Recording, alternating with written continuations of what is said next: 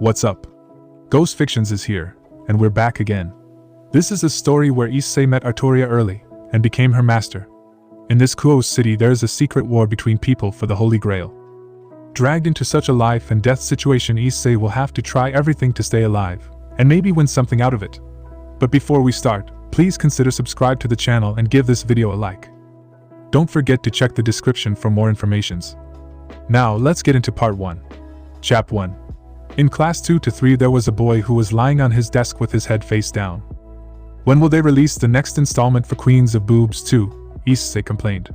Never ever, Motohama said. You do know that the first game is a flop, right? They won't do the second one, Matsuda added in. But I want a sequel. They put in a tease for a harem and then decide not to do a sequel, Issei shouted. Issei was a fan of Queens of Boobs, which was the first eroge he played when he stepped into the otaku world. Even though it wasn't a bad game, it was mediocre to many people. Issei was one of the few people who liked and enjoyed the game. He had been waiting for the sequel, but it never came out. The company had no intention to do it from the source he got. Issei was depressed when he learned about that news, and the only thing he could do was to complain about it to his only friends, who happened to be shameless in discussing eroge right in the class. When school was over, Issei ran home. He wanted to buy more games. He had saved up quite a bit, but if he bought the game now, he might not have enough for some special edition releases in the near future. Those two friends of him probably would buy them though. Issei also wanted to discuss the new games with his friends, yet it might be better to just borrow the games from his friends and save his hard-earned allowance for other important releases. I'm home, Mom. Issei, we're out of milk. Go to the supermarket and get some. Did you forget to buy some when you went to the market today, Mom? Yes, now go quickly and return before dinner. Mrs. Hyodo gave him some money. Issei nodded to his mom. Still in his uniform, he rode his bicycle to the local supermarket. It was a fast trip, but Issei wanted to check out the new stuffs in the local video game shop. He knew he probably wouldn't buy anything, but still he wanted to check them out. When he arrived at the local video game shop, there was no one but the shopkeeper and another man who was looking through the shelves. The other customer was a foreigner. Since Issei didn't care much about that, he immediately went straight to the games section. There was no new game. Perhaps the shopkeeper hadn't put on the new releases. Since Issei had no intention to buy, he didn't want to ask the shopkeeper either. He just silently walked out the shop, then rode on his bicycle back home. But he didn't get too far before something hit him on the back of his neck. When Issei woke up, he was in a dark room. The only light source was the little light bulb, which wasn't that bright. It was hard to see things around. Issei himself was tied by a rope. He couldn't move around. What's happening? He tried to look around, but still he couldn't figure out where he was. The last thing he remembered was that he was on his way back home after he had bought milk and checked out the video game shop. From the look outside the window, it had been an hour or so. Issei seriously thought he had been kidnapped, but he had no idea why people would want to kidnap him. He didn't have much money on his body. His mom certainly didn't give him more than what he needed to buy the milk. Just when he was about to see if he could loosen the rope, a figure entered the room. You are. But he couldn't finish his sentence. The robed figure pulled out a knife and stabbed his arm. Ouch. Blood began to drip out of his arm. The culprit left the knife there and began to chant something that he could understand. He knew it wasn't English. What Issei cared the most now was how to get away from this crazy guy. Then the floor beneath him started to glow. Something of circle with strange characters was drawn, and only now that Issei became aware of it. What are you? Then something appeared in the middle of the circle. It was a tall armored figure. On its right hand was a sword, spear, drill. Issei had no idea what it was, but from the look of it he knew it was some kind of weapon. He then felt a burning sensation on the back of his left hand. Issei clenched his teeth. The burn on his left hand was more than the numbed wound on his arm. He tried to endure the pain to see what was happening on his hand. What the hell? It was a mark. On the back of his hand there was red strange mark that looks like tattoo. He had no idea what that was. When his kidnapper saw the mark, he shouted out something. Again, Issei couldn't understand what that guy was talking about. At the same time, when the armored figure saw the mark on his hand, it raised its weapon slightly. The kidnapper immediately headed straight to Issei. He pulled out the knife on his arm and tried to slash him, but before he could do it, the armored figure stopped him with its weapon. The armored figure was strong. A single backslap was enough to send the kidnapper across the room. The knife was flung far away. The kidnapper couldn't retrieve it fast enough. The kidnapper then escaped the room hastily. The armored figure talked to Issei in Japanese. Do you want me to pursue and put an end to him, master? What, master? He couldn't understand what just happened. Issei had no clue what happened at all. All he knew was that he was bleeding, and if he didn't stop it, his life would be in danger. For now, can you at least help me out? Can you cut the rope? I see. Letting the enemy e-space might be a bad idea, but your safety is far more important. The rope was easily cut. The armored figure then tore out a part of his shirt to bandage the wound. This will do for now. Only now that Issei realized the armored figure had a voice of a young woman.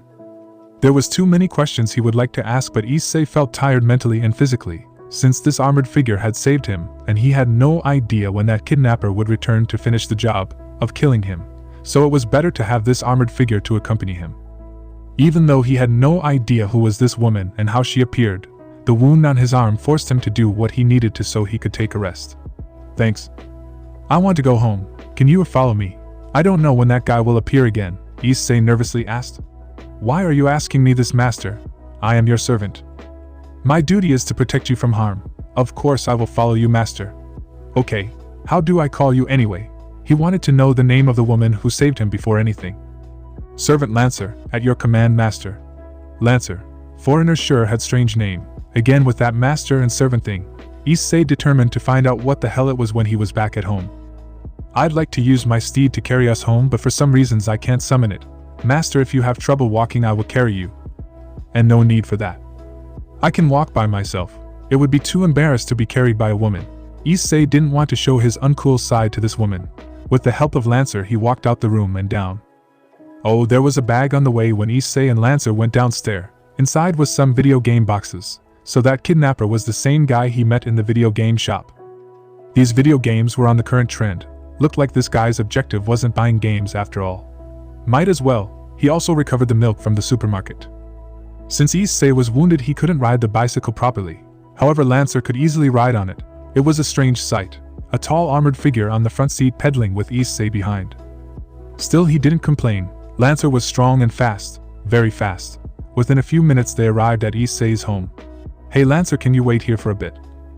Bringing another person home was a problem, more so when it was a tall woman in full armor. I don't think it's a good idea for us to be separated, master. I am your lance and shield. If you don't want anyone else to see me, then I will enter my spirit form. Lancer then became invisible. With that, Issei removed his bandage and put on his jacket so his wound wouldn't be visible. He didn't want his parents to worry about it. When he entered the house, he got lectured by his parents for returning late. Fortunately, they saw the bag he was carrying and assumed that he went out his way to buy video games, so they weren't too suspicious about what he actually had done. The games were confiscated, and Issei was banned from using his console though. When things settled down, Issei finally had a chance to rest. He could vaguely feel the presence of Lancer close to him. If she couldn't enter the spirit form, then it would be a lot more harder to explain to his parents. Rest well, master. I will watch over you. Thanks, Lancer. And then he fell into sleep. There were so many things Issei couldn't understand, yet he ignored them for a moment. Lancer was still in her armor. Issei hoped she was a beauty. He would definitely find out the next day, along with whatever the master and servant thing. Chapter 2. Up. There was someone calling for him, but Issei felt tired. He wanted to continue to sleep. Wake up, master. There was that sound again, but this time something shook his arm. Please wake up, master. Issei opened his eyes. The first thing he saw was the most beautiful woman he had ever seen in his life. Golden hair and emerald green eyes adored her face very well. This wasn't the same beauty as Issei saw on TV or magazine. This woman was divine itself, as if the concept of beauty had manifested in a human form before him. Please be my girlfriend. It was the only thing he could mutter when her beauty captured his heart. Master, you are not up yet. Is your arm still hurt? She replied with worry in her voice. Issei shook his head violently. When he opened his eyes again, she was still here with him, so what happened yesterday wasn't a dream at all. When he noticed her silver-white armor, he knew it was the same woman who saved him last night. Lancer, you are Lancer? Yes, master, it's me, Lancer. You are surprised to see me like this. Is there something wrong with my face? And no, nothing's wrong. Issei blushed. He tried to keep his cool before Lancer.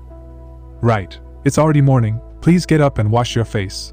I have important information to tell you, master. Issei nodded. His arm was a little numb. Thankfully, the knife was small, so the wound wasn't too big. He could use bandage and wear a jacket to hide it from his parents and classmates, as long as he was careful with it. After he was done, he realized that he was up 30 minutes earlier than usual. Well, since Lancer wanted to talk to him, it shouldn't be a problem. He quickly returned to his room to see what Lancer wanted to talk about. Master, before we talk about the important details, there's something I want to confirm first. Do you know what is a Holy Grail War, Master? Issei raised his eyebrows. Holy Grail War? No, sorry, I have no idea what it is. As expected, Lancer nodded her head. I have thought about the possibility that you're an innocent who got dragged into this with your display last night. Yeah, I was kidnapped by that foreigner guy. I still have no idea what's this all about. Could you please explain the whole master and servant thing? My name is Issei, Issei Hyoto. You can call me Issei. Issei didn't have a problem with Lancer calling him master, but he wanted to know why she called him her master. About that, Lancer closed her eyes for a moment. Very well, if it is your wish I will call you Issei. Now I shall explain it to you, but it might take some time for a normal person like you to understand. I am a servant, and you are my master. Through the contract on your left hand we are bound together to fight against other masters and servants in this war to win the Holy Grail. Fighting against other masters and servants, the Holy Grail, it's a wish-granting artifact just like the legend. Yes, now Issei, as you know, I am your servant. A servant is a heroic spirit summoned from the throne of heroes into a containment called class. My class is Lancer. Generally there are 7 classes in a Holy Grail War. They are Saber, Lancer, Archer, Rider, Caster, Berserker and Assassin.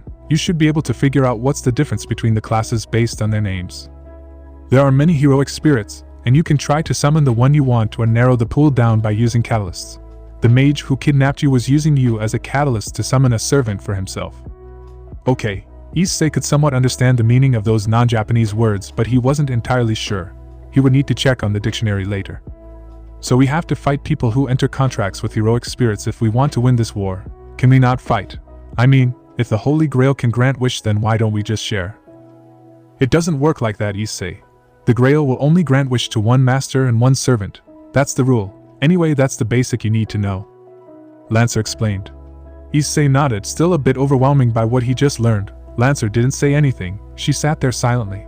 After some minutes of thinking, Issei said, So you know about this war. You know I'm just a normal student. I don't know how to fight or use magic or something like that. You said that people enter the Holy Grail War so they can win the Grail for themselves. I'm not sure what I can do to help you win the Holy Grail, Lancer. Rest assured, Issei. Indeed, I have a wish to make, but your life is more important than that. You can choose to participate in the war or not. If it is your wish, I won't participate in this war, but I will continue to protect you until the end, Lancer gently answered Issei. That is, I'm powerless, you know. Can this contract be cancelled? If you can do that, I think it's better to find a capable master so you can fight for yourself. I don't think I'm suitable to be your master. Issei scratched the back of his head. Master, do you think you will be safe when I'm not with you? There was a change in her voice. The culprit who kidnapped you is still out there, Issei. There's no way to know if he continues to target you or not. You have an admirable heart. There are few people in this world who can resist the chance to gain a wish from the Holy Grail, but you must understand that there's no return when you make contact with this supernatural world, Issei. Besides, I have pledged my spear to you. If I am to cancel our contract, my knight's honor will be tainted. Or you are looking down on me. You don't think that I am eligible to be your servant? Lancer straightly said. No, yes, I can't be happier with you as my servant. Good, then it is done. Today I swear to become your knight. I shall fight and protect you until my last breath. Lancer kneeled down in front of Issei with her head bowed. Thanks for staying with me, Lancer. I appreciate that. Issei too bowed down to her. One more thing, Issei. Since heroic spirit is usually a famous figure in the past, they will have their strength and weakness when summoned. If you know about a certain heroic spirit, then you can guess their weakness or exploit their habits. I have my true name as a heroic spirit, but since you're just a normal person, it's better not to tell you my true name. If our enemies can perform mind-reading magecraft and find out my true name, then I will be put into disadvantage. I won't be able to serve you well. I see. Issei didn't realize there was a problem like this one now that Lancer mentioned it. Still, he was glad that he had such a beautiful woman to stay with him for the time being. Oh, it's time for me to go to school, Issei said after looking at the clock. There are more things I need to tell you, but fine. I will accompany you in my spirit form. When you're free, let us continue. Lancer then became invisible. Issei was sure that she would follow him anywhere he went. What troubled Issei was how he had to hide his wound. He had to watch out for the people who passed by so they wouldn't accidentally touch his left arm. Fortunately, he knew Motohama and Matsuda gonna slap on his shoulders, so it wasn't too hard to avoid them. The mark on the back of his left hand was hidden under white bandage to avoid attraction. School was normal. Nothing extraordinary happened so far. When it was lunchtime, Issei headed to the rooftop so he could talk to Lancer. It's a good thing that Lancer didn't have to cancel her spirit form to talk to Issei. Issei, there are 3 things I want to tell you. First, the mark on your left hand is the command spell.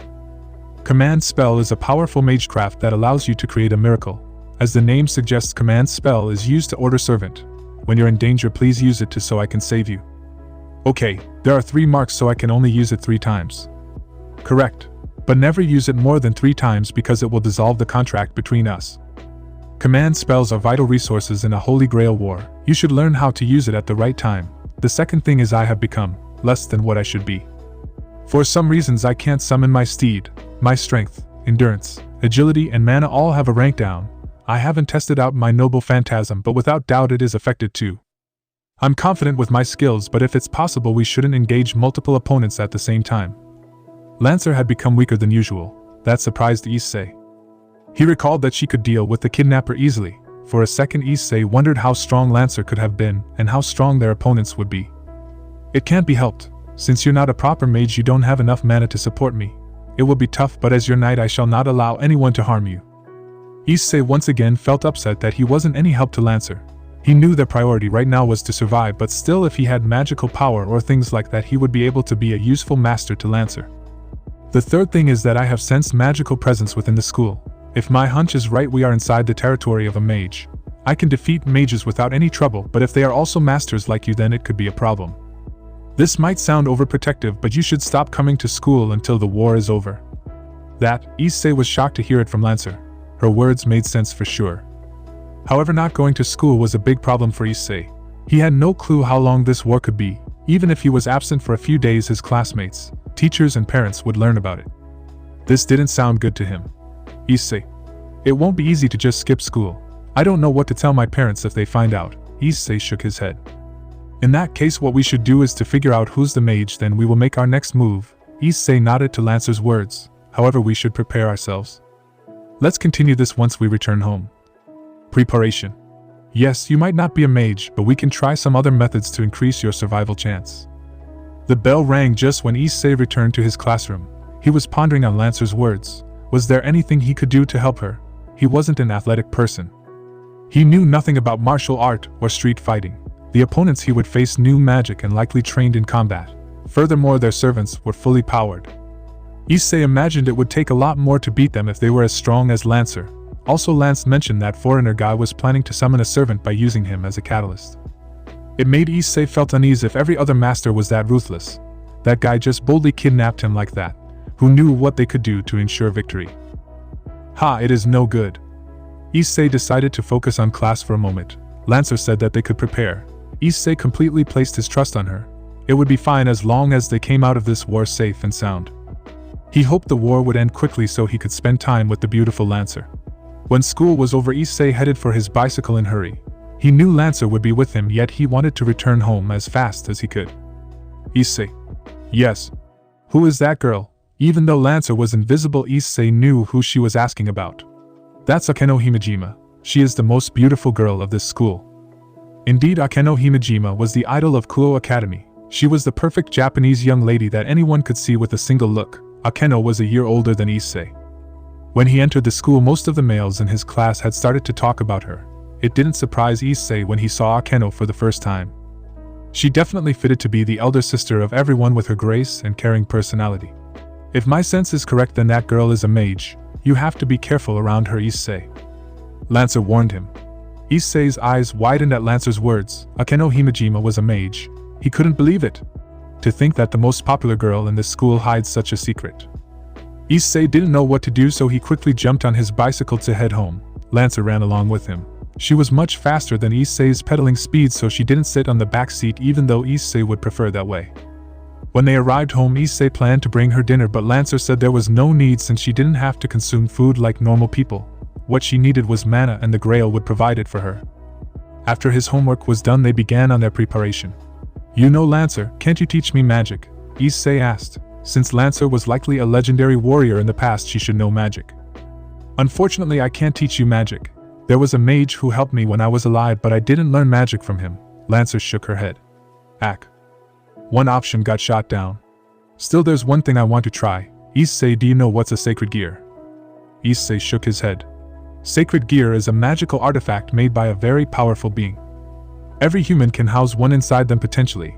There are many kinds of sacred gear and some of them are great for combat or defense. If by chance you have a sacred gear within your body, we can use it to increase your survival chance. Cool, Issei nodded. This was starting to sound good.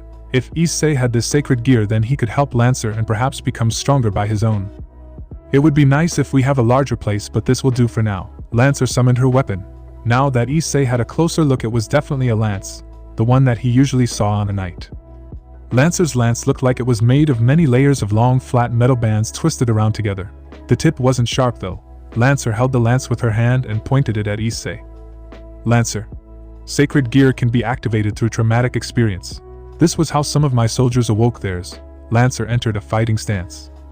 I will really die if you hit me with it. Issei backed away from Lancer, but his room was small, so he was still close to her. Don't worry, Issei. This is the fastest way to see if you have a sacred gear or not. I promise you will be safe. All Issei could hear was a serious tone in her voice. Lancer was definitely going to hit him hard. Even if she held back, her strength was more than anyone he knew. Now, defend yourself, master.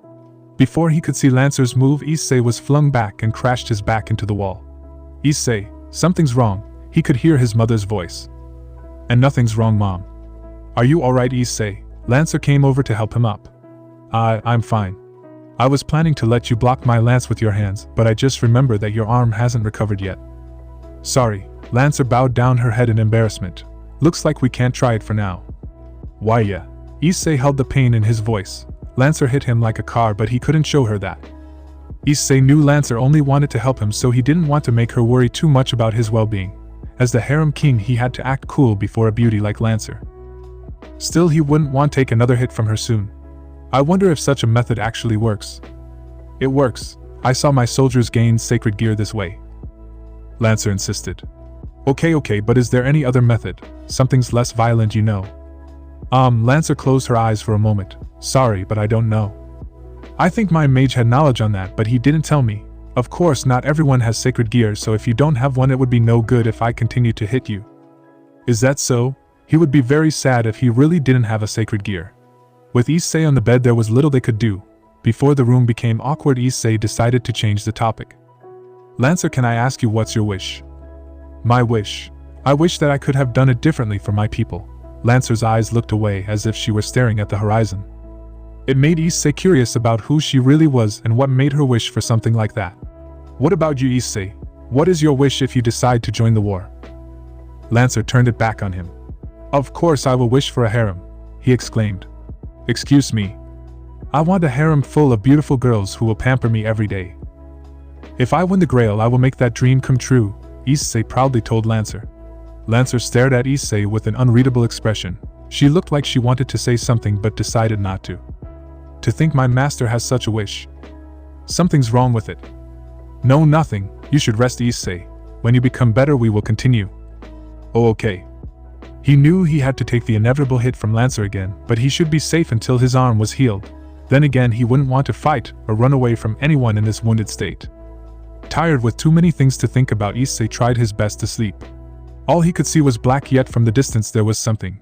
Issei tried to step closer to see what it was in this floaty space. That something was an orb of red light. Issei's hands extended. He tried to catch the red orb, but he couldn't. He continued to chase the red orb. Wake up, Issei. The red orb suddenly became a red giant. It wasn't a human. Issei felt like he should know what the red orb had become, but he couldn't figure out what it was. He tried to observe it. He took in as many details as he could to understand what it was. Issei. Issei opened his eyes only to shut them tight, then reopened them. It was Lancer who woke him up again this morning. Thanks, Lancer. His left arm was a bit better, but still he would rather sleep for a little more. Issei went ahead with his daily schedules. School was slow, so Issei could take it easy. Lancer was always close to him. When he had class, she stood behind as if she were his parent. When it was lunchtime, Issei came to the rooftop. He had Lancer teach him everything he should know about the Holy Grail War. Every little thing should be helpful to someone like him. I see. Noble Phantasm is the trump card of every servants that will decide the battle, but you have to release the true name to activate it. It's possible for the hostile masters or servants to learn about the name of your Noble Phantasm and find out who you really are. Lancer nodded at his words. That's why it's better to save my noble phantasm until it becomes absolutely necessary to release its true name. Issei took a bite at his yakisoba bread. But your stats are reduced, so isn't better to finish the fight quick? Yes, a prolonged fight against a servant with higher stats will likely result in my defeat. I will have no trouble if it is a one-on-one fight. However, if there are other servants who scout on my battles, then we will be put into a bad position if we have to face them the next time. Lancer said. Ha! Issei sighed. This wasn't looking good for them. Fortunately, his priority was to survive the war, so if the situation come to the worst, he would hole up somewhere for months. He was sure Lancer would go far to protect him, but if it was possible, he wouldn't want her to get hurt because of him. Issei, there's something I want to ask you something. What is it that you are eating? Oh, this. It's bread with fried noodle inside. Do you want some? No, it's fine. You need all the nutrition to heal your left arm. Issei imagined that Lancer was shaking her head. Hey, I can buy you one after school. Don't worry about it. Issei hadn't done anything to pay back Lancer after she saved him. She was indeed a beautiful woman, and Issei didn't have any experience on how to treat them right. He doubted his stacks of porn actually taught him any useful tips, so if Lancer was interested in yakisoba bread, Issei would make sure to get her one. When lunchtime was done, he went back to his classroom. Motohama was the one to call him over. Do you have it with you? Have what? The ER-088 Special Edition. I told you I would only lend it to you for 3 days. It's time to return it to me, Issei. Oh shit. I forgot about that, sorry. Are you serious? Tomorrow is weekend and I want to spend all day long in my room with that DVD, Motohama shouted. Look, when school's over I will go home and get it for you, alright? Issei had completely forgot about it, and he doubted with Lancer around he would have a chance to enjoy the porno DVD. You better do it fast, Motohama angrily said. But now Issei had a reason to go out after school. He told his parents he needed to return something that was important for education to his friends. It was tough to grab the disc with box art when Lancer was right there behind him, but Issei managed to hide it from her. Fortunately, Lancer wasn't a person from this age, so she didn't know what's that thing his friend wanted from him. She just followed Issei everywhere to watch over him. When he was done with Motohama, they headed to the convenience store for yakisoba. Yes, I will have these, please. Now they could head home. Issei decided to eat dinner less so he could have yakisoba bread together with Lancer in his room. There was a strange scene when Issei reached the park. Currently there was a nun who kneeled down in front of a young boy. When he came closer, he saw green light from her hands, which made the bruise on the boy's leg disappear. The mother of the boy called him back and told him not to come close to the nun, but before they went away the boy said thanks to her. Confused by what the nun just did, Issei stood there like an idiot. Issei, it is possible that she is a mage, Lancer whispered. Issei immediately stepped back and fell with his left arm on the ground. Ugh, he grabbed his left arm to try to mitigate the pain. The nun turned around. She was a blonde foreigner with green eyes. There was nothing but innocence on her face as she approached Issei. Are you hurt? I can heal you, she said in English, which Issei barely understood. The nun came closer and extended her hands toward his left arm. From her hands there was warm green light, and while Issei was dumbfounded, he gradually found out his left arm was no longer in pain. He rolled up his sleeve to check, only to see his wound had disappeared. Thanks, he replied in English. So she was healing the bruise on that boy earlier. You're welcome, she smiled. The nun then left to grab her luggage. He said thanks. The boy. Issei made a gesture and pointed at his leg. He said thanks. It took her a few minutes, but the nun finally understood and thanked Issei for telling her. Too bad, if he was better at English he could talk to her more. Issei quickly searched through his grocery bag and rushed to the girl to give her his share of yakisoba bread. She was surprised, but nonetheless she didn't reject his offer. It seemed like she hadn't had anything for lunch. When the nun had finally gone, Lancer talked to him. She didn't have any malicious intention. That girl is as pure as a flower. That's why I didn't interfere when she came close to you. Issei nodded. So was that magic, the healing stuff she did? It could be. What I wonder is why she used it on civilians. Mages usually don't show off their magecraft because it is not normal in people's eyes. She could be isolated because of what she could do. Perhaps she just wants to help others, Issei said. He then climbed on his bicycle to return home. Finally, it was time for Lancer to have that yakisoba bread. Even though Issei had given his to that nun, he didn't feel sad at all. Lancer manifested her physical form. She had some trouble trying to open the nylon warp, but with Issei's instruction Lancer took her first bite. How is it? Is it good? Issei asked. Yes, the taste is exotic for me. I didn't have anything like this when I was alive. Lancer quickly ate the whole yakisoba bread.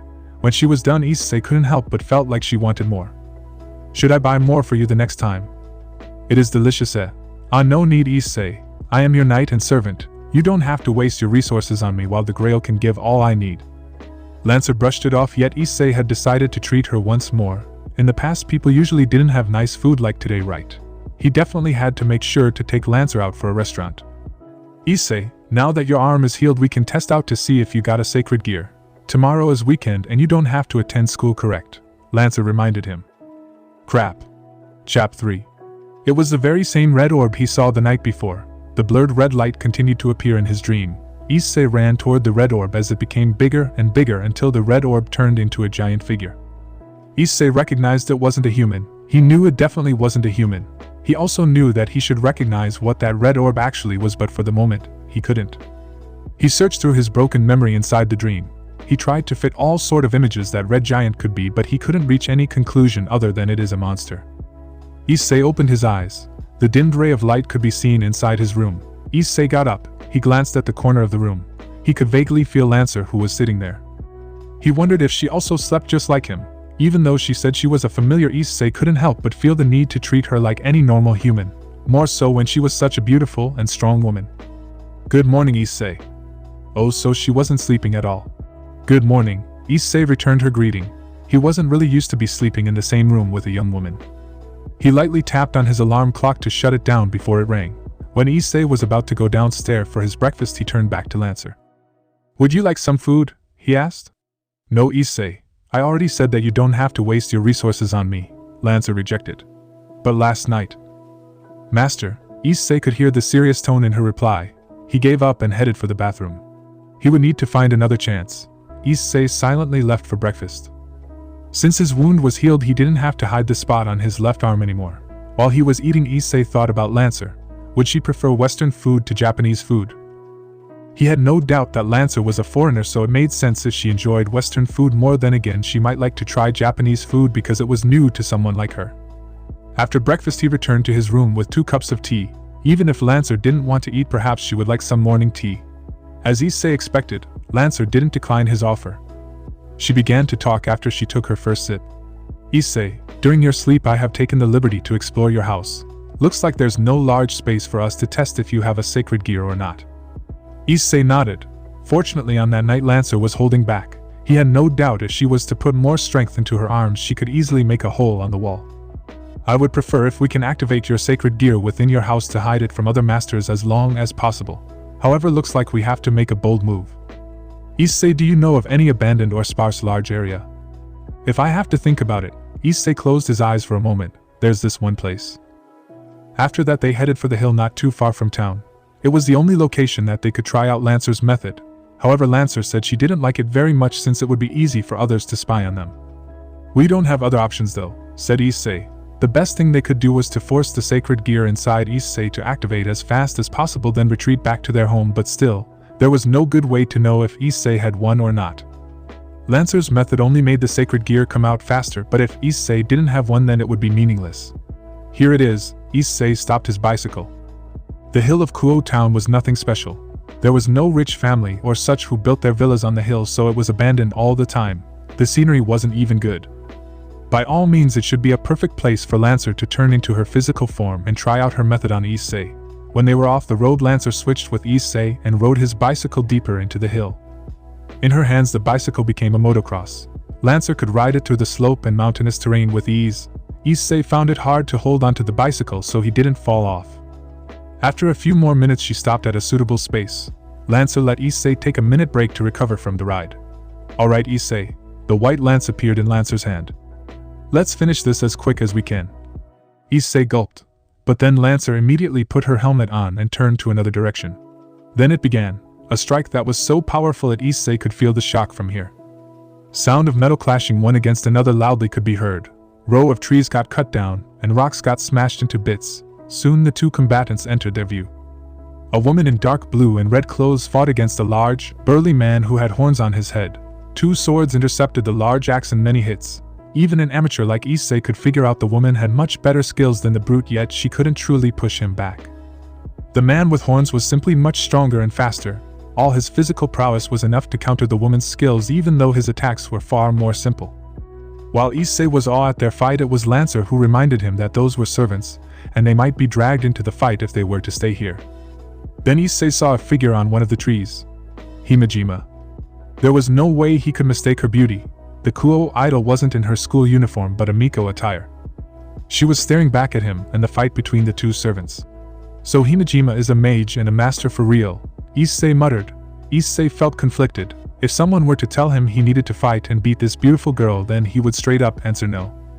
Yet if Himejima wasn't what she looked like in school, then she wouldn't have mercy on Issei if they were to cross. He had no idea what to do in this situation. Lancer's grip on her lance was tight. Issei knew certainly if he ordered her she would not hesitate to take down Himejima. One of the two servants who were fighting had to be hers, so this was their opportunity. Suddenly something, Issei wasn't sure what it was. It looked like a metal wardrobe with a face of woman appeared out of nowhere behind Himejima. She let out a painful scream when it trapped her inside. Lancer, please destroy that thing. Issei decided to save Himejima. He didn't care who she really was. All he knew was that if he didn't act fast, Himejima would die. It only took Lancer a few seconds to reach that thing and broke it with her lance. Himejima had fainted when Lancer caught her. There was blood everywhere on her white Miko attire. When Issei was thinking that he was too late, another metal thingy appeared and trapped the swordswoman. Now the man with horns was free. He jumped up to the tree where Lancer and Himejima were. They would die. All Issei could imagine was that both Lancer and Himejima would die to the man's axe. There was no way Lancer could defend herself against such a powerful foe while she was holding Himejima. The man swung his axe. He chopped down the large tree with no trouble. Lancer had jumped down to dodge his attack, but now she was at a disadvantaged position. The man could easily brought down his axe on her in the next attack. There was no escape. If Lancer moved carelessly, she might get trapped by that metal thing just like the swordswoman. No, Issei would never allow it. He would never allow Lancer and Himejima to die like this. Red light flashed. Issei didn't care what it was. He pointed his left arm at Lancer only to hear a sound. Boost. Then he lost his breath. His body burned out. His throat was dried. It was as if he had run 1,000 kilometers non-stop. Issei blacked out immediately. His body fell on the ground. The last thing he could see was Lancer dashing toward him on something and the sound of broken metal. When Issei woke up, he was in an unfamiliar room. Lancer was sitting next to him.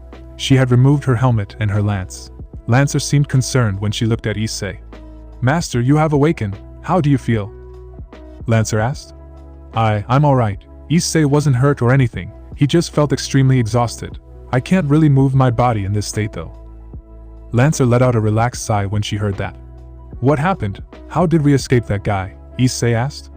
Before Lancer could answer, someone entered the room. When she came into his view, Issei recognized it was Himejima and another woman behind her. She was the same swordswoman who fought that guy with the axe.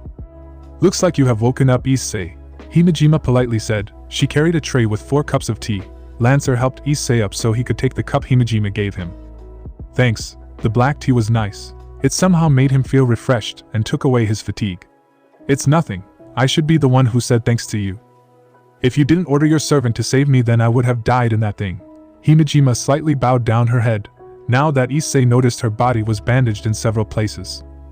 You are Hyodo, right? Why yeah, Issei blushed. It was an honor that the school idol knew his name. Well, I didn't really expect you of all people to be one of the masters. Himejima sighed.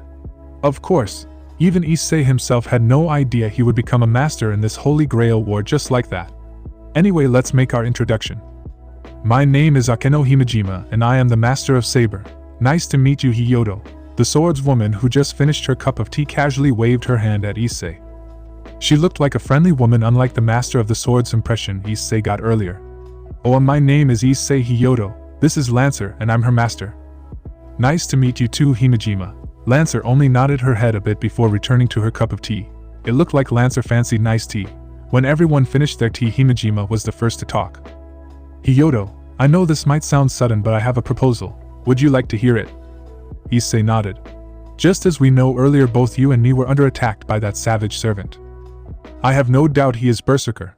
However, according to my knowledge, it seems like he's not the only hostile servant. Correct. When that Iron Maiden appeared, I could feel a presence of another servant, however fainted it was.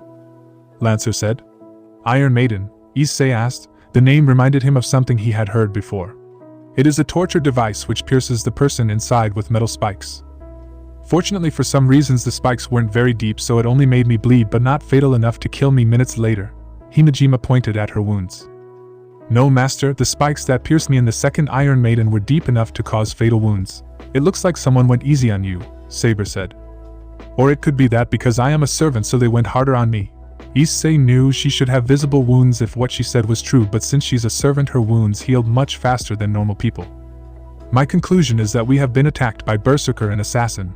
None of the other servants from Rider, Archer to Caster could possibly employ a weapon like that and still able to conceal their presences from both Lancer and Saber. Himejima told him, but Iron Maiden isn't a significant tool or associated with anyone, even though we know the name, and what it does. It will take more to know which heroic spirit uses the Iron Maiden. I see, Issei nodded. It was terrifying to know that not only they had to deal with the brutal, seemingly unstoppable Berserker but also an assassin who lurked in the dark and waited for a moment to trap them in that torture device thing. That is why I want to make an alliance with you, Hyodo, at least until we defeat Berserker and Assassin. We can cover our backs if we work together. Also, I'm injured so my fighting capability has been reduced. It will be tough if I fight alone now. The same goes for you too, I believe. Issei thought for a moment.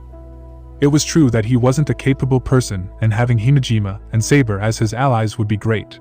There was no need to check Saber's strength since she had shown off during the fight against Berserker. Issei believed Saber more or less was just as strong as Lancer. Issei nodded to himself at his conclusion.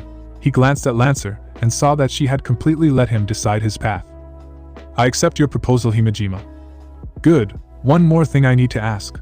What is your objective in this Holy Grail war, Hyodo? Well, I just want to survive. I'm not really cut out for such a war, he answered honestly. I see, then from now on we're allies, Hyodo. This shrine here is my base. I have set up barriers and such for protection. It should be better for us to stay in one place in case they decide to assault our base. That's good to hear. I will have to convince my parents to let me stay here though.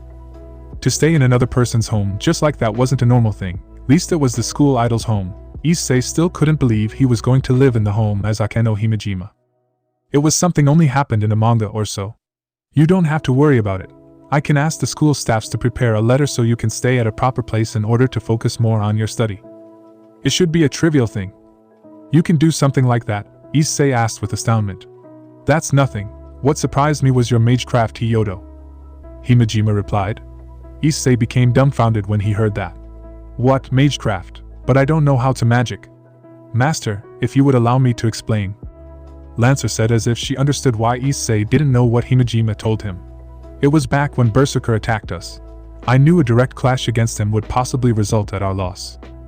However, when you pointed your left hand at me, a huge amount of mana entered my body. No, I should say that I have become even stronger than in my top form. With your assist I succeeded in deflecting Berserker's blows, summoned my steed, then carried all of us out of the combat zone.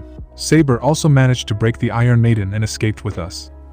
Thanks to her guidance we reached this shrine here to recover. Issei concentrated on Lancer's words. He really did something that amazing. I believe it was your sacred gear and not magecraft. Looks like you indeed have a sacred gear that can temporarily increase my strength for a short time. However, since it's your first time using it, the sacred gear might put too much strain on your body, so you collapsed. Lancer continued. Also, after that, looks like my strength has returned to this current state. Still, your sacred gear will be a great tool against our enemies as long as we can time it right. Okay. Tell me, how do I use this sacred gear? Issei was excited now that he found out he could help Lancer with this awesome artifact thingy. You don't know how to activate it? Himejima asked. I don't even know what it is. It was the first time I used something like that. Issei shook his head. We will figure it out after you recover. For now you should rest, Issei, but you are not a mage, so it will be tough to gauge other servants' power, Himejima told him. I can lend you this. Himejima gave him a book. This is a magic tome that will automatically record the stats of the servants you saw. It should be useful to someone like you. I already have something similar, so you can have this one. Thanks. As for you, Lancer, I understand it's your precaution, but you should wear something else indoor. I can get you some clothes. There's no need. As a knight, it's my duty to be ready to protect my master and defeat his enemies anytime, Lancer said. Yet Issei had a different thought. From the beginning he had always seen Lancer in her armor. She was very beautiful, and Issei had no doubt her body matched her face too. However, it would be great if he could see her breasts. How large were they? Issei hadn't thought of this question until this day. He decided he had to find out about them. Lancer, I think you should change to normal clothes, Issei said in his serious tone. That's right, if you wear that armor you can't go out to buy snacky now. Unlike the era when I lived, there are so many things to eat around here, Saber said. Indeed, she looked like a Japanese in casual clothes even though her hair was of cherry blossom color. Issei had a gut feeling that Saber was a Japanese heroic spirit, but there were many samurais and warriors who followed the path of the sword. For now, he returned to the matter of Lancer. I mean, Issei tried to convince Lancer, you have helped me through a lot of things. I want you to relax a bit too. The armor makes you look serious all the time. Lancer knew that her master wasn't going back down, so she just followed his words. When Lancer went with Himejima for clothes, Issei fell back on his futon. He would need to prepare to stay in this shrine a few weeks or more. To live with a beautiful woman such as Lancer was great, but living together with the school idol and another beauty was even better. Speaking of which, Saber just ate another rice cracker. She really was an easygoing person, huh? Want some? Saber offered Issei a piece of rice cracker. No thanks, I want to sleep now. Issei wished every other masters and servants were friendly people just like these two. Chap 4. How many times could a person dream of the same dream? Issei asked himself. There he was, floating in this space with that red orb in front of him. But this time it was different. This time Issei knew what he was looking at. The red orb became a giant monster. Its green eyes flashed. Issei knew it was looking at him. He also saw that it was saying something, but he couldn't hear it. Issei woke up. He rapidly opened and closed his eyes. That was a dragon, a large red dragon. Since when he had dreamed about such things? Not even in his childhood when he watched superheroes shows every day that he dreamed of such a creature. Issei let that thought slide for a second. He looked outside and saw that afternoon was about to end. I have to call my parents. He assumed that they would have dinner here since there were too many things to discuss, from Berserker and Assassin's true names to how they should help each other. It had been only 4 days and he already got himself into troubles multiple times. Issei knew he was lucky. If it was just him alone, he wouldn't live to this day. Lancer was always there to help him when he needed her the most. I really need to find a way to become stronger, not just for myself but also Lancer. When Issei was about to get to the door, someone slided it first. Ah, Issei, I see that you have woken up. Come, Himejima has prepared dinner for us. The only thing he could do was to open his mouth like a fish on land. Issei had always known Lancer was a beautiful woman, but what he was looking at threw his mind out. In front of Issei was Lancer in a white blouse and blue jeans. The clothes were very normal. They weren't what turned Issei's brain into a mess. Are you alright? Lancer asked with concern. My goddess, he screamed. Her breasts were huge. They were the biggest ones that he had seen in real life and probably in his AV collection too. Her breasts were so big they strained the fabric of her white blouse, which only enhanced them more. Issei could see the outline of her brows even.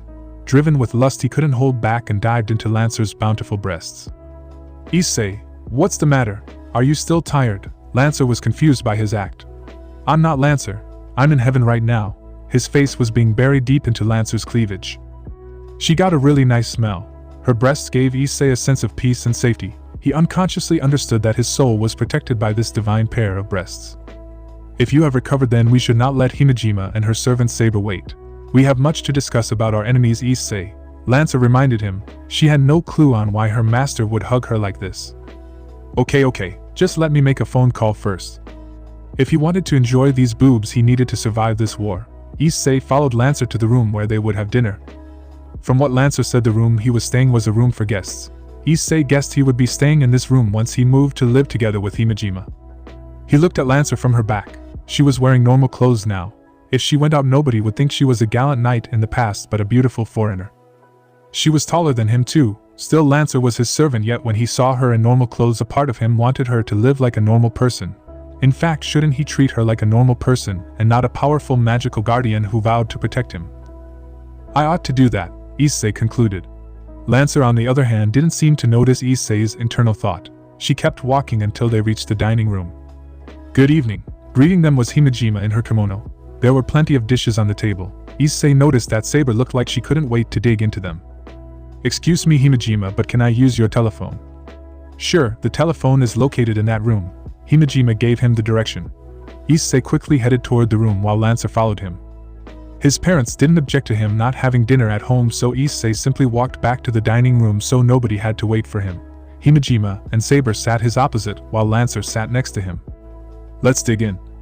The food made by Himejima was delicious. The tempura was crispy but not too oily, and the miso was finely seasoned. Issei couldn't find any flaw in these dishes. Please let me have another one. You are a great cook, Himejima.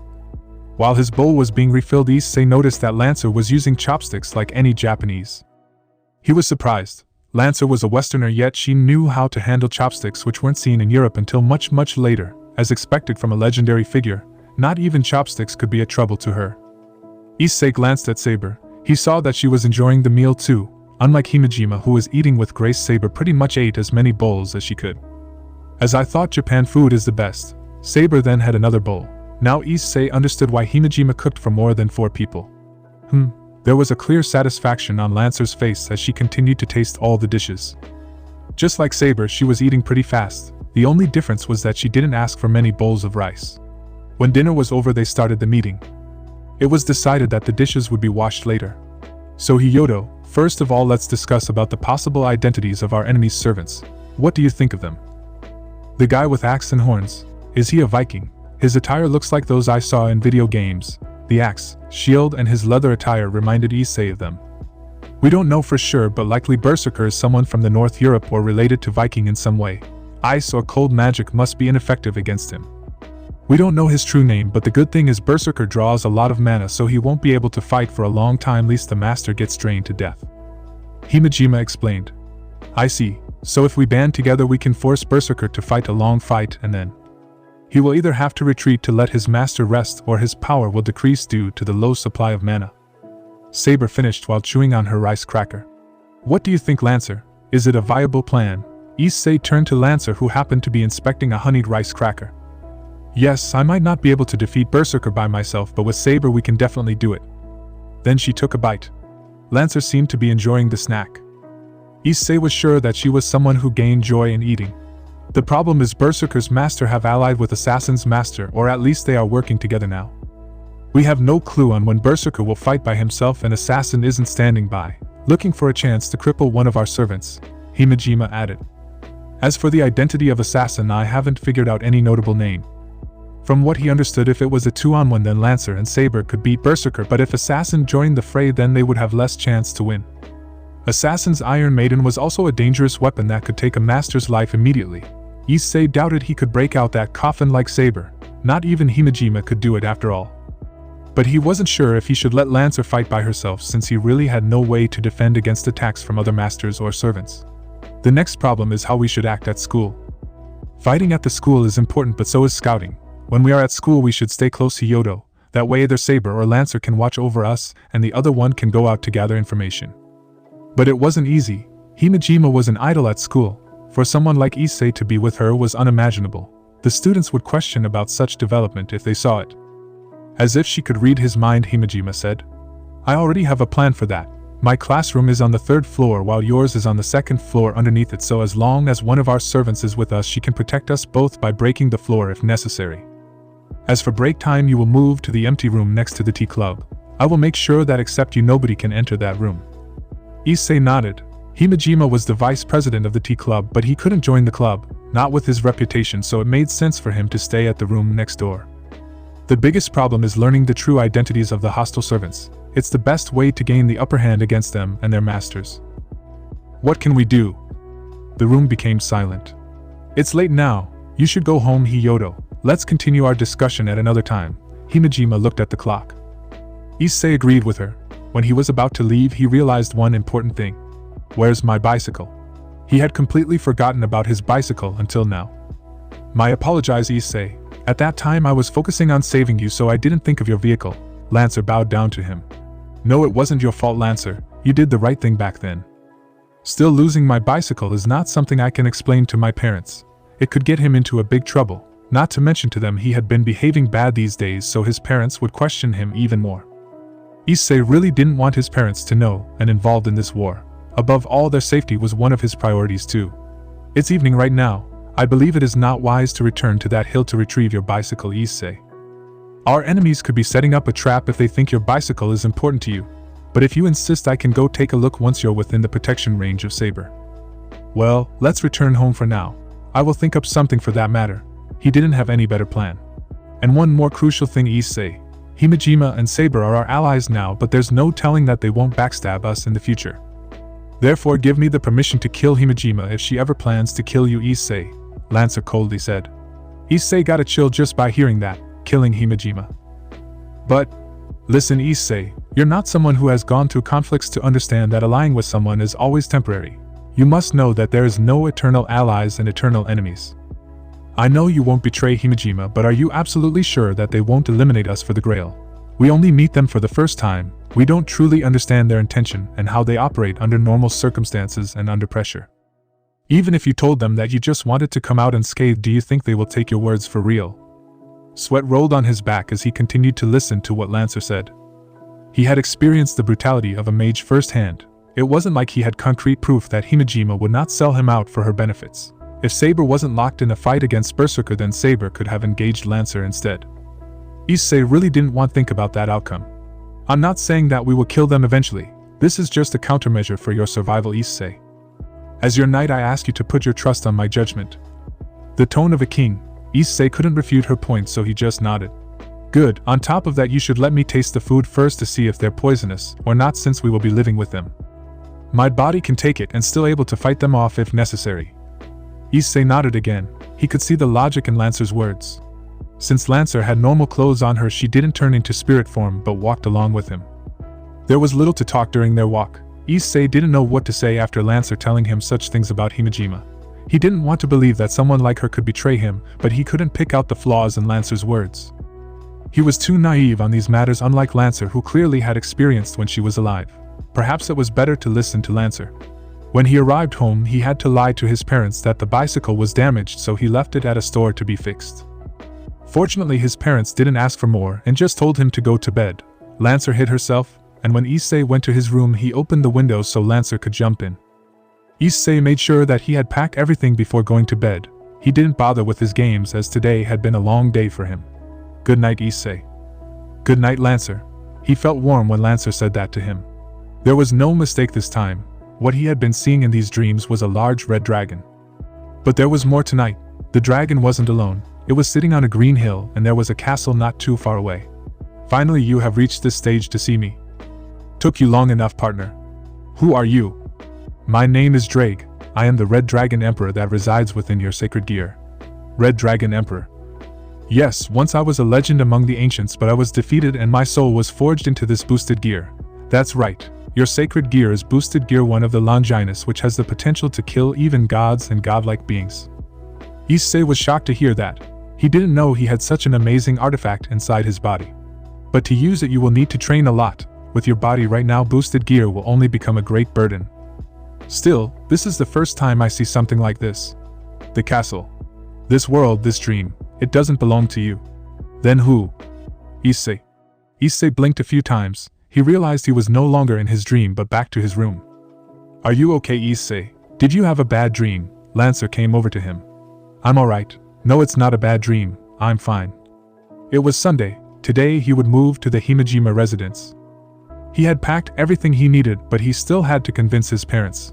Luckily, Himejima had arranged that for him. After breakfast, the teacher from the school came to visit and told his parents about studying with one of the best students to improve and discipline Issei into a model student. Needless to say, his parents instantly agreed, as they believed that Issei would grow up from a useless son to a proper man. He wasn't very pleased, but he got what he wanted, so Issei didn't complain. Lancer went out of the house through the window first. She caught up with Issei when he began to walk to Himejima's shrine. The beautiful Lancer insisted to help him with his luggage, but Issei had to decline that. He couldn't let someone like Lancer carry his stuffs in public. That would be embarrassing. Hey, do you know that there's a nun who gives out free food at the bank of the river? Really? Let's go to that place then. I haven't had eaten anything for breakfast yet. On their way, they heard the conversation of the homeless. The word nun caught his attention. Could it be? Curious got the better of him, so Issei and Lancer followed the homeless to the bank of the river. From afar, he could see a table with 2 people who were distributing soup and bread to the homeless. He recognized the same nun he met just the day before. The other person who was helping her was a handsome young man with long brown hair. He had to be a member of the church, as his attire was similar to a priest. When Issei was about to come greet them, Lancer pulled him back. Don't come near them, Issei. The person next to that girl is a servant, she whispered to him. But it was too late. The blonde nun had seen him. She waved and spoke to him in English, which again he didn't completely understand. "Mister, you have come for food. You are homeless." She pointed at his luggage. The man next to her said something and she opened her eyes wide. But still Issei walked to her and began to help to give the food to the homeless. "Excuse me, I have no intention to fight. Please don't worry," he said in English. The man nodded. He seemed to agree with Issei, but he could see the skeptical look on Lancer's face. Still she said nothing, she just followed Issei's lead to distribute the food. When they were done and the homeless had left, the man started to speak in fluent Japanese. "Thanks for your help. God must have sent you here to assist us. I am Ryder and this is my master." His smile was gentle. "Servant Lancer, you don't look like you want to fight today." "Of course," he shook his head. "My master wishes to help any person that she could, and as her servant I would do my best to help her." Lancer said nothing. Issei too didn't know what to say. He had expected to fight more amazing or ruthless people, but the nun looked harmless no matter how he thought about it. Issei knew he would have trouble fighting someone like her. "Thanks." The nun bowed to him. "But you are also a master, you want the Holy Grail." No, I don't want it." "But you participate in the Holy Grail War," the nun said. Could he really tell her about his true intention? "You are a good person." "I do not wish to fight, you know. I do not want to fight and hurt anyone at all, but I have no choice. I need the Holy Grail," the nun said in sadness. Ryder said nothing. Issei felt that the situation had become very awkward. "I pray that God protect you," the nun finally said. Thanks," Issei replied. He would like to talk more, but he knew he had to go now. "One more thing, may I know your name, mister?" "Issei Hyodo. My name is Issei Hyodo, but you can call me Issei." "My name is Issei Argento. It is nice to meet you, Issei." It was only when they arrived at the shrine Lancer talked to him. "That girl doesn't have any intention to fight. Her servant seems to be very loyal to her. If she is in danger he would fight, but if we leave her alone then they won't come to us either." "Is that so?" Still, that didn't mean he could convince her to join them. First of all, he was sure that both Himejima and Argento wanted the Holy Grail for their own purposes. He feared that Himejima wouldn't hesitate to fight the nun if she ever let down her guard. Issei understood that he was here because he didn't really want to fight in this war. Otherwise Himejima wouldn't ally with him that easy. Himejima was there to greet him. With her guidance he put his luggage in the guest room, then they began a discussion. "Besides Berserker and Assassin, do you know any of the other servants yet?" Himejima asked. "Yes, we just met Ryder and his master at the bank of the river," Issei replied. "I see. So that leaves us Archer and Caster. I have confirmed the identity of Archer's master. They are not our enemies at the moment, so we should focus on learning who is Caster. After determining which one is our enemies, we will begin a plan to defeat them. Hyodo, can you describe Ryder and his master? How do they look?" "Ryder. He could be someone related to Christianity. His master is a nun, and she knows healing magecraft. Or Ryder wears priest clothes to hide his real identity. We only see his appearance, and there's nothing notable about him, so it will be hard to know his true name," Lancer said. "Alright, so we know Ryder's master is at least a Christian. In that case her base could be that abandoned church. I will send my familiars to observe it from the distance." Familiars. Mages can create or make contracts with magical beings to be their familiars, but that's not important. "Hyodo, you need to master your sacred gear as fast as possible, as it will help us a lot." Issei nodded. The dragon also mentioned that he needed to train his sacred gear if he wanted to use it in the right way.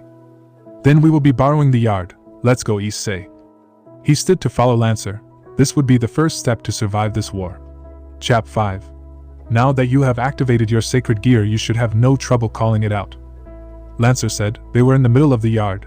Issei was in his gym uniform while Lancer changed back to her armor. There was a few hours left before lunch, yet he didn't want to waste them. Every effort would help him to survive this war. Lancer had a wooden sword which she borrowed from Himejima. Issei definitely agreed that a wooden sword would be a massive improvement compared to her silver-white lance. Focus on your desire to use your sacred gear. The artifact reacts to your will. It will answer to your instinct to fight and survive. The more emotion you put into your sacred gear, the stronger manifestation it will become. He closed his eyes. The desire to fight. The desire to be able to help and support Lancer. Issei felt something.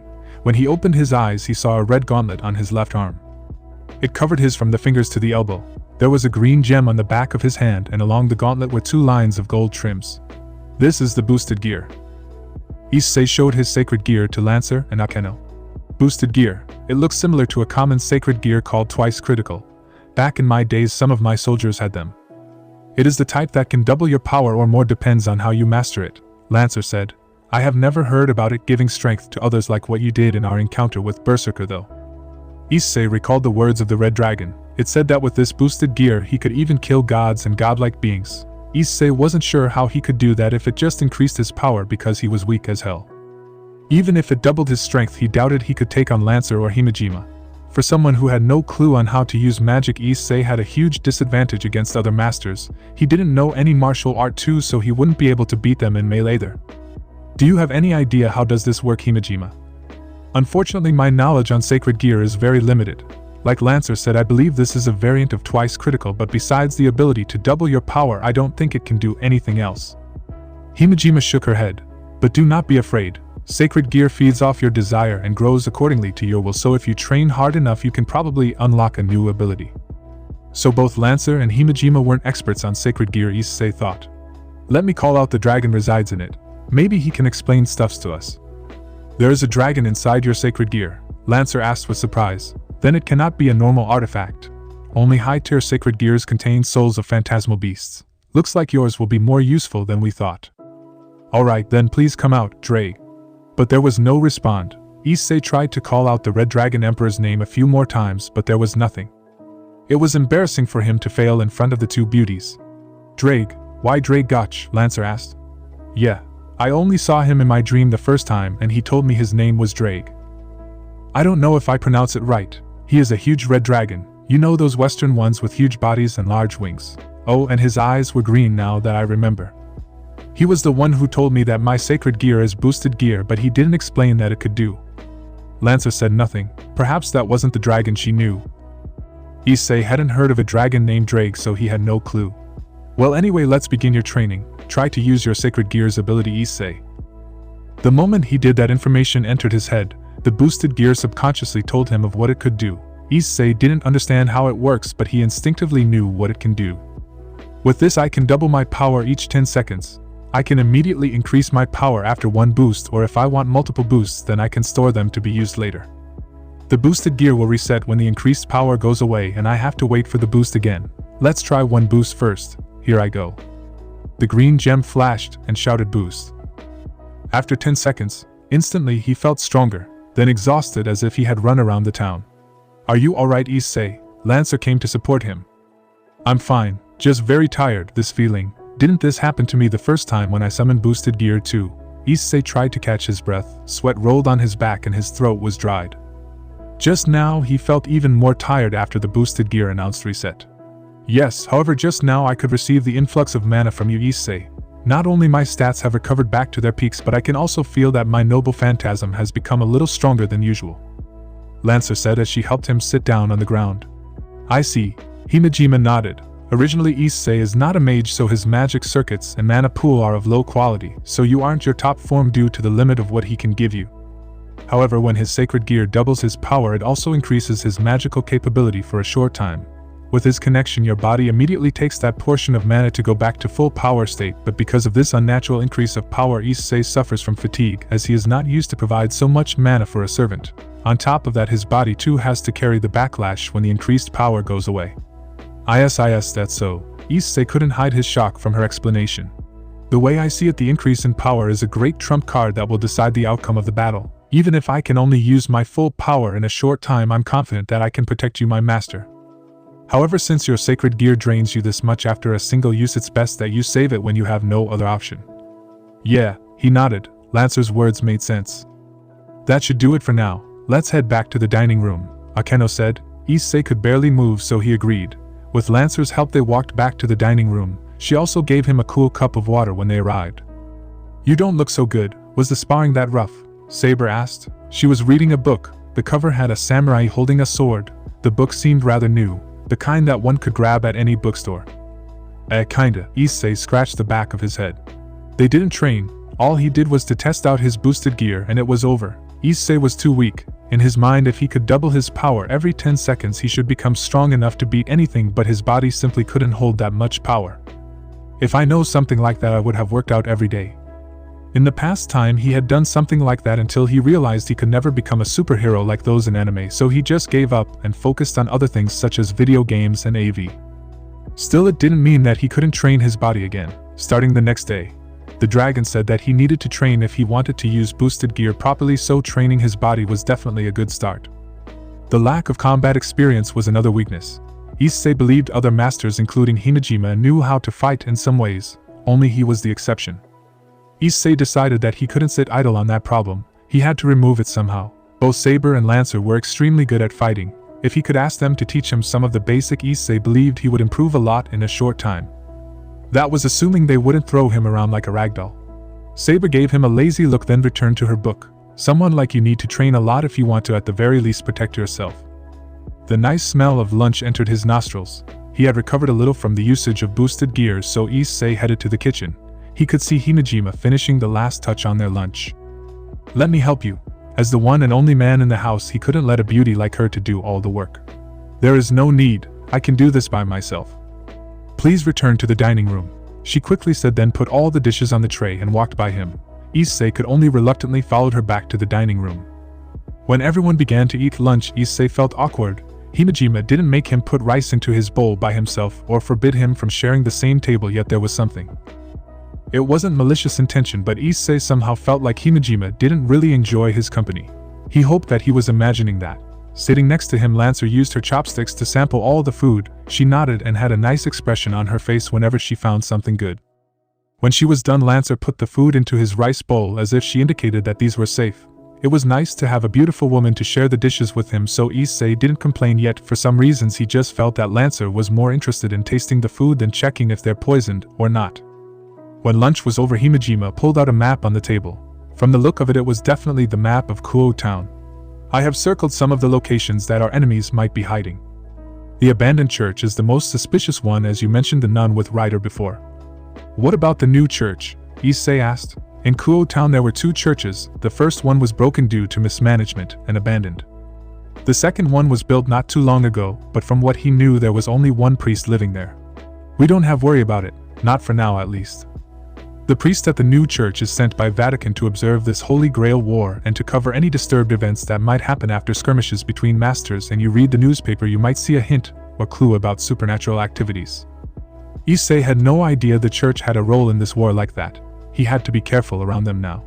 Himejima pointed at a large area at the outskirt of Kuoh town. Issei recognized it was the decommissioned warehouse.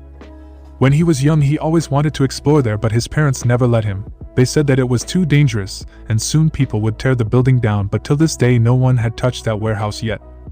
This one haven't been scouted out. I want you to go there with my familiars and observe it. Record any sign of people living there or strange activities. Himejima told Lancer. Yesterday Saber helped me scout out an area, so today it's your turn. Lancer nodded. When they agreed to join force, this wasn't out of her expectation. She slightly glanced at Issei and then left to do as Himejima said. He immediately understood that if something happened here, he would use a command spell to call Lancer back.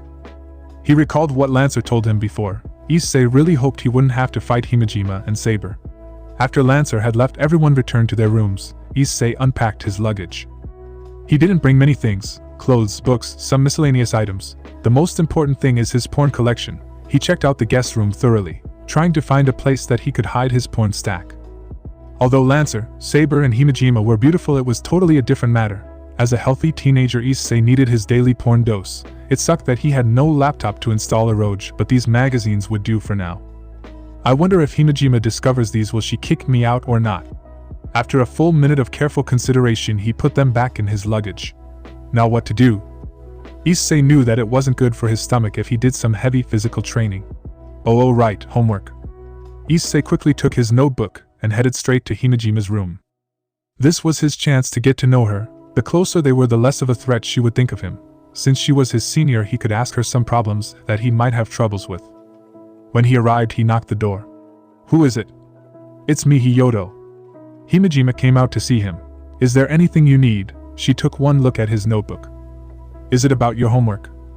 Yeah, I want to ask you about these math problems you see, Issei nervously said. At the moment I'm busy, so I can't help you. Besides, didn't you pass the test entrance? Surely you are good at mathematics because it is one of the most important subjects at Kuoh High. You're not lazy on your study, right, Hiyoto? Aye. If it's about these trivial matters, then don't come find me. She coldly closed the door.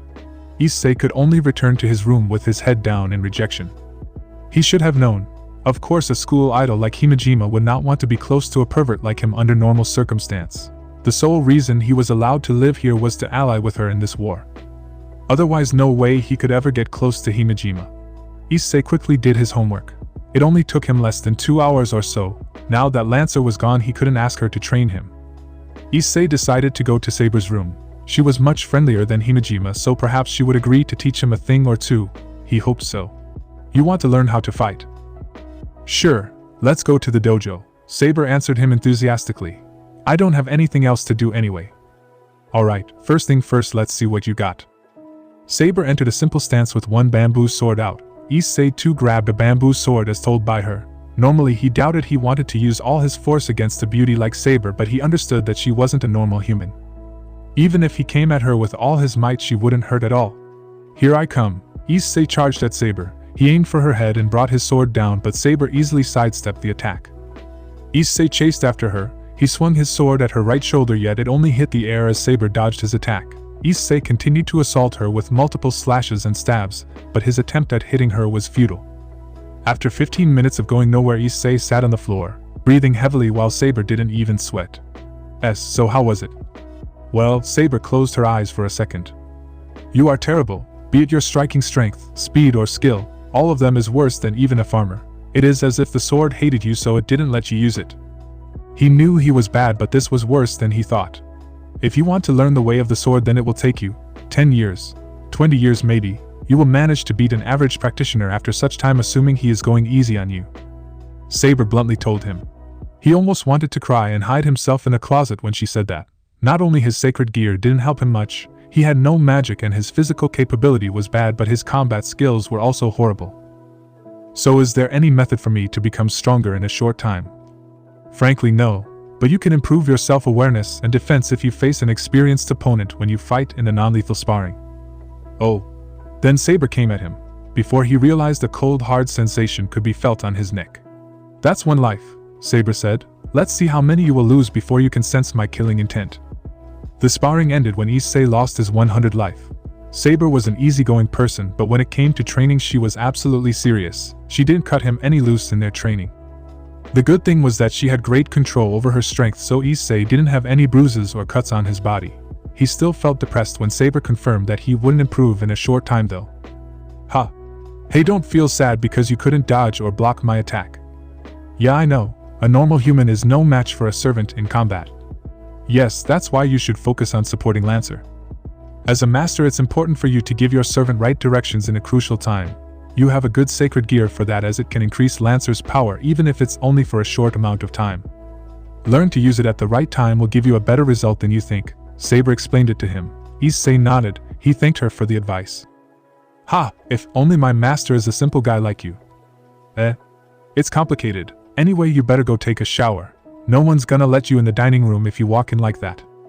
Saber then returned to her room. Take a shower. He thought that now he lived in the same house as Himejima, he would finally get to experience those erotic encounters like those manga, but Himejima already banned him from entering the main bathroom right at the beginning. If you ever enter that bathroom without permission from me, I will kick you out immediately, no question. If you think you can sneakily peep on me or anyone in this house, then know that I have set up several traps and barriers. You will not get far, Hyoto, so think twice if you still want us to be your allies. Issei got a chill whenever he recalled her words, hence he heading to the small bathroom which was built for guests. This one was not as good as the main one for sure, but he had no complaint, better than having to go to the public bathhouse. Lancer returned just right on time for dinner. How is the warehouse? It was risky entering the warehouse by myself since we don't know how good the hostile servants are at detection, but from what I observed there's nothing suspicious, no magic trace, no sign of living or anything that could lead to the conclusion that someone is there. I see. Himejima nodded to Lancer's report. Good work. With this we can narrow down our possible targets more, but I will have a couple of familiars stationed there to see if there's any new development. Now let's have dinner, everyone. During dinner, Himejima told Issei to remember that he was a master now, so it was best not to interact too much with other normal students. You don't want our enemies to take your friends as hostages now, do you? There was also that problem. Issei had to keep his distance with Matsuda and Motohama, at least until this war ended. After Issei returned to his room with Lancer, she quickly asked him if there was something going on when she was gone. No, nothing, everything's fine. There was no way he could tell her about what he tried to do this afternoon. Alright then, but you need to remember to use command spell to call me back if you ever feel something's wrong, Issei, she reminded him. You don't worry, I know what to do. Then good night, Issei. Good night, Lancer. Chap 6. By this time Issei was certain that he would dream the same dream and meet that dragon again. He wasn't wrong. Unlike the last time Issei was standing on the ground, he could see the dragon was sitting on the green landscape too. It wasn't looking at him but something, a crowd of people far away. Issei ran to the dragon. His body was light and he couldn't feel the ground at all. You didn't appear this morning. Of course, you are not strong enough to manifest the boosted gear completely. I cannot appear and see the world through it until you manage to call out more of my power. I see. I still have a lot of work to do, huh? You only use boosted gear twice. Give it more time and you will slowly become better. He wanted to ask more about his sacred gear, but he was more curious about what the dragon was looking at. Issei turned his head to that crowd of people. From here he could hear they were talking about something. It wasn't a language that he could recognize. Issei knew it was definitely not English. The people were wearing the attire of the old age. They had iron armors, helmets, long swords, bucklers and such. Issei ran toward them. He wanted to see what they were doing because from the sound of it they were arguing, shouting and cheering. He noticed that there were some sort of crests on their armors and they were different for each of them. The dragon was still sitting there. It looked like he could see everything from that place. When he arrived, Issei came to know that he couldn't see the faces of the people. They were blurred, the details on their faces were incomplete. It was as if they were the background characters in the manga. None of them stopped him as he walked a bit closer, passing through the people. In fact, they didn't notice his presence. Due to too many people and he wasn't the tallest among them, he had to jump up to see what's in the middle. A sword in a stone.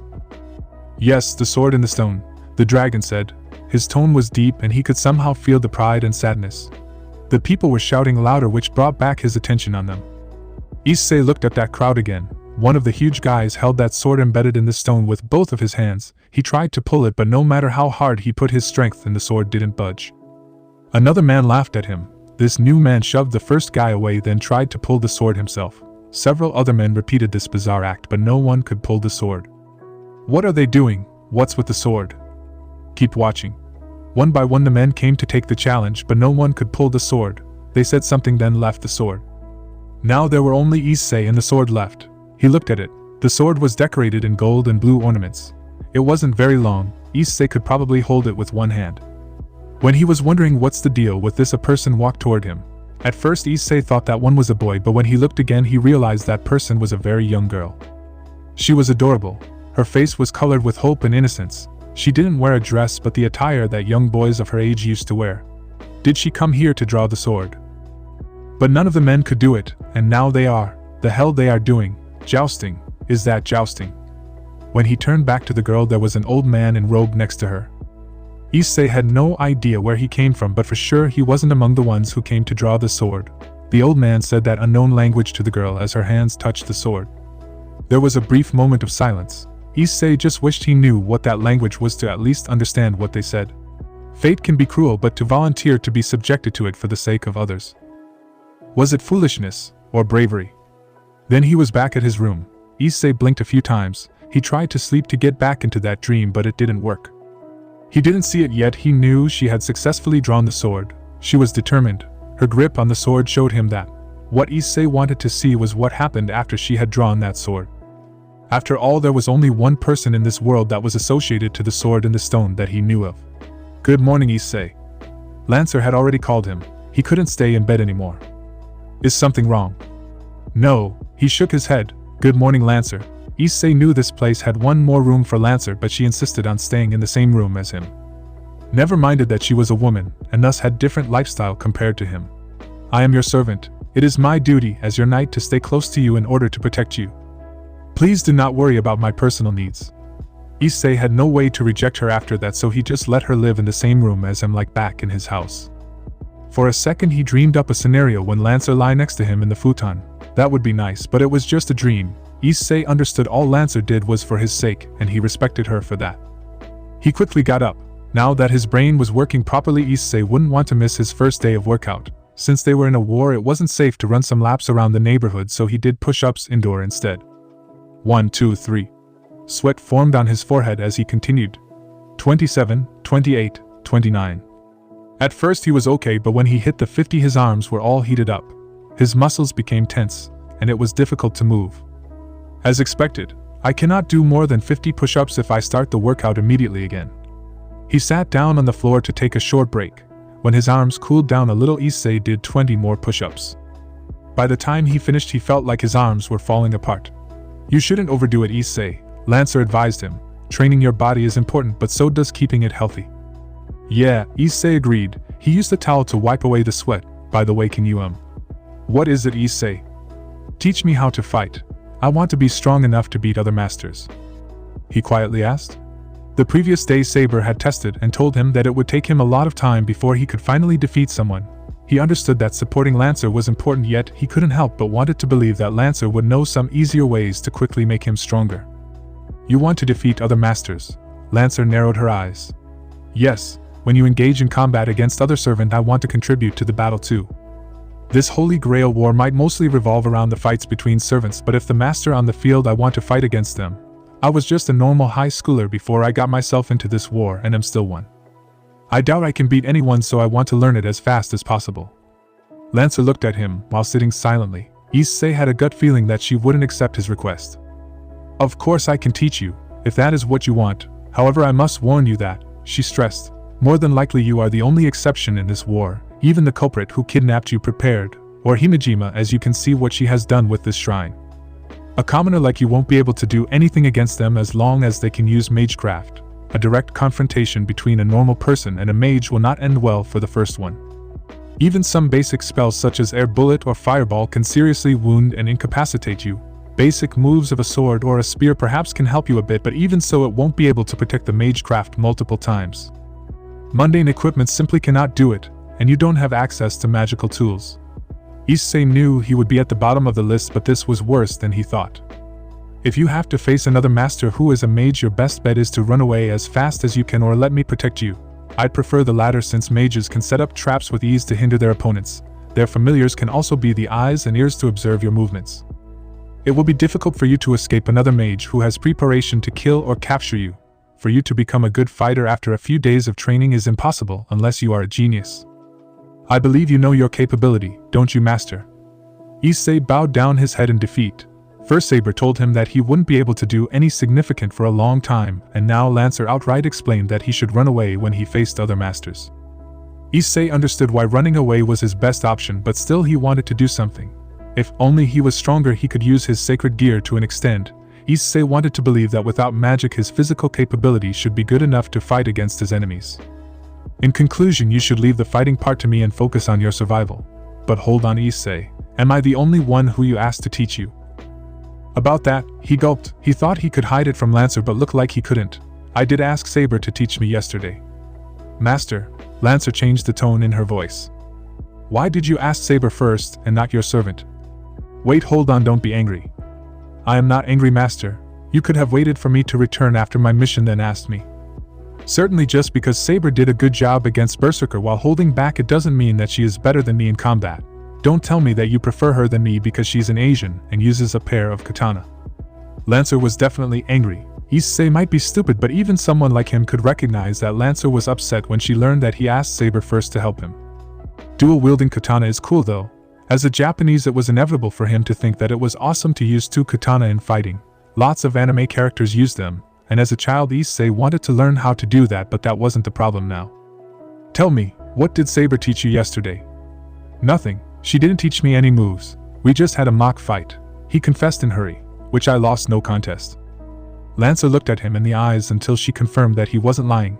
When Issei was about to apologize, she said, "One mock fight is fine. With your personality, it's not really out of expectation that you wanted to try to improve yourself. However, please remember not to expose yourself too much in front of Himejima and Saber. If you train under Saber, she could tell her master what moves you will use when we face them in a fight. It will put you into a massive disadvantaged position."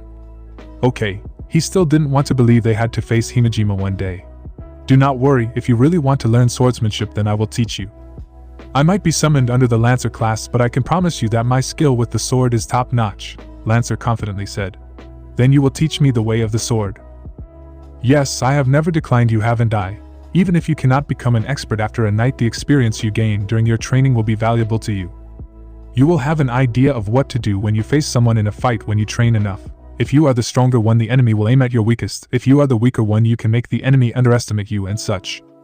The road to become a good knight is long and hard, but someone like you can do it. You are a hard-working person after all, Issei. Thanks, I appreciate that. Issei wasn't sure how Lancer knew that he was a hard-working person, but that's fine. We should begin it in the afternoon when you're done with school. We will be late for breakfast in school if we train now. Issei nodded. He cleaned the floor of the room he was borrowing for his workout, then took a bath. During breakfast, Himejima reminded him to go to the empty room next to her club room during break. When the meal was over, Himejima went to school first. It will be better if no one at school knows we are living together. We don't have time to deal with rumors and scandals now. Saber entered her spirit form to go with Himejima. What I was thinking, no way Himejima would be going to school with him side by side. He really should stop treating this circumstance like an eroge.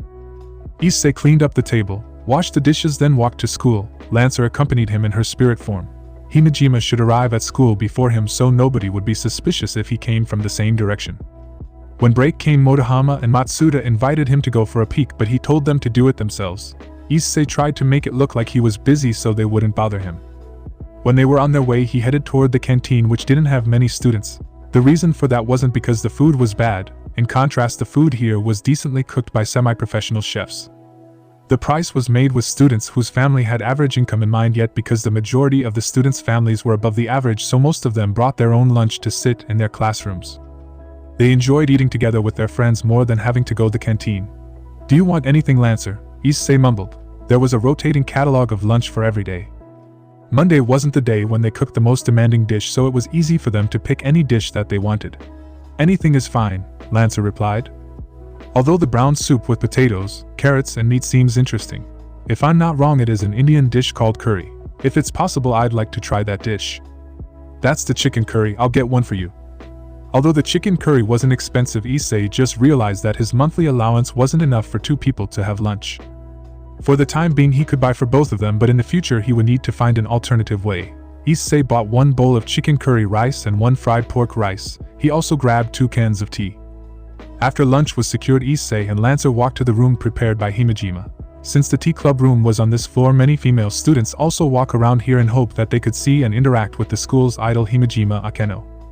Needless to say, Issei wasn't welcomed here. He avoided the female students' gaze and quickly went straight to the room. It was a spacious room for 2 people. There was nothing but a couple of cardboard boxes which he found empty. From the look of it, it seemed that the tea club used this as their storage room, but Himejima had relocated their stuff somewhere else so Issei could have this place. He turned on the lights, then carefully checked the door and the windows to make sure that they were shut tight so Lancer could materialize. We can use these as makeshift tables to put our lunch on. There was no cushion, so they just sat on the floor. Lancer dismissed her spirit form. She sat down and sighed gracefully and waited until Issei was ready for his lunch. Only then she clapped her hands to pray to the food and picked up her spoon. Now let's dig in. Issei opened up his fried pork bowl. He knew Lancer would like to try this dish, so he put 1 piece of them over to her bowl. Thanks, Issei. Fried pork didn't go with chicken curry, but Lancer had little concern over that as she ate the cutlet with curry. Issei glanced at Lancer. She was still in the white blouse and blue jeans that were given by Himejima. She looked nice in them, but Issei was sure that these were the only clothes Lancer had. When they slept, Lancer changed into a plain white sleepwear. The clothes were washed and dried by magic, so Lancer could wear them every day, so it wasn't like she needed multiple sets of clothes. Her golden hair was tied up in a bun which gave her a professional look. Despite the lack of makeup, her face was bright. Her lips were rosy red and her eyes cast a charm on him whenever they met his. Those features were without doubt a testament to her divine beauty. Looking at her face reminded Issei of the dream this morning, the face of a younger Lancer who came to pull the sword. Her hair was shorter then, and she didn't have that serious aura, unlike the Lancer who became his servant. The more he looked at Lancer, the more confused he became about the sword in the stone and the legend of the person who pulled it. He only knew one such famous figure, yet it didn't ring a bell. It was so unreal to think that he was eating lunch with such a person. Furthermore, those breasts of her. They were too ample. They couldn't be fake. It would be heresy to think that the breasts of the king were fake. Issei had touched and felt them before. There was no way the dream and hope carried by them were fake. Yet the story he knew didn't match up with his servant Lancer, hence why he was confused. The chicken curry and rice is delicious, Issei. Lancer had finished her bowl and moved to the tea can. The meat is tender and the soup is seasoned to show off its special taste. Both the potato and carrot pieces are good too. Her eyes shone when she spoke of the chicken curry. Lancer, could it be that you want to have Hinajima make the chicken curry at home? Oh right, here, use this. Issei pulled out a soft tissue package in his pocket for her while quickly finished his meal. The curry made by the school chefs was good, but Issei believed Hinajima's wouldn't lose. She always gave him the impression that she was the perfect traditional Japanese lady, so cooking had to be one of her strong traits. No, certainly it would be nice if she can cook the chicken curry, but currently we are staying at her home without paying anything. I think it's better if we just let her decide on the food. That is also true. For a minute there was silence, as he wiped his mouth with the tissue and Lancer looking at him. He could hear the sound of chatting in the next room. If he wasn't mistaken, Hinajima was demonstrating her tea brewing skill and her clubroom members were commenting on it. Something's on your mind, master. Lancer saw that he hadn't opened his teakin yet. Well, Issei was debating whether or not he should ask about her real identity. Besides the gender part, he was also questioning why she was summoned under the Lancer class. That king who drew the sword and became a ruler was far more famous for his sword. Issei had never heard that the king also used a lance, and was extremely good at it. The dragon said that the dream didn't belong to him, so it had to be hers, yet it didn't make sense to Issei. Saber too. If one asked any Japanese who was the sword master that they thought of first, the majority would answer that famous figure who used a two-sword style. But Saber wasn't anything like the depiction that Issei knew of. In fact, both Lancer and Saber, being females, really convinced him that he was indeed an eroge. Issei had no other way to explain why his knowledge didn't go with this reality. However, he felt that he couldn't let his unanswered questions stay in his heart. Issei bit the lower lip, then opened his mouth. Lancer, you said that you wished that you could do better for your people. When you were alive, were you a king or some kind of noble? He wanted to confirm this at least. If Lancer was a king for real, then she could be none other than the legendary King Arthur, the ruler of Camelot. Lancer gave him a thoughtful look. Issei, did you dream about me? The cat's out of the bag. No, he should have known that Lancer would catch his intention when he asked her that question. That was too silly of him. Yeah, I saw you in a dream, but I don't understand. If you were that person, then you must have that sword. The story revolves around you, and that sword spreads to every corner of the world. When people hear your name, the first thing they will think is your sword. That is why I don't understand. Why would you be summoned under the Lancer class when your legend doesn't mention your lance? You have figured out this much. Lancer took a deep breath. It's not like I want to hide my true identity in the first place, and you aren't someone who won't figure it out once you saw a part of my past, but still. Master, to clarify, I am indeed that very person you know. People called me King Arthur Pendragon. That is my name when I drew the sword of selection and walked down the path of a king. As for my gender, when I became the king for the people, I had also discarded my gender. It doesn't matter if I am a man or a woman. What matters is that I must act as a perfect king for my subjects. There was a pride in her voice when Lancer confirmed it to him. As for my lance, I believe it was less famous than my sword, and thus people don't bring it up when they talk about me, but rest assured, master, don't be fooled by the book and think that my lance is not worth mentioning.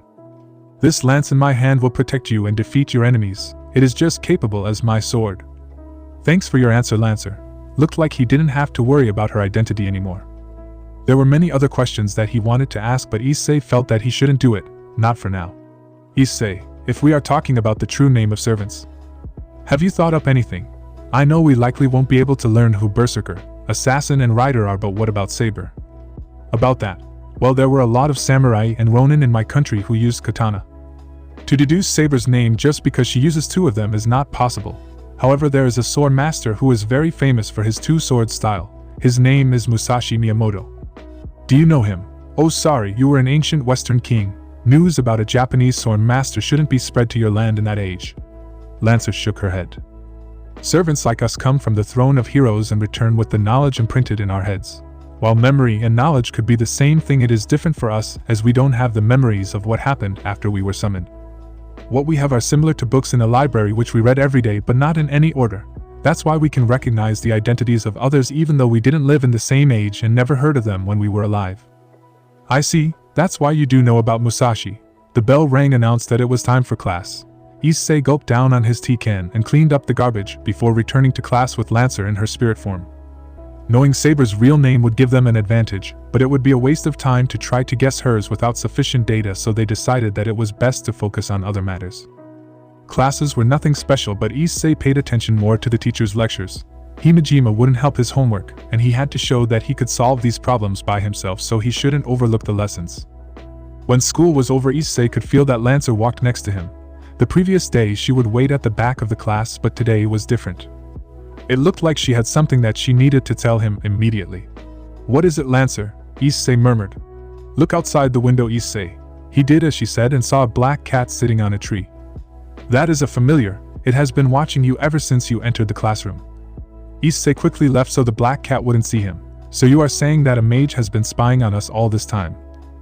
"Yes, but there's something else. This school should be set up by Himejima to detect any supernatural movement, but the black cat didn't meet any resistance. It cannot be that she didn't manage to detect it. Even if the familiar somehow evaded the detection, her servant Saber should know that it was there. I guess we will have to ask Himejima later on. For now, let's go home." When he was heading toward the school gate, Saber came to him in her spirit form to tell him that he needed to stay back for a bit. Issei and Lancer followed Saber to the rooftop where Himejima was. "I'm here, Himejima." "Did you encounter a black cat, Hyodo?" She turned back to talk to him. "Yeah, it was watching when I was in class, I think." If Lancer didn't tell him, he wouldn't know that he was being observed. Himejima nodded. "That black cat is a familiar from one of the masters. When it came here, it gave me a message to come for a talk between us. Without doubt, that mage has learned that we are allies. Do we have any way to know that the black cat's master is not an ally of Berserker and Assassin's masters? It would be walking into a trap if those were allies. I don't think that they are allies, not for now at least. Berserker and Assassin are our enemies, so if they find out we're in this school, they would immediately retreat to set up an ambush later. However, this master lets the familiar send a message to us, so it's unclear whether this one is hostile or not. Still, I think it's better if we can get one more ally on our side if we manage to convince this person. It is worth to try out." He agreed to her plan as he had no other plans of his own. "Alright, both of us will go to meet this master. The familiar will guide us to the meeting place. If we are in a bad situation, you will use your sacred gear to boost Lancer so that she can carry you and me to escape like the last time. Saber will cover our back and destroy any Iron Maiden that appears to trap us. It will be a tough fight if we have to face 3 servants at the same time. I think that escaping is the best." Himejima then pulled out several pieces of paper with kanji words on them. Those should be her charms. She checked them one by one, and when she was done, they began to follow the black cat. The cat wasn't fast, but to Issei it wasn't a leisure walk. He was worried that this master was baiting them into a trap.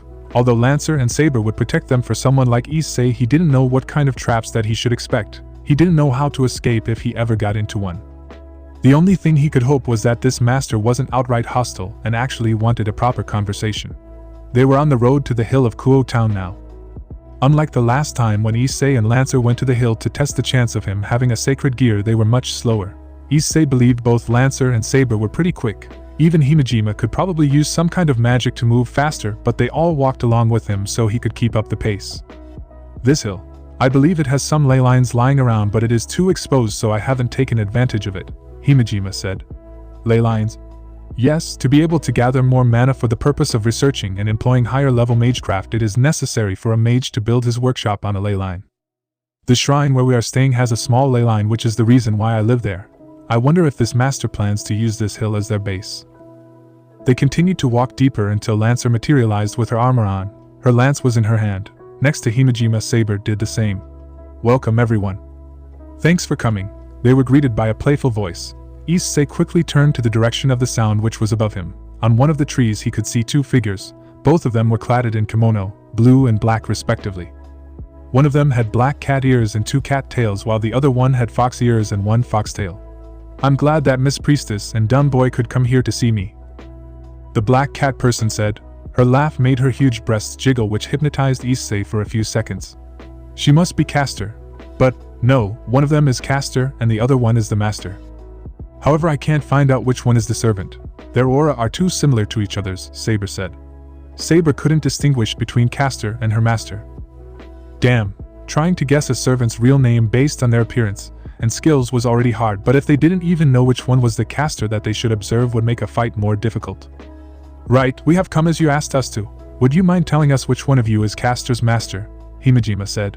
"You are free to guess which one of us is the master," the fox person taunted. "But for sure those party tricks you got won't help you find out the truth, little priestess." What do you want?" Issei could hear out the anger in Himejima's voice. You guys are no fun, going straight to the main dish when you just arrive. Well, alright, let's see. I have a proposal for you. Before, the masters of Berserker and Assassin asked me to join them. Those two are strong. Berserker is rumored to be a strong but hard to control servant, yet they have little problem over that. The masters are not pushovers either. If they see a chance, they won't hesitate to kill all of you. Ah, but don't worry, I haven't agreed to join them yet. You mean you want to join us? Issei asked. Oh no, dumb boy. There is no reason for me to join any of you, yet. You are the enemies of Berserker and Assassin's masters. 2 against 2. I won't butt in your fights and won't ally with you until the balance is broken. The black cat person smiled. So you want to sit in one place then prey on the side that becomes weaker after the fights? Yes, isn't that better for all of us? You defeat either Berserker or Assassin, and you will gain a valuable ally. Sound like a good deal to me, she finished in a naughty voice. The similar goes to our enemies. If Saber or Lancer is defeated, then you will join them to crush us, Himejima replied. Of course. We are not good at fighting, so if we have to pick, why not the stronger team? No. If you were in our shoes, you would do the same thing as us, so stop complaining, the fox person said. You don't have a choice, Miss Priestess. Now I know it's not easy to trust a stranger, much less your would-be enemy, so I will give you a bonus. Berserker and Assassin's masters are related to the church. The church. The rest is up to you to figure out. Now it's time for us to leave. Both of them disappeared as if they could enter spirit forms. Himejima gestured to Issei that they would discuss about this more once they got home. Can you guys go home first? I have to search for my bicycle here. Since they were already here, Issei might as well retrieve his bicycle. Sure, but don't be too late. With help from Lancer, they went back to search for the battlefield last time. Since Caster and her master were here, Issei thought that Berserker and Assassin shouldn't be here. Otherwise they'd be fighting now. I found it, Issei. It didn't take her long to find what they was looking. Thanks, Lancer. The bicycle was in one piece, but there were cracks here and there. Overall, he could use it to ride to school, but it needed to be patched up a bit. The road down the hill wasn't suitable for a bicycle, so once again Lancer rode on it with Issei on the back seat. She had released her armor so nobody would suspect them. With Lancer's speed, they soon arrived at the shrine. After dinner, the discussion began with Himejima. Now that Caster has revealed themselves, I think that we can make a move now. Because they are going to stay neutral, we should treat them as such from now on. However, once we defeat Berserker and Assassin, we should go straight to them immediately. After all, the goal of this war is to defeat the other servants until only one left. That was true, but the way she said it made him uncomfortable, knowing that his time was running out and the day Lancer had to fight Saber would come. Don't worry, Hyodo. Since you don't have a wish, once there are only Lancer and Saber left, we don't have to fight. You just need to use all 3 command spells to cut the connection with Lancer so she can disappear naturally. Then everything will return to normal in this town, Himejima assured him. But what about Lancer's wish was what Issei wanted to ask, yet he couldn't say it. He was the one who decided that they would hole up and play a defensive role to survive. His goal and Lancer's goal were different at the core. She wanted to seek out the grail for a wish, and therefore she answered the call while he was simply dragged into this fight. Was it fair for Lancer? Issei knew if he asked her, so she would dismiss it because she had pledged to be his knight. Lancer was the loyal knight that wouldn't demand anything from her master. Next is the identity of Caster. From their appearances, I have no doubt that they are Yukai, a Nikomata and a Kitsune. However, there aren't many famous Nikomata, so I'm not sure on who could be a servant. However, I do know 3 famous fox spirits. The Kitsune in blue kimono is likely the Caster if my hunch is right. Who are those 3 fox spirits? Issei vaguely recalled his knowledge about the Kitsune but couldn't find out a notable name. The first is Tamemonome, who is from a Japanese tale. The second is Daji, who is a Yukai commanded by Nuwa, and the third is the Kumiho from a Korean folklore. Those 3 are famous for their brutal and mischief against humanity in their countries. If we have to fight one, I'm afraid it is true to her words that my Onmyoto wouldn't work on them. Don't worry, master, they have their tricks and we have our art. My swords will cut down any magecraft, senjutsu and yujitsu from that fox and cat. Saber tapped on Himejima's shoulder. That's right. To us, Caster has a disadvantage as we of the night have magic resistance skill which will let us take on their magecraft. Even if they have stronger type of magic, the output will be reduced when it hits us. Our weapons too can deflect or block their magecraft with little problems, and in general Caster is not a good melee fighter. Lancer added in confidence. If you two said that, then when the time comes let's quickly finish Caster and her master. Our next issue is what they revealed to us. Frankly, I didn't think that the church would be involved that deep in the Holy Grail war. From what I know, they are the observers, not the players. Then again, given the history of the church and the Holy Grail, it wouldn't surprise me that they actively want to have their own grail in their collection.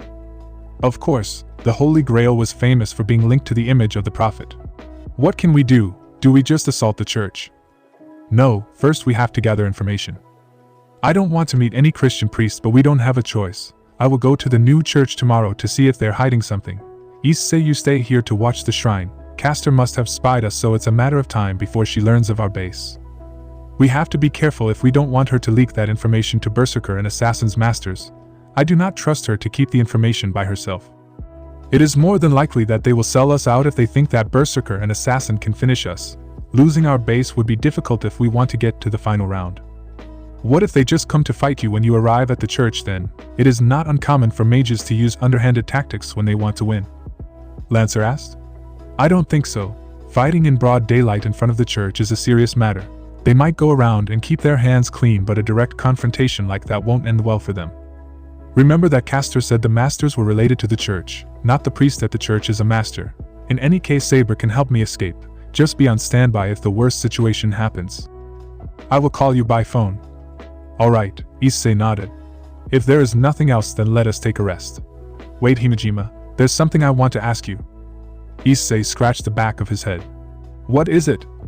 Can I borrow your kitchen, and permission to use the ingredients too?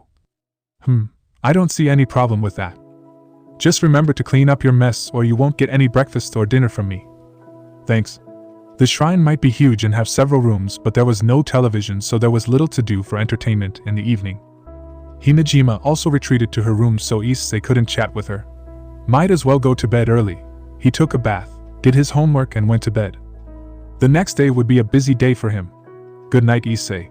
Good night, Lancer. Chap 7. Now that he knew this dream belonged to Lancer, Issei became curious.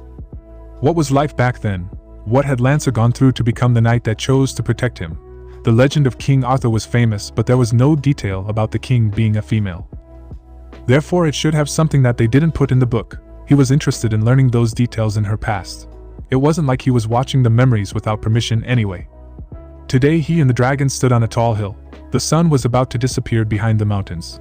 Although the dream played like a movie and he couldn't interact with anything, Issei could somehow feel the strong wind that blew over the hills. He wanted to admire this beautiful scenery, yet something caught his attention. Black smoke rising up from a certain location. When he looked down on the field below, there was a burning village. Corpses and broken houses could be seen everywhere in that place.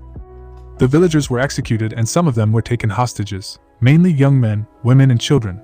The culprits were dressed in leathery attires. They looked rather huge compared to modern men. Only some of the stronger-looking soldiers had proper armors, but to be honest, those weren't really armors but crude metal plates that slapped together.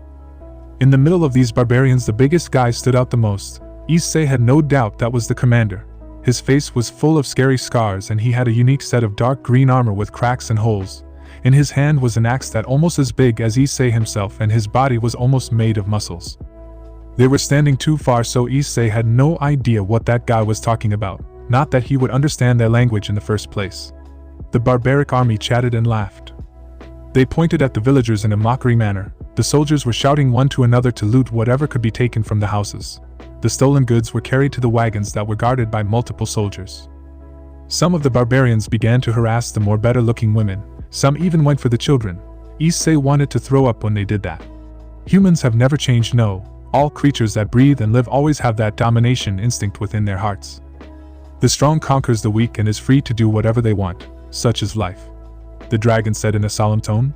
I find them disgusting. Of course, but that was the way they were raised and lived. The human in your age is raised up properly and is taught the moral codes so they won't act like savages. What you are watching is a distant memory of the chaotic past that is still lurking somewhere in the modern world, of the place where the light of civilization hasn't touched yet. Issei sighed. There was nothing the helpless villagers could do. It was hard for him to look at those barbaric acts, so he turned his head to the other side, hoping that he would see something that would distract him from these crimes. At the corner of the east there was something coming. It started as a small dot, and slowly turned into humanoid figures on horses. They ran faster and faster, speeding up toward the barbaric army. When they finally came close enough, Issei could see that they were an army of knights. Their flag was of a red dragon symbol. The armored knight in lead was on a white horse. When Issei squinted his eyes, he recognized in the knight's hand was the very same lance Lancer had. There was a notable sword on the hips too. The king had come to the battle.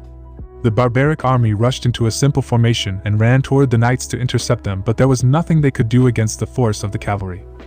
Like a raging river, the knights charged through them with their lances, killing several barbarians in one attack. They didn't stop there but turned around and continued to charge into the barbarians who couldn't do any meaningful damage to their enemies. Lancer had gone straight to the commander, who was swinging his axe around to take a few knights down. With one charge, her lance pierced through his neck, ending his life in one strike. The barbarians who saw that became panic and began to run away, abandoning their comrades and all the spoils of war that they got from the village.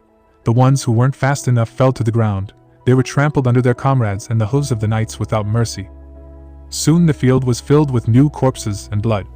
The captured villagers shouted and cheered to the knights who came to their rescue, but their relief didn't last long, for the reinforcement of the barbaric army had come.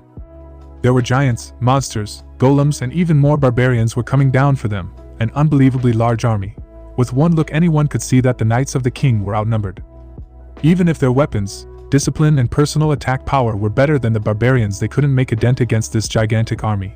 The knights quickly took whoever they could on their horses and retreated. The few villagers who didn't receive help from the knights ran along with them, but they couldn't match the speed of the horses, and so were left behind. It was a matter of time before the barbaric army caught up and massacred everyone. Right in the darkest hour, Lancer had her horse run back. When she reached a certain distance, she made a U-turn and started to charge back at the invasion force. Her white horse ran toward the barbaric army, which showed no sight of stopping. They screamed their war cry as they drew their weapons. She too raised her lance as the dozens of metal bands unraveled itself to reveal a pillar of light inside, and now she pointed that lance made of light toward her enemies. Her white horse galloped even faster. It moved so fast Lancer and the horse blurred into a single drill of light. When she crashed into the barbaric army, there was a second sun on the field, and then it exploded, burning everything around it. The explosion sound was so loud Issei felt like he should be deaf by now as he unconsciously shielded his eyes from the light. When the sun had finally disappeared behind the faraway mountains, the pillar of light from Lancer's hand also went off. Layers of metal bands slowly covered the core until it resembled the shape of a lance again as she dismissed it.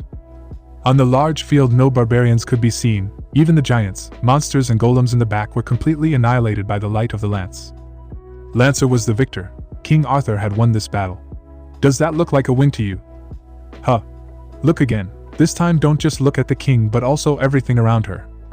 Even though the enemies were defeated, the hills and the field that surrounded the village were all destroyed. The land was now painted black with patches of fire and multiple great craters.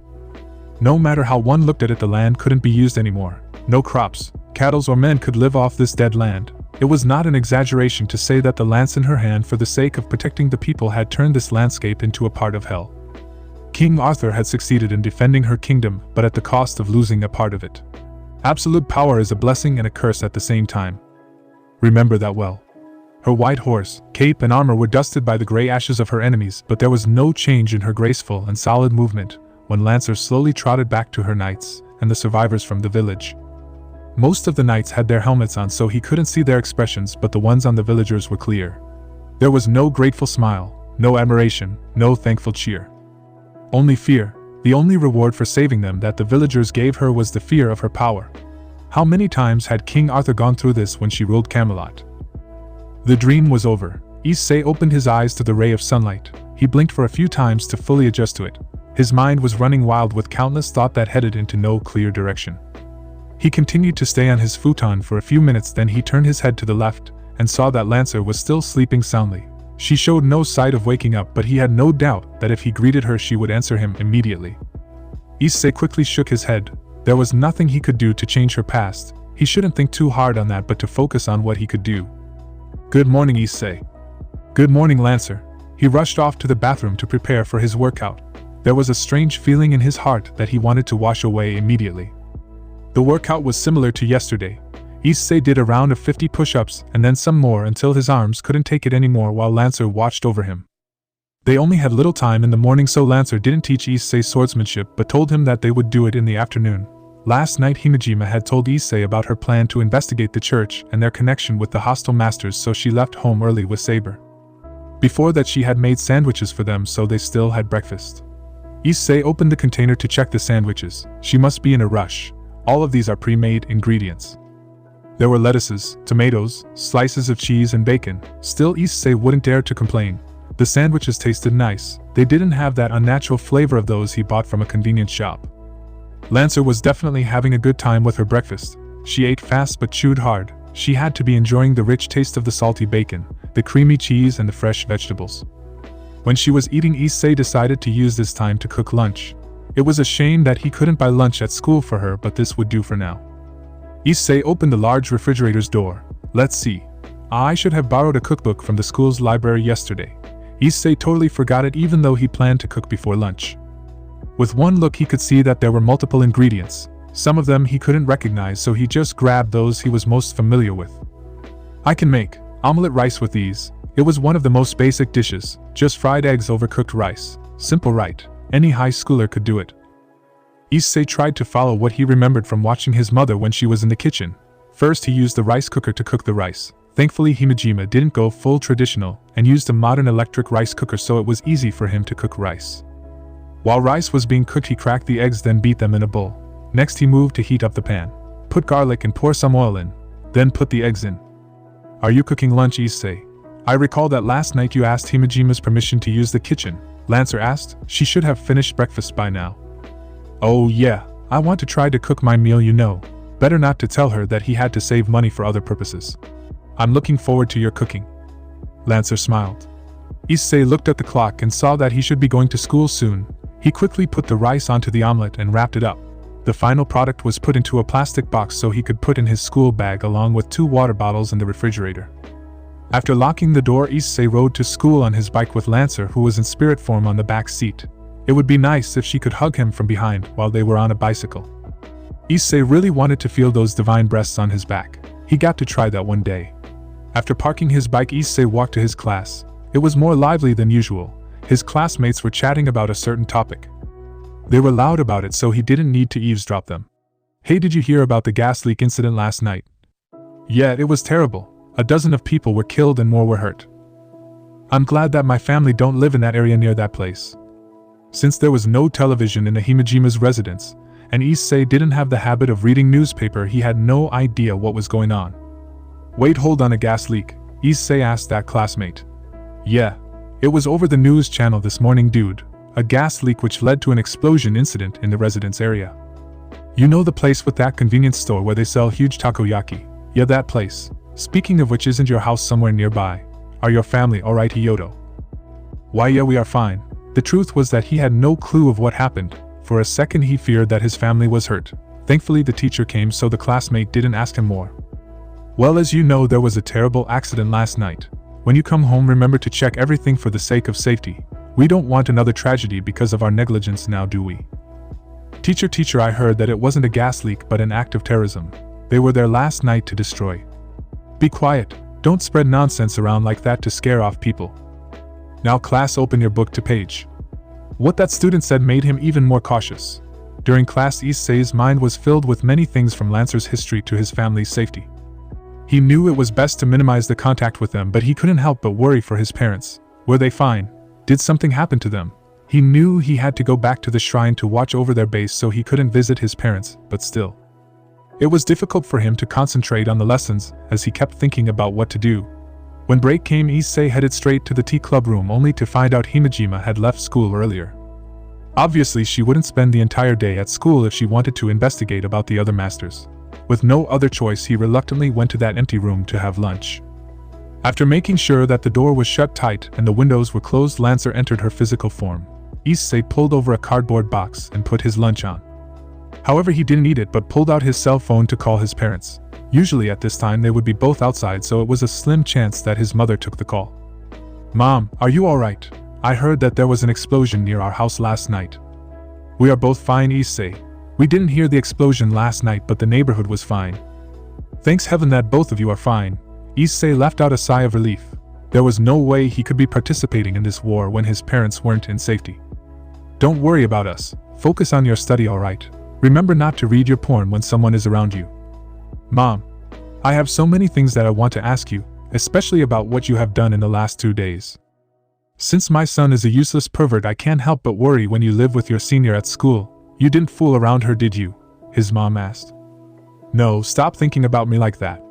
I gotta go shopping now, Issei. Remember to come home this weekend. If it's possible, do your best to invite the senior over for dinner. His mom said jokingly, then hanged up. He put his cell phone back into the pocket. Now that his parents were safe, he didn't have to worry too much about them. It's a good thing that your parents are safe, Issei. Lancer smiled to him. Thanks, although, well, I will think about it later. For now, let's dig in. Issei divided the omelette rice into 2 parts and gave 1 portion to Lancer. Now that he had a clearer view on his product, he could see that the omelette wasn't beautiful as he imagined. Some parts were overcooked as they had the darkish color. He also forgot to bring ketchup and soy sauce, so it was a bit bland to him. No, in fact it was bland because he forgot to season the eggs with salt. He just remembered the big parts and forgot the small details in cooking. Turned out cookery wasn't simple as he thought even for simple dish. When Lancer took a bite, he could only scratch his head in hoping that it wouldn't taste too bad for her. How is it? That was embarrassing for an attempt to impress Lancer with his cooking. It's not bad, certainly not something on Himejima's level, but it's much better than what I had back when I was alive. You have no idea when you had to go through the same tasteless dishes every day. Lancer took another piece of the omelette. For a knight it is important to eat. The nourishment and the life within the food remind him that he is alive. By consuming food he becomes stronger in order to protect what is holy and precious to him. That is my belief. However, the quality of the food we had was horrible. Actually, horrible isn't sufficient to describe the food. Even though I should be grateful that I had something to keep my stomach full, there was little joy in meal times. We had to resort to stuffs like vinegar to make some of the food edible, and really, Issei, I don't want to use vinegar as sauce anymore. Sometimes I became too worried that my people had to go through meals like what I had every day, and they still had to farm and work to keep up the tax. Lancer made a sad face when she told her story. It was hard to think that you could eat such nice food with multiple types of sauces to enhance the taste every day in this age. I'm glad that in the future people don't have to suffer the same thing as we did in the past. I see. Issei knew the food was crappy back in that age, but to hear it from Lancer really opened his eyes. Still, despite having terrible food, Lancer's body definitely had absorbed all the nutrition in the most efficient way so those breasts could grow to their maximum potential. Praise be the divine breasts of the king. I'm happy that my master spent his time to cook lunch for his servants, so please do not feel discouraged that your cooking skills aren't as good as Himejima's. If you keep learning with time, you will improve for sure. I will be looking forward to having the same dish when you have mastered the culinary arts. Her smile lightened up Issei's heart as they continued to eat. Because Himejima wasn't at school, the activities of the tea club seemed to be less lively. There weren't any loud chattings in the next room. They had finished lunch and started on their drinks. Occasionally he would glance at Lancer's face. The image of the people cowering in fear when Lancer came to them after the battle kept playing in his head. He wanted to hate them for doing that, rejecting their savior after she just saved them, but he couldn't. Because anyone would shake their legs in fear for their lives when they witnessed that display of power. The lance in the king's hand was a formidable power, the light that brought absolute destruction upon her enemies. There was no denying that she did a good job as a king to protect her people, and yet the people couldn't stop thinking that if they did something wrong they would be the next victims of that very same lance. It didn't matter if the king had no intention of punishing her civilians. People naturally thought the rulers with powers would lash out at them if they weren't pleased with what they did. They had no way to know what was on the king's mind, and neither the king was capable of completely understand her subjects. The people would continue to live in fear for their lives because of the enemies and the king. That was why, even though the king had fought hard to defend her kingdom, people wouldn't accept her with all their hearts. On that day she had the helmet cover her face, but it made Issei wonder what she was thinking when she saw the people she saved returned her with that kind of expression. Was she sad or angry? However, there was one certain thing. She must be hurt inside when they acted as if she were a brutal tyrant. Issei. Yes. What is it, Lancer? You seem to be in deep thinking. What is on your mind? I'm worried about the incident that happened last night near my house. Also, he quickly changed the topic. Earlier my mother told me to come home on weekend. It is not out of expectation that I should go home once in a while. However, I don't think this Grail war will be over by then. He scratched his head. I see. You are afraid that you might be spied and the hostile masters could take your parents hostages. Yes, currently we are living in that shrine for that very reason. I don't want my parents to get dragged into my problem. Anyway, let's leave it for now. I will think up something by the weekend. That was for the best. He wanted to hear good news from Himejima after her investigation, but to be frank, that was asking too much. It was hard to believe that they could defeat both Berserker and Assassin's masters before the end of the week. Issei, I have a question for you. Yes, please go ahead. He took a sip from his bottle. Issei, is there any accident like this one before in this town? I don't think so. This is the first time I heard that people died because of a gas leak. There weren't any accident as serious as this one before. Even the worst ones usually resulted in wounded. Then I am afraid that it's not a normal accident, Lance said in serious tone. What do you mean? We servants usually take mana from the masters and the grail, In a battle, the ones with more mana will have an advantage over the ones with less. As you know, servants use mana to move, to fight, to heal, to perform skills, and to use noble phantasms. Therefore, the ones with a lot of mana will likely win a fight. It is similar to resources such as ammunition or gas. Correct. But there are other methods to get more mana. One of them is murder. By killing human, servants can absorb their life force and gain a supply of mana. Issei was shocked to hear that. That's why my instinct told me that it wasn't an accident, but someone, could be a servant or a master, was going on a killing spree to gather mana to prepare for this war. But that means people will know about the homicide. The police would conduct an investigation and they won't. Remember why the church is involved in this Holy Grail war, Issei. It is their job to cover these cases. To the mages who only care about themselves, common folks are but a nuisance. If the action benefits them in certain ways, they wouldn't hesitate to deploy it. This gas leak incident did kill civilians. Forgive me, but it doesn't look like a coincidence when we are in the middle of a Holy Grail war. He couldn't believe it. It was one thing when the masters would use dirty tactics against other masters to get an upper hand, but to drag innocents in just like this was unbelievable. It was too cruel. The bell rang, so Issei hastily cleaned up his lunch to return to class, but he had no interest to focus on the lessons, not when he just learned that his parents could be in danger. He had met all the masters but archers, and among them it seemed like either berserker or assassin's master was the culprit if Lancer's instinct was true. The nun didn't look like someone who could harm a fly if she could help it. Caster might be a bit rude, but they were more of a naughty type who likely would pull a prank on someone than killing innocents. Besides, they should be using the ley line what in the hill right. No reason to kill people to gather mana, right? Archer's master. He had not met that one, so Issei had no idea.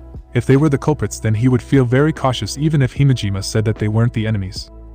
Sometimes he would look out of the window to see if there was any black cat, but there was none. Perhaps Caster and her master stayed true to their words of staying neutral until one side was weakened. When school was over, Issei was still debating what to do. It was impossible to tell his parents the truth, obviously. To convince them to leave this town for a few months or so would be insane. So, the best way to protect my parents is, he moved his bicycle to the school gate. Issei, someone is watching us, Lancer whispered. Who? He didn't search for that person, knowing that anyone would get suspicious if he acted out of place. That guy over there. If my memory serves me right, it is the same person who kidnapped you. He had a chill hearing that. Before that, mage had planned to kill him to summon a servant, and now he had come back. Issei had no doubt this guy was going to do something terrible. For now, let's lead him away from the school. Lancer, are you sure that guy is stalking us? Yes, he has just moved now. He's following us. Issei slowly rode his bicycle. There was no way he could return to the shrine now. If this guy learned about their base, then he could sell the information to the hostile masters. After all, Issei was the one who stole a servant from him. No way this mage would let him get away without a fight. Lancer, I'm going to get to the abandoned warehouse. When you see no one in the vicinity, go grab him. The hill was closer, but that was the territory of Caster now. They shouldn't cause a ruckus there if they wanted Caster and her master to keep up the neutral stand.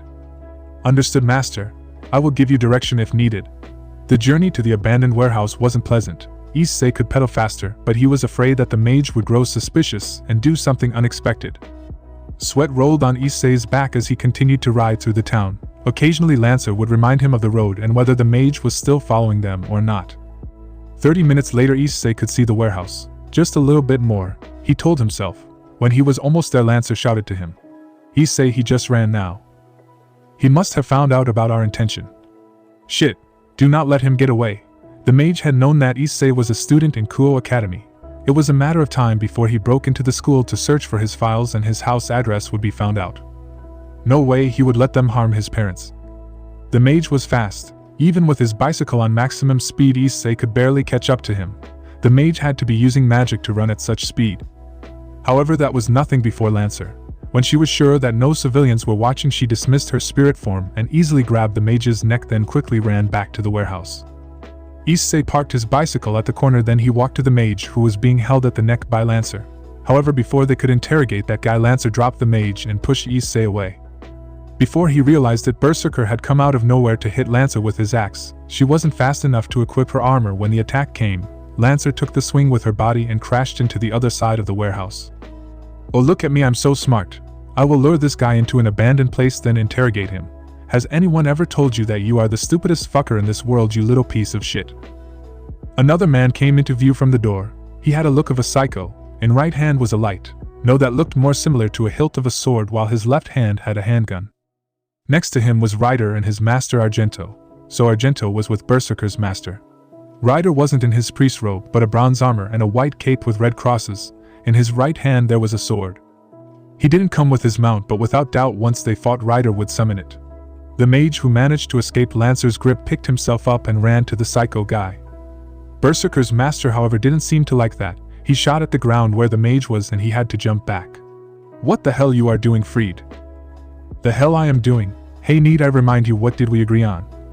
The mage seemed to want to kill Fried, but Berserker was right there so he couldn't. "Good. Remember that you are borrowing my servant so you could kill this piece of shit to take back your servant. But holy shit, how could a mage be so fucking incompetent that you lost to a shitty brat? Even rookie exorcist could kill this brat in 6 ways to hell." Fried laughed like a man. Even Argento became uncomfortable with his laugh. That wasn't my fault. I didn't plan to summon that servant. My catalyst should let me summon. But he was cut off as Fried shot him. The mage had no choice but to dodge and block the bullets with magic. Yada yada, oh just shut the fuck up. My servant will kill Lancer while you kill this guy. You can do that, yeah. No trouble killing a piece of shit, no, Fried said in an incredibly mocking manner. On Issei's side, Lancer had come back in full armor, but he had no doubt that her wound had reduced her combat capability. If only he knew it was a trap for Berserker to follow them, Lancer wouldn't take that sucker punch in order to protect him. Their enemies wanted the mage to fight Issei while Berserker took on Lancer. Issei knew the mage could kill him, and even if he couldn't, the psycho named Fried would just shoot him. He could only survive if Lancer protected him, but with Berserker as her opponent it would be almost impossible to do so. Berserker was strong. His stats proved that he could kill Lancer if she didn't focus all of her attention on him. Issei being a burden to Lance would end up killing them both. Therefore there was no time to waste now. Boost. He called out boosted gear and instantly activated it. Fatigue flooded Issei's body, he held it back. Fried had stopped laughing, and even Ryder had Argento stay behind his back when Lancer confidently stood with swirl of power around her. Berserker turned to Lancer with his axe and ready. Issei had no doubt the biggest player in this room right now was Lancer. They couldn't underestimate her now. "To me, Dust Stallion." Lancer grabbed Issei and jumped on the white horse that answered her call. Lancer knew he wouldn't be able to move when he used his sacred gear, so this was the best way to protect him. In her top form, Lancer wouldn't lose to any servant. Moreover, her horse would give her maximum mobility and momentum force. This was the same horse of the famous Arthur after all. Berserker grunted and dashed toward Lancer with his axe raised. What happened next was too fast for Issei to comprehend. All he saw was different images of Berserker being stabbed and flung away. He tried to block Lancer's attack with his shield, but it was easily pierced by her lance. Soon Berserker was on his last leg and his master Fried was definitely in panic. Ryder had already taken Argento farther from the battle between Lancer and Berserker. He was ready to defend any unwanted attacks from both sides. Fuck, where did you get this strength? The last time you could barely escape my Berserker, so what the fuck? How the hell could that twice critical of yours do all this shit? Lancer charged into Berserker again, but this time Berserker slammed his axe hard to the ground. The quake halted Lancer's pace a bit, and Berserker was able to use that chance to escape her finish move. He landed not far from the mage and Fried. Berserker wasn't in good condition anymore. Issei and Lancer knew if they could just hit him one more time he would be out of the battle. "By this command spell I order you to use your noble phantasm," Fried screamed. Berserker let out a shocking scream as he spun his axe into a black and red tornado. Somewhere in that tornado the mage was caught in the middle and shredded into minced meat. Fried had run away to Ryder and Argento's place first to avoid Berserker's attack. He cared not for the life of that mage. However, that move wasn't needed. A noble phantasm right now would be overkill. Both Issei and Lancer fell on the ground as the white horse disappeared. The time was up, the boost went away, and so did Issei's boosted gear. He could hear Lancer's heavy breath under her helmet, yet she didn't give up. She quickly put him behind her back and stood up to face the incoming tornado. Issei glanced to his left and saw his phone had been crushed. It had flew out of his pocket when he was on Lancer's horse during their fight against Berserker. He couldn't call Himejima for help now. Lancer didn't have enough strength to block or parry that attack from Berserker. Even if she was in her top form, the best thing she could do was to avoid it. However, she couldn't afford to do it. If she dodged the attack, Issei would get torn into pieces. Her current strength and agility didn't allow her to carry Issei and dodge the attack. If she did that, both of them would die in vain. That's why, to charge forward was the only way to get out of this alive. Their objection was to survive, and Lancer would make sure to complete that order. She raised her lance toward Berserker and ran into Raging Tornado. When Issei saw that, he knew what to do. "By this command spell I order you to use your noble phantasm lancer," he screamed. The command spell on his left hand burned for a second as the lance in Lancer's hands unraveled itself. Ranga Miniad. Yes, it was just like his dream. Lancer became one with her shining lance as she crashed into Berserker. A second sun appeared inside the warehouse, albeit smaller. When it died down, only Lancer remained. Berserker and a large area of the warehouse had been burned to little particles. They had finally defeated that monstrous of a servant. However, their victory didn't come without a price. To charge into a murdering tornado was unthinkable. Lancer was heavily wounded, blood was dripping all over her body. Her armor had too many cracks to count, and a large chunk of her helmet was gone. Her legs was shaking and she couldn't hold her lance properly. It was only her will that she could stand up to continue to protect Issei. Bang, bang, bang. The first thing Lancer did afterward was to block Fried's gun as he aimed for Issei. Even when she was almost out of mana, Lancer could casually kill Fried with little trouble. Issei wouldn't worry about that now. He had other things to worry about. Fuck, fuck, fuck. How did you fuckers kill my Berserker just like that? Fuck, now that bitch is going to scream into my face for days. Fuck. And what the fuck are you two fucking doing? Go kill that guy, he told Ryder and Argento. That was what Issei feared. If only boost lasted longer and Lancer managed to kill Berserker without resorting to her noble phantasm, then they could still use it to defeat Ryder. Issei had no idea who was Ryder. No, even if Ryder wasn't a famous servant, Lancer had no chance to come out of this alive. Argento mumbled something. Issei couldn't hear her. She held her cross in her hands and looked down as Ryder walked toward Lancer, who was breathing heavily. I'm sorry we have to fight in this state. If it's possible, I would like us to engage in combat on horses. May God have mercy on you and forgive me for this. He raised his sword. I will be going out from the start to finish this as fast as I can, Ascalon. Ryder pointed his sword at Lancer as some kind of magic hit her. He then rushed toward for the kill. Lancer tried to use her lance to block his sword, but he pushed it away and slashed through her belly. GH. Lancer jumped back to avoid Ryder's second attack, but she wasn't fast enough as the last of her helmet and armor was crushed by Ryder's sword. Issei used the last bit of his strength to crawl to where Lancer was. He knew it would be useless. A normal human couldn't do anything to a servant after all. He knew Ryder's sword would just cut through his body and Lancer if he took the attack, yet he couldn't stand it.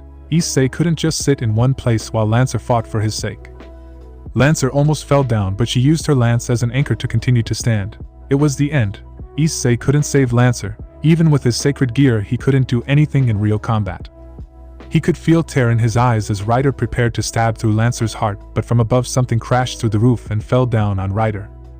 Immediately he jumped back and used his sword to block the newcomer's flurry assault on him. Ryder, Argento called out to him. Come forth, Bayard. A horse appeared behind Ryder, and he jumped on it. Ryder returned to grab Argento and ran away. Now Issei noticed that Fried wasn't in the warehouse anymore. Bastard had escaped like a rat. Sorry I'm late. Let me carry her back to the shrine. You are not going to chase them, Saber. It was Saber who came to their rescue. No, if we chase after Ryder, you two might get killed by assassin. Himejima appeared. Saber quickly carried Lancer and Hiyoto back to the shrine. I will try my best to heal her. When they returned to the shrine, the first thing Issei wanted to do was to sleep, but he couldn't do that. He forced himself to stay awake despite the headache to watch over Lancer. She had saved his life again and again. There was no way he could act selfishly when she was on the verge of death. Himejima removed Lancer's shirt. Underneath it was a huge wound that was darkened by blood. She pulled out multiple pieces of charms to heal Lancer, but Issei couldn't see the gap of the wound closed. He was hoping that it was because he was tired that he couldn't watch the healing process properly. Himejima continued to use her charms and several kinds of magic to heal Lancer for almost an hour, but it didn't look positive at all. When she was done, Himejima let out a sigh. Sorry, Hiyoto. I have tried my best, but her wound, it looks like a curse. Ryder's sword has done something to Lancer that my magecraft can't heal her. I understand. Himejima and Saber then quietly left him and Lancer in his room. Obviously to them it was the last moment for Lancer. Issei bit his lips. Why he was so useless. It was because of him that Lancer suffered. He was too weak. He couldn't contribute to the fight. Now Lancer lay on the futon. Her beautiful face winced from the cross-like gash on her body. A servant used mana to heal, but Issei's was too pathetic and he couldn't provide enough for Lancer.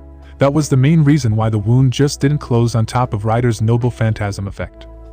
For a moment Issei fell into despair as he watched Lancer slowly die away. He screamed from the bottom of his heart that he would pay for anything to save Lancer. I see. Issei looked around for the source of the sound. Do not worry, it's me Drake. Your desire has reached the sacred gear and allowed more freedom to me so I can see what's happening now. Drake, please tell me if there is a way to save Lancer, please, I beg you. These wounds, they are from a Dragon Slayer weapon. Who did you fight against? It was Ryder. I think he said Ascalon when he attacked Lancer. That is the name of the Dragon Slayer sword of St. George. No wonder why she is in such bad state. To someone like Lancer, Dragon Slayer weapon is a bane that she must avoid if she doesn't want to suffer heavily. He had no idea that Ryder had such a noble phantasm. Anyway, can you save her? Please just say it. I will accept any condition. Issei became more impatient when he sensed Lancer's breath became weaker. A devil could save her, potentially. However, you don't have anything to pay for that devil and at worst you could lose your soul. Another method would be sex. What? You didn't hear it wrong. The semen is a clump of mana and you can inject it directly into her body to provide resources for her body to heal. Sex with Lancer would be amazing, but no way he could agree to it. Certainly Issei did have such a fantasy because Lancer was a beautiful girl. However, he didn't want their first sex to be like this, not in this state when Lancer was on death's door. He didn't want to just have sex without love. Besides, he was sure Lancer wouldn't agree to do it with someone like him, and with her wound she could be hurt more if they did it. Or you could wank it off and make her drink your semen, that also works. Is there really no other way? He decided to ignore the dirty idea of having sex with Lancer. There is. But you will have to face a consequence that lasts as long as you are alive. Tell me about it. I am not joking when I said the word consequence. You should not take this option lightly. How far will you go to save this person before you? I will remind you that you could still hide in one place to survive this war without her. Issei glanced at Lancer's painful face. He remembered her smile and their moments together. There was no way he could back down if he could save this wonderful person. It would be pathetic if Issei couldn't risk his life like Lancer had risked her life for him. For her, anything. Chap 8. It was the same night Ryder took his master Artoria back to their base. They arrived around 10 minutes before Fried's return. The psycho murderer stuck out his tongue like a dog. He had to run all the way from that warehouse back to this place with all he got. His speed was no match for Saber, so even if he slowed down a second she could easily cut him into pieces. It was by luck that they didn't decide to chase after him. Why did you come back like rats? Where's that mage? Didn't you tell me he would join us after killing Lancer? They were greeted by a black-haired woman who Ryder didn't want to be nearby at all. If he could, he would kill her immediately along with Fried. It was for the sake of his master that he had to work with these heretics. Well, you see, Fried began to tell the black-haired woman what happened. Of course, he hid some facts such as how he had to run away like a coward. What, you said that berserker was killed? Hey look, it wasn't. You let your servant get killed right after a week. Oh, it's just a fucking useless dunce. Stop acting overdramatically. But Fried was slapped on the face so hard he crashed into the wall. Do you have any idea how many problems you just give me by letting they kill berserker like that, you piece of shit?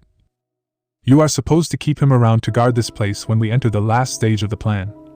The woman who berated Fried conjured a light spear and threw it at him, but Fried managed to dodge the attack. He quickly wiped the blood on his face and laughed.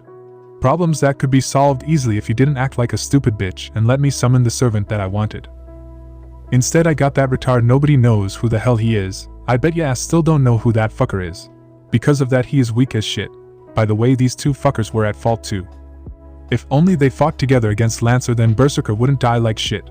Fried pointed his fingers at Ryder and his master Artoria. Don't be stupid, Berserker was actually a famous Viking when he was alive. Someone like you who never bothers with studying obviously has no clue who he is. Even if he is not strong in this land, he would still be useful as a meat shield. You want to blame me for giving you that Berserker? Blame yourself, you scumbag. If you didn't arrive late when we started the ritual to summon Berserker and Assassin, you could have gotten what you wanted. Anyway, we made Berserker stronger by applying a more powerful mad enhancement on him. In combat, he would find it hard to distinguish between allies and enemies. That's why it's better to have Berserker fight alone. The woman then glanced at Ryder. Did you kill Lancer before Saber jumped in? My noble phantasm gave her a fatal wound. Even if she miraculously survived that attack, Lancer wouldn't be able to do anything within 1 to 2 weeks at least. Ryder confirmed. That's right. His noble phantasm allowed him to cast dragon straight onto the target, then let him inflict massive damage since his sword Ascalon was a dragon slayer sword with anti-dragon attribute. Indeed, only a miracle could save Lancer from that wound. As expected from St. George, you show no mercy on the enemies. That woman faked a smile. Ryder couldn't help but feel disgusting toward her. By the way, you said that Lancer used her noble phantasm. Did you recognize what it is? It's Roll something. TCH, what a shitty name for a shitty ultimate move. Fried scoffed. How incompetent. Tell me, Ryder, what was that noble phantasm? Ryder shook his head. He knew the name of that noble phantasm and recognized what it was, but he wouldn't tell the truth to this woman. Besides, he wasn't sure which heroic spirit Lancer was, since the legend he knew and the reality he faced didn't match up. Lancer could be a less famous servant who had inherited that lance from her family. Nonetheless, if he could keep it as a secret to save Lancer and her master's trouble, he would do it. I see. It's not that important anyway, since Saber might be a bigger problem for us. You two go take a rest then. Since Berserker is dead, we will be hiding for some time before moving to the next stage of our plan. The enemies knew your true name, so it will be better not to engage in combat in the meantime. Hey, what about me? How long until I can summon the servant that I want? Fried whined. What about you? Oh, now you talk as if you were some big shot who had done a great deal of task and deserved a reward. Do you mind if I remind you that you just lost to a kid who only managed to awake a twice critical of all things for a few days? The woman glared at Fried. But that was not a twice critical. That useless shit cannot beat anyone. Sacred gear grows accordingly to the user, but as we confirm that he is just a normal human without any training or magical heritage. Even the strongest Longinus would be useless in his hand. His servant just carried all his works and she is incapacitated now. The fact that you lost to him means you are treating this war like a game, which actually isn't something new with your personality. She shrugged. Oh come on, you know we need all the servant that we can get, and hey, that's right. What if those brats use this chance to summon a new servant? You don't want to deal with 3 servants, right? Fried started to use his begging tone, which only made him more pathetic. They won't. There's no way that wench will teach the brat how to summon when his servant just conveniently dies. Killing off your competitors is a must in this war. If you think that kid is a threat, then we can just send a message to the Mages Association that he has a mutated sacred gear. That's one ticket to put him in their lab. The woman laughed at that idea. They always want to conduct more experiments on sacred gear, those lunatics. But we still need a berserker to guard this place when we enter the last phase. Come the fuck on, just let me summon my fucking dream servant. Summoning a new berserker, maybe. But you won't be the one who gets to be the master, seeing that you failed your task to keep him alive. Caster should be joining us soon, since the other side will only have 1 servant left. Nobody has seen Archer, but given that our base is heavily protected, we cannot be sniped unless we step outside without any defense. Who is the servant that you keep saying that you want to summon anyway? Hey, that's a secret. You will be surprised when you learn that my servant is the strongest, Fried boasted loudly. Then keep it to yourself. Now I have works to do. But Fried was cut off again as the woman quickly went away, uncaring of what he wanted to say. Ryder quickly took Asya back to their room before they had to listen more to Fried's whine. At first his master wanted him to have his own room, but he refused. Ryder would never leave Asya alone, not when they were with these wretched heretics. He had a feeling that if he was to leave Asya alone, she would be hurt, and he wouldn't be there right on time to save her. I'm sorry, Ryder. You have to do all the hard work for me. It is of no concern, master. Please do not worry about me. Asya bowed down her head. Ryder knew with her personality she would feel extremely guilty for what they did to Lancer and her master. If Fried wasn't there, she would offer to heal them both even when they were at war. She was not cut out for this violent conflict at all. Sister Asya, let us pray to the god. He patted her on the shoulders. This too must be a trial from God that we have to do our best to overcome. Ah yes, Ryder, yes, let us pray to the god. His master needed the grail. Perhaps there would be a better way to achieve it without relying on that woman. The loss of Berserker was a blessing in disguise. Without another servant acting as a combatant, it should be easier for Ryder to make his move. However, they were forced to fight Lancer and her master. He had little hope that Lancer would survive the morning after. In the beginning, when they met, Ryder wanted to avoid fighting those two. But what's done was done. Ryder would need a new plan if he wanted to protect his master. He kneeled down together with Asya, and both of them prayed to a small cross in the room, the only one that didn't get destroyed in their base. May God give us salvation. A dream could occur the moment one went into sleep. It was difficult to know when the dream began. Usually one only knew after spending an uncertain amount of time in that dream. Currently Lancer was experiencing such thing. She found her at an unfamiliar park, a place that she had never visited when she was alive. Because of their connection, it is possible for masters to see the memories of the servants in dreams and vice versa. It was the same reason on how her master figured out her true identity. Lancer looked around and saw that it was the Kuoh town. The appearances of the houses didn't change that much, so it was easy to recognize them. It was a nice morning. She couldn't feel the atmosphere, but she knew it was a warm spring day. There were 2 children playing in front of her. With one look, Lancer instantly knew the brown-haired one was her master. The other one should be his childhood friend. "I want to be a hero. I will defeat the evil and protect this world," her master declared. He raised his sword toy up to show his determination. It was a childish yet innocent attempt to impress his friend. Together they shouted and began to fight to defeat an imagination evil villain. Lancer smiled. It was a pleasant dream. In fact, all the dream about her master up till now had been normal. To her, the experience was similar to reading about a daily story of a common family in a peaceful age. She was glad that Issei had a happy childhood.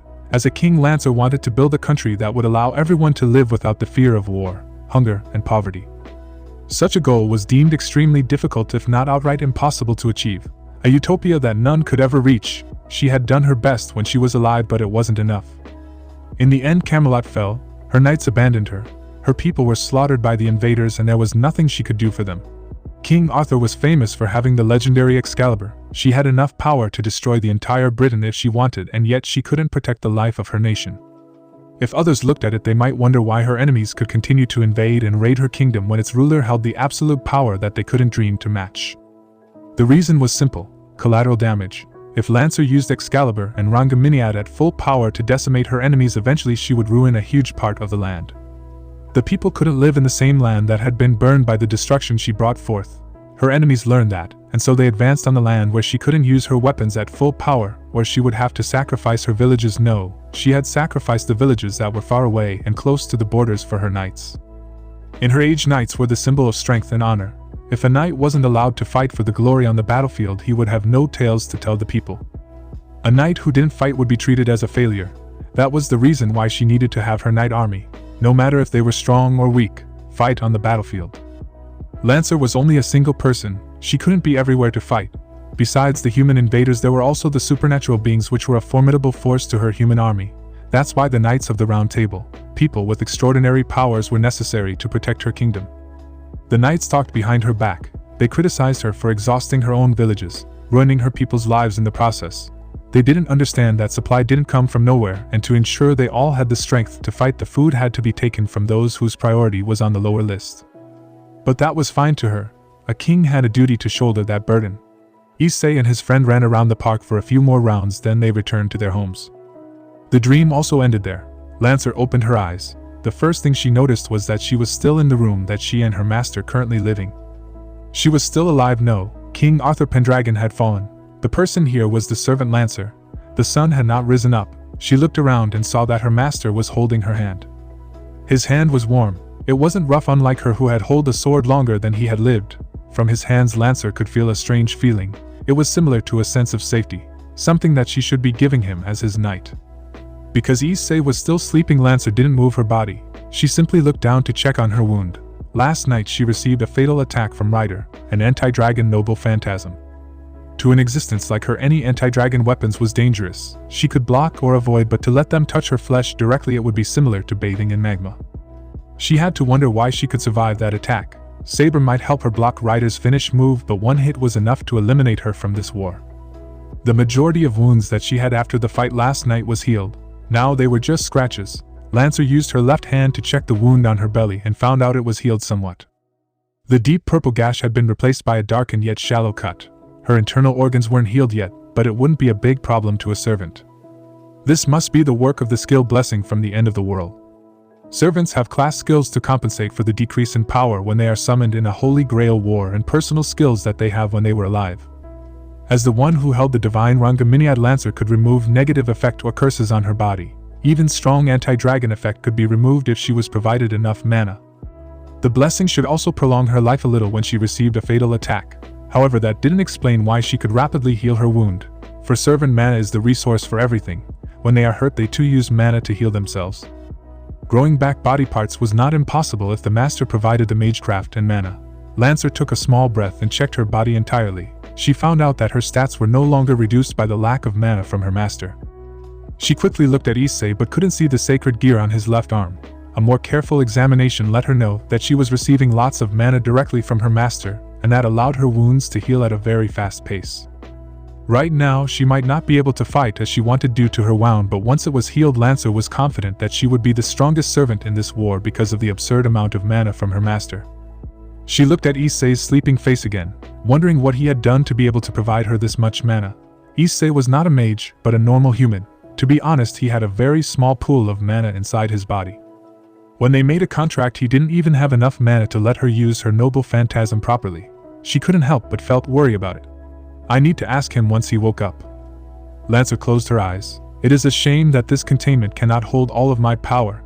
If I had my dragon core, the demand of mana from combat wouldn't be a problem. They continued to sleep in their room until it was almost noon. Lancer was the first to wake up again with her master opened his eyes a few minutes later. Good morning, Issei. Lancer, you are alive, Lancer. Issei wanted to hug her, but he just remembered that she wasn't healed yet, so he settled for a light touch on her shoulders. I was worried that you wouldn't wake up. Calm down, Issei. I am here. Yeah, he looked at her in teary eyes. I thought I could never see you again. I am fine. This wound might hinder me, but it shouldn't prevent me from fighting. Rather, I have a more important thing that I need to know. Tell me, Issei, what happened and how did you save me?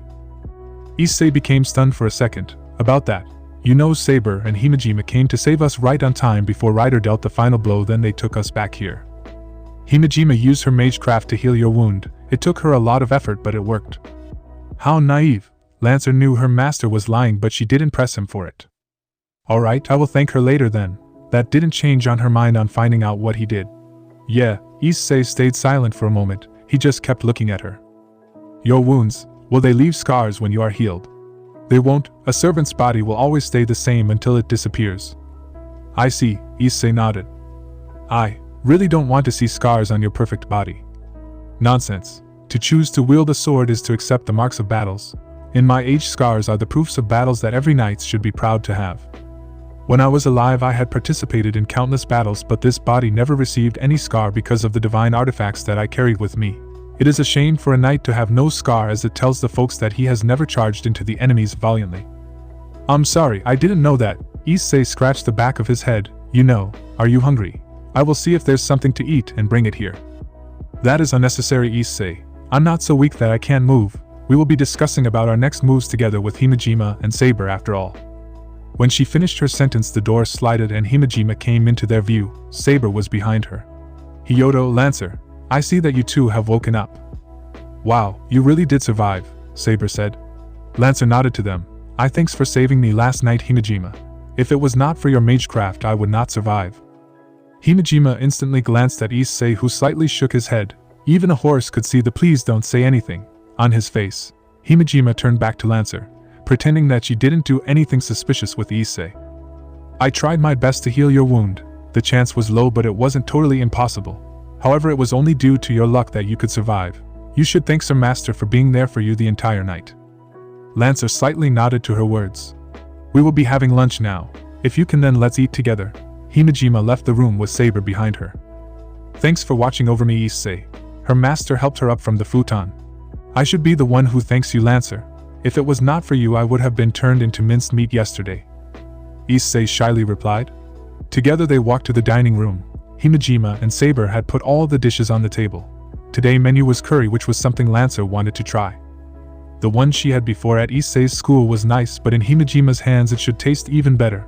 For normal people, the digested food would turn into nutrition and went into their blood, but for servants, food simply got turned into little drop of mana, hence why even if her internal organs weren't completely healed, she had no problems eating. This dish is really delicious. I never had curry back when I was alive. Saber took a large bite. I agree. Getting summoned in the modern age where people can choose to eat many things is certainly a nice perk. Lancer gave her bowl to Himejima for another refill. Yes, snacks are easy to get, meat is in every meal. The future of Japan is bright. Himejima had a small smile when Musashi continued to eat. It seemed that she had cooked more today. On her right side, however, Issei didn't eat much. He only had one bowl with some curry. His movements were also slower than usual. What's wrong, master? Oh, sorry, the food tastes great. I'm just feeling a little lightheaded, so I can't eat much. Probably because I messed up my biological clock. He finished his bowl, then went to wash his face. When lunch was over, they began the discussion. As we know, last night Lancer had defeated Berserker, so that's one less servant we have to worry about. On my side, the investigation didn't go well, Himejima said. What did you find out about the connection between the church and the masters of Berserker and Assassin? Lancer asked. The priest at the church, Father Valper Galilei, is certainly hiding something.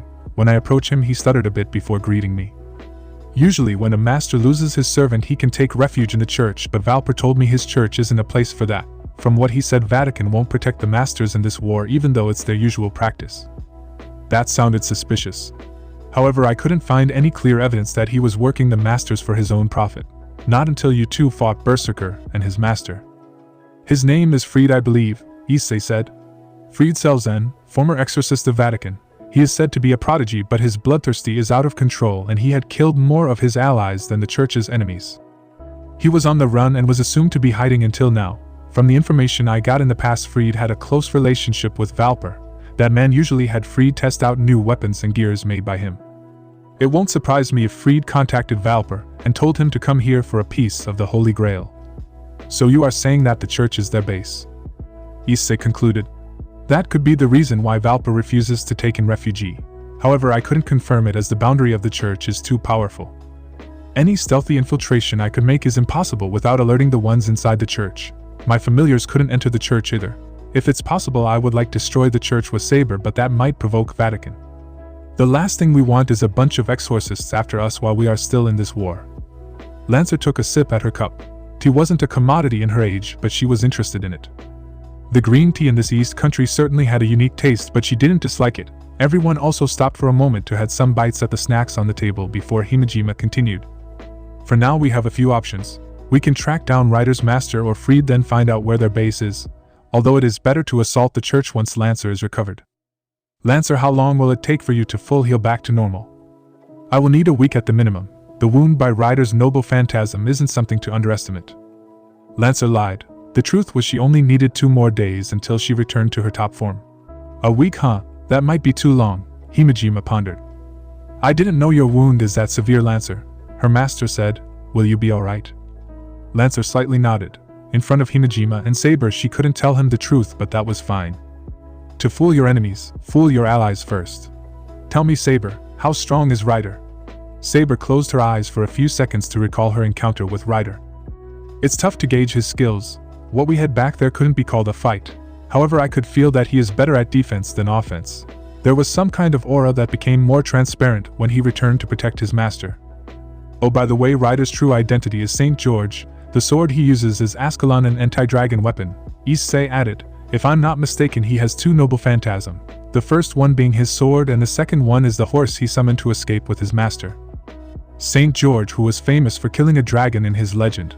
Lancer had to be careful in their next encounter if she wanted to win, though she didn't expect her master to know about the true name of Ryder.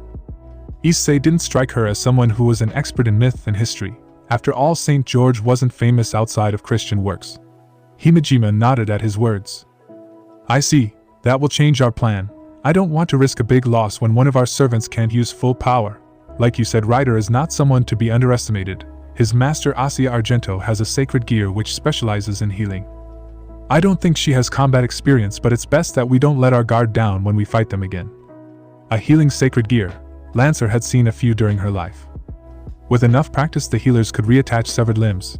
Ryder without doubt would rely on her for healing any of his wound. The fastest way to defeat him would be killing the nun before they could react. Lancer doubted her master would approve of that, however. Issei Argento. To be honest, I kinda don't want to fight her. She doesn't look like a bad person. Issei frowned. She might have a kind heart, but her servant won't hesitate to cut down your servant Hyodo. Besides, her allies are Fried, an insane exorcist. I doubt Assassin's master is a decent person when their signature attack is a torture device. An innocent doesn't work with sociopaths. When she enters this war for the Holy Grail, she has accepted any risk of death, Himejima said in a flat tone. I suppose you could just kill Ryder and capture the nun if you wish not to kill her. Issei clicked his tongue, but he didn't object to Himejima's solution. Our second option is to kill Castor and her master.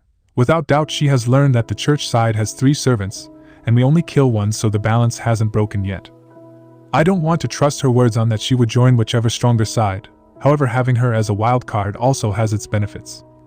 One thing I have been wondering, you said that Archer's master isn't our enemy. In that case, where is he and why isn't he working with us? Lancer asked. Archer and his master, you just need to know that they are not your enemies. They work from the shadow and will aid us when the time comes. But that only made Lancer had bigger suspicious on those two. There's no telling if Archer truly wouldn't snipe her or her master when they weren't looking. Himejima had to be hiding something when she barely gave out information about Archer. Since you are not combat available, you two should take a rest. I will get you a permission to be absent from school for this month, or at least until this war is over. We will see if I can figure out where is Freed's base in the meantime. Himejima began to clean the table. That's right, Himejima, Issei said in a hurried voice. Could you please go to the school and remove the address on my school's profile? Yesterday a mage managed to find out I'm a student at Kuoh High. I think they will sooner or later search for my file to learn where I live. Don't worry, Hyodo. I have changed the address and telephone number on your profile with fake ones since your arrival. I know it's your best interest not to endanger your parents because of some unwanted mistakes. Thanks. Say, Hyodo, do you have any plan to visit your parents? Himejima suddenly asked Issei. Oh, now you mention that, I do need to visit them this weekend. Issei scratched the back of his head. I was wondering how I should convince them so I don't have to. Don't use this time to visit your parents, she firmly said. Both Issei and Lancer were surprised by that. Is that okay? I mean, shouldn't I hole up here since Lancer is injured? It won't be a problem. Himejima shook her head and collected the last cup of tea on the table. The enemies will think twice before they make a move on you, especially when they just lost Berserker. The first thing they will do is not to attack you but to make sure it's not a trap to bait them. By the time they make a move, Lancer should have recovered to protect you. Besides, if you have time, you should definitely visit your parents, spend time with them, talk to them about your days. That's what a son should do, you never know. Anyway, that will be all. Himejima quickly left the dining room. Saber didn't follow her but continued to stay. She was surprisingly quiet, however. Well, I will be leaving too. Feeling a little sleepy here. Issei excused himself then left for his room. Lancer quietly followed him. When they were back at their room, Issei fell on his futon immediately. Sorry, Lancer, even though we have a promise to train in the afternoon. Your health is more important, Issei. Last night must be tough for you, so take a rest now. We can start our training later. Then her master just slept. Lancer took a deep breath. She sat in Saiza position on Issei's left to watch over him in silent. There was a change in Issei, small as it was. Lancer's instinct told her that it was the reason why he could provide her lots of mana to recover. She waited until she was sure that he had fallen into deep sleep that she lightly touched his left arm. I seek of you, the legend of Welsh, please appear and tell me, what has my master done? Sacred gear evolves accordingly to the desire of the possessor, more so when one is under pressure. Lancer had a reason to believe that Issei's had grown enough to be able to reply to others. She had never seen a sentient sacred gear in her life, but magical artifact with a soul inside wasn't uncommon in the supernatural world. Greeting the once and future king. I see that you want to find out why you are still alive, replied the dragon in an old and thick accent. It was strange for her to talk to the Welsh dragon in this state. When she was born, the Red Dragon Emperor had long disappeared. She once believed he had migrated to the reverse side of the world after his duel against his rival the White Dragon Emperor, until Merlin told her it was more complicated than that. To think the famous phantasmal beast had been turned into a sacred gear for human to use. Yes, before my master Issei was but a normal human. His mana was so low nobody would ever think he could become a master in a holy grail war. I know he is hiding something from me, but for sake of his survival I need to know the truth, Lancer stressed. Of course, that boy is not going to fool anyone when he wears his heart on his sleeve. If she could see the dragon, she imagined he would nod his head sagely. As you know, the modern human produces mana through magic circuits. For a commoner, it is no surprise that he barely has any magic circuits, thus can't provide a large mana supply for a servant. Moreover, you were heavily wounded. The moment you ran out of mana to heal yourself, you would disappear. That is not what Issei wanted to happen. Which means... Lancer raised her eyebrows. My power boost allows me to double anything. Issei used it to artificially increase his magic circuits, permanently. Lancer was shocked to hear that, but doesn't that mean?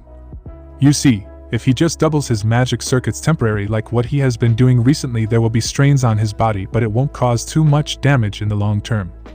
However, to increase one's magic circuits several folds is an unnatural thing. Magically or not, it is impossible to grow more magic circuits when one grows up in the first place. By permanently increasing his magic circuits, he has effectively cut down his lifespan. It is a price he has to pay to store more mana in body. There was nothing she could say, or rather whatever she said wouldn't be enough to return Issei's lifespan back to normal. She had to accept the sacrifice he made for her. Don't be too hard on yourself. It was a choice that he made consciously. I see, she nodded. Thanks for telling me, Red Dragon Emperor. You can call me Drake. If there's nothing else, I will go back to sleep. That will be all for now. Lancer didn't want to trouble the Legend of Welsh with trivial questions. The room fell back into silence. The only notable sound was the breath of Issei. Lancer looked over the sleeping face of her master. She recalled the first time they met at that abandoned house. Before her was a young boy, injured and powerless. It was only due to the command spell on his hand that she knew he was her master and not the Westerner mage. When she explained the Holy Grail war to him, her master told her she should find another person to make a contract. The knight in her saw him as a coward for not stepping up to face the challenge to reap the reward and bask in the glory of victory. The king in her understood why a civilian wanted nothing to do with danger, especially when he himself had no special power, training, or a combat duty to fulfill. Lancer, however, still chose him to be her master. There were 3 factors that made her do so. First, he understood what he was, a commoner, nothing more, nothing less. He wasn't so arrogant that he believed he would win the Grail if he just had a powerful servant. That meant he would listen to her advice. It would also be easier for her to convince him to follow her ideas than working on his own. Second, his mana was subpar. He couldn't provide her enough mana to execute her noble phantasm properly. This meant when they cut the contract, she would have only little time to find a new master. Lancer wouldn't risk it, at least not until she had found a decent mage. When she met Himejima the first time, Lancer had considered to ask Issei to terminate the contract to become her servant. It was by chance that Himejima was the master of Saber that she never mentioned it to him. Her honor would be tainted when she broke the oath to protect Issei, but for the sake of her goals she would gladly accept it. Third, when the now dead mage summoned her, she saw nothing from him that could be the catalyst belonged or had a connection to her. That meant Issei was the catalyst himself. Over the time many things could happen. Her master might be a descendant of one of the Pendragon, seeing that her father wasn't a faithful man to his wife. Or he could have a sacred gear which was related to the Knights of the Round Table, a sword that was thought to be forged from the same material as Caliban and had the same functions, for example. If she could unlock his potential, they would gain one more advantage in this war.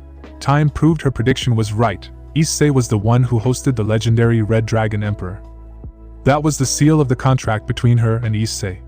To use a commoner for her own benefits wasn't something Lancer was proud of. She was a king who had ruled Britain for years. Manipulating others was but one of her methods in kingship.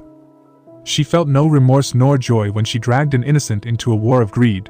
In her mind, her kingdom was far more important than the life of a stranger in a strange land. It was inevitable that the master had to pay a price when he was below mediocre yet kept participating in a supernatural conflict. Lancer moved her hand over Issei's head. She gently caressed his hair. Issei himself might not realize it, but he had the right idea. To be the last one standing is to win this battle royale. If he chose to hide in his basement until one servant was left, her job would be easy. Because she had taken up an oath to protect him, none could call her a dishonored knight by hiding in one place. At the moment, however, Himejima and Saber were the bigger threat to Lancer. Truth to be told, when they formed an alliance, Lancer wasn't entirely comfortable with it, but since Issei was more vulnerable for being a commoner, it was the best option for them. To her, Himejima was someone she could work with but not someone to trust.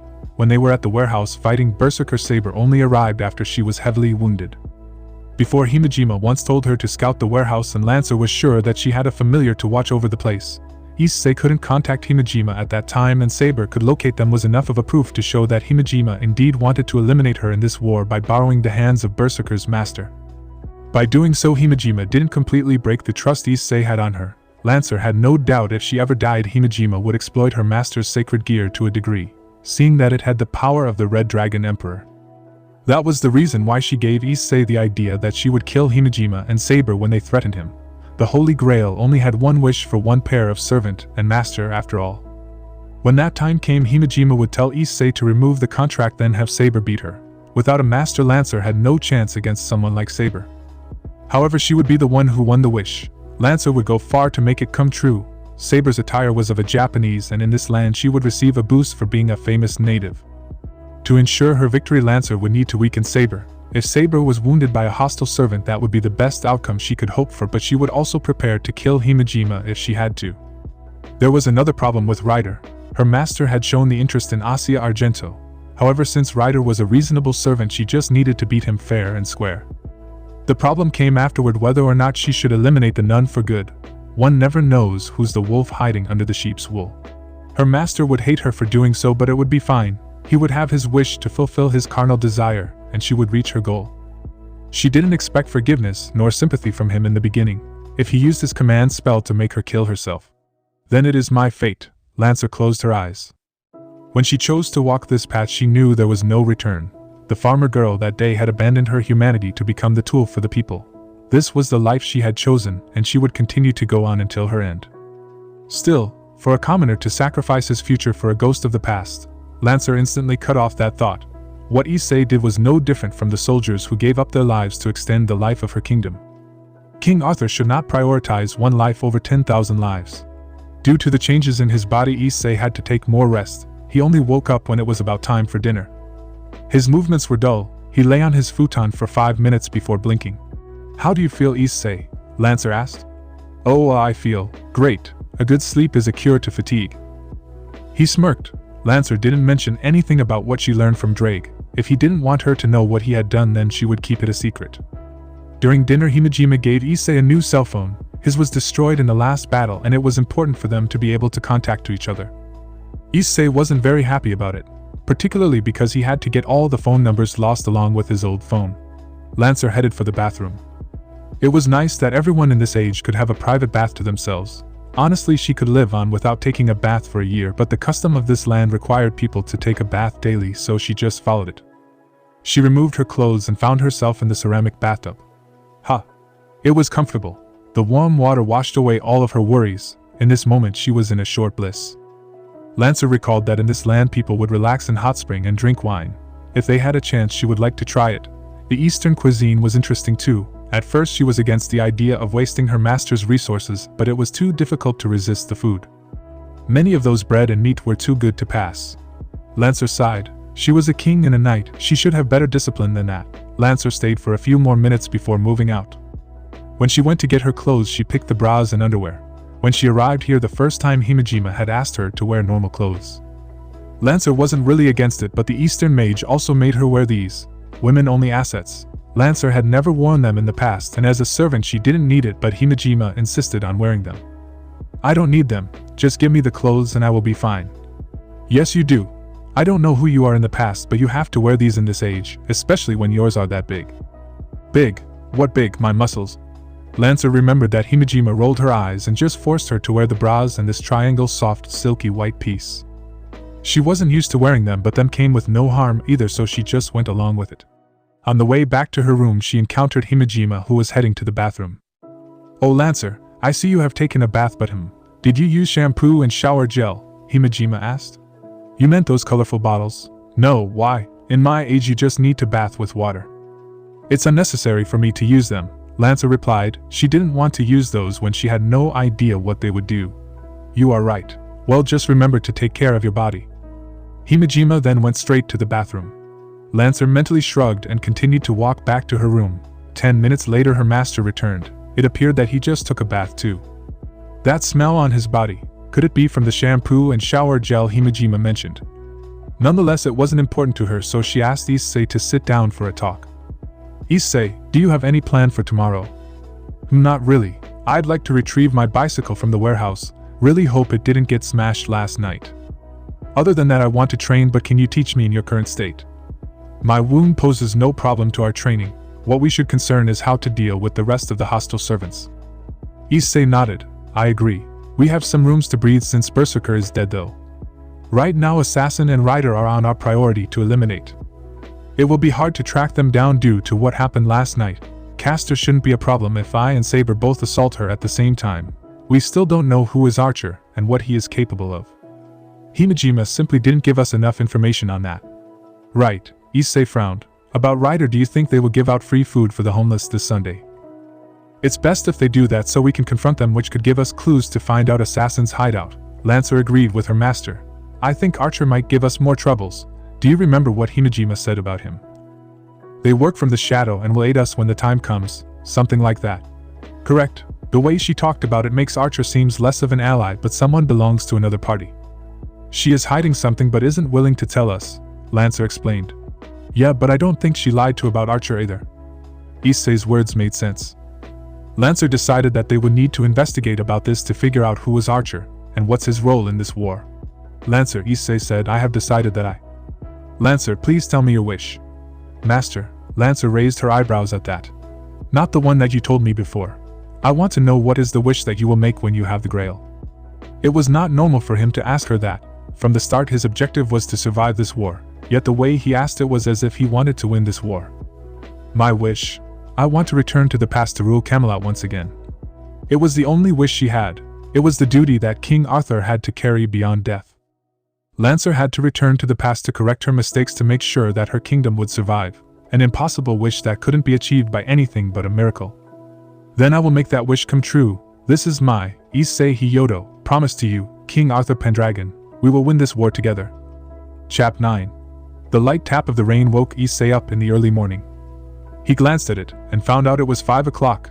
Outside the sky was still dark. The only sound he could hear was the rain. Issei turned his head to Lancer and saw that she was still sleeping peacefully. Her chest moved only a little when she breathed. They had been together almost a week, yet Issei's heart still skipped a beat when he saw her this close. For a second Issei wanted to just stay in his room to look at this beautiful goddess, but he knew he had more important things to do. Your body has slowly adapted to the new changes. It should be fine to engage in heavy activities now. The dragon spoke to him through telepathy. I see. Thanks for reminding me that, Drake. Good morning, Lancer, Issei lightly whispered. Good morning, Issei, she answered him instantly. Now Issei truly believed Lancer never actually slept, or maybe she was so good she could hear everything and respond to them even when she slept. Master, for what reason you are up this early? I need to train my body. Issei quickly made his bed. I'm still too weak to support you in battle, and I doubt in this state I could fight any master who knows how to fight. It was true. Before in their fight against Berserker and his master there was nothing he could do. The reason why he wasn't killed by that psycho was Lancer protected him all the time, even after she was heavily wounded. If Issei wanted to earn the grail, he could not afford to hide in his hole. He needed to fight to win this war. Lancer accompanied Issei to the training room, which was quickly cleaned after a few minutes. With the newfound strength in his body, Issei did more than 100 push-ups and sit-ups with ease. Lancer was mildly surprised by what he could do, but she didn't trouble him with questions. After his warm-up, Issei turned to Lancer. Okay, Lancer, let's begin the training. Lancer nodded. She came to the stand to pick up 2 wooden swords and gave Issei one. Alright, Issei, first I need to know what you are capable of. It is impossible to teach you advanced techniques with such short time, but at the very least you will understand how to survive a battle after our training. Issei gripped the wooden sword hard. He carefully observed Lancer's stance. His experience with Saber told him that he should never underestimate ancient heroes in the past, even if they were training. Even the weakest servant is better than him in both experience and power. Lancer would hold back her power, yet she wouldn't hold back on her skills. Currently Lancer was holding the sword in both hands. The tip of the sword was raised a little over her head. Lancer was taller than Issei, so in this stance she could easily chop down on him. Issei moved straight to Lancer. He couldn't see any weak point in her at all, so the only thing he could do was to rush in to do the largest damage. He aimed for her neck. If he moved his sword to the left side of her sword, then she would have to hit him from the right. Issei would just have to look out for that to dodge the attack in time. However, before his sword could come close to Lancer, he was hit from the left shoulder. The attack was so strong Issei lost his momentum and slided on the floor. His sword barely touched Lancer's leg. A direct attack like that would result in defeat. Issei, you are not experienced enough to avoid a counter, and not fast enough to surprise your opponent. Lancer calmly said. She didn't wait until Issei recovered to assault him with a barrage of slash, stab and bash. Her attacks were complex, but they were more simple than what Saber had shown him. If Saber's attacks were similar to a rainstorm, Lancer's was akin to a tsunami. They were fast and heavy. Issei could barely block or dodge them when Lancer kept hitting him. Still, Issei didn't give up. Even when Lancer's wooden sword hit his body multiple times, he tried to block or dodge what he could and return the attacks, which were easily parried by Lancer. 2 hours later, Issei had several bruises on his body. His grasp on the wooden sword was weak. His legs were shaking and he was breathing heavily. The floor was drenched in his sweat. In contrast, Lancer looked like she was just enjoying a walk in a park. Not a single wrinkle could be seen on her white shirt, and her breath never changed after 2 hours of sparring. Let's stop here, Issei. Lancer lowered down her sword. You should be taking a short break to recover. She came to take his wooden sword, then put them back on the rack. Thanks, Lancer. Issei inhaled a large amount of air, trying to cool down his body. He sat down and leaned on the wall to rest his body. A minute later, Lancer returned with some water for him. He thanked Lancer and received the cup.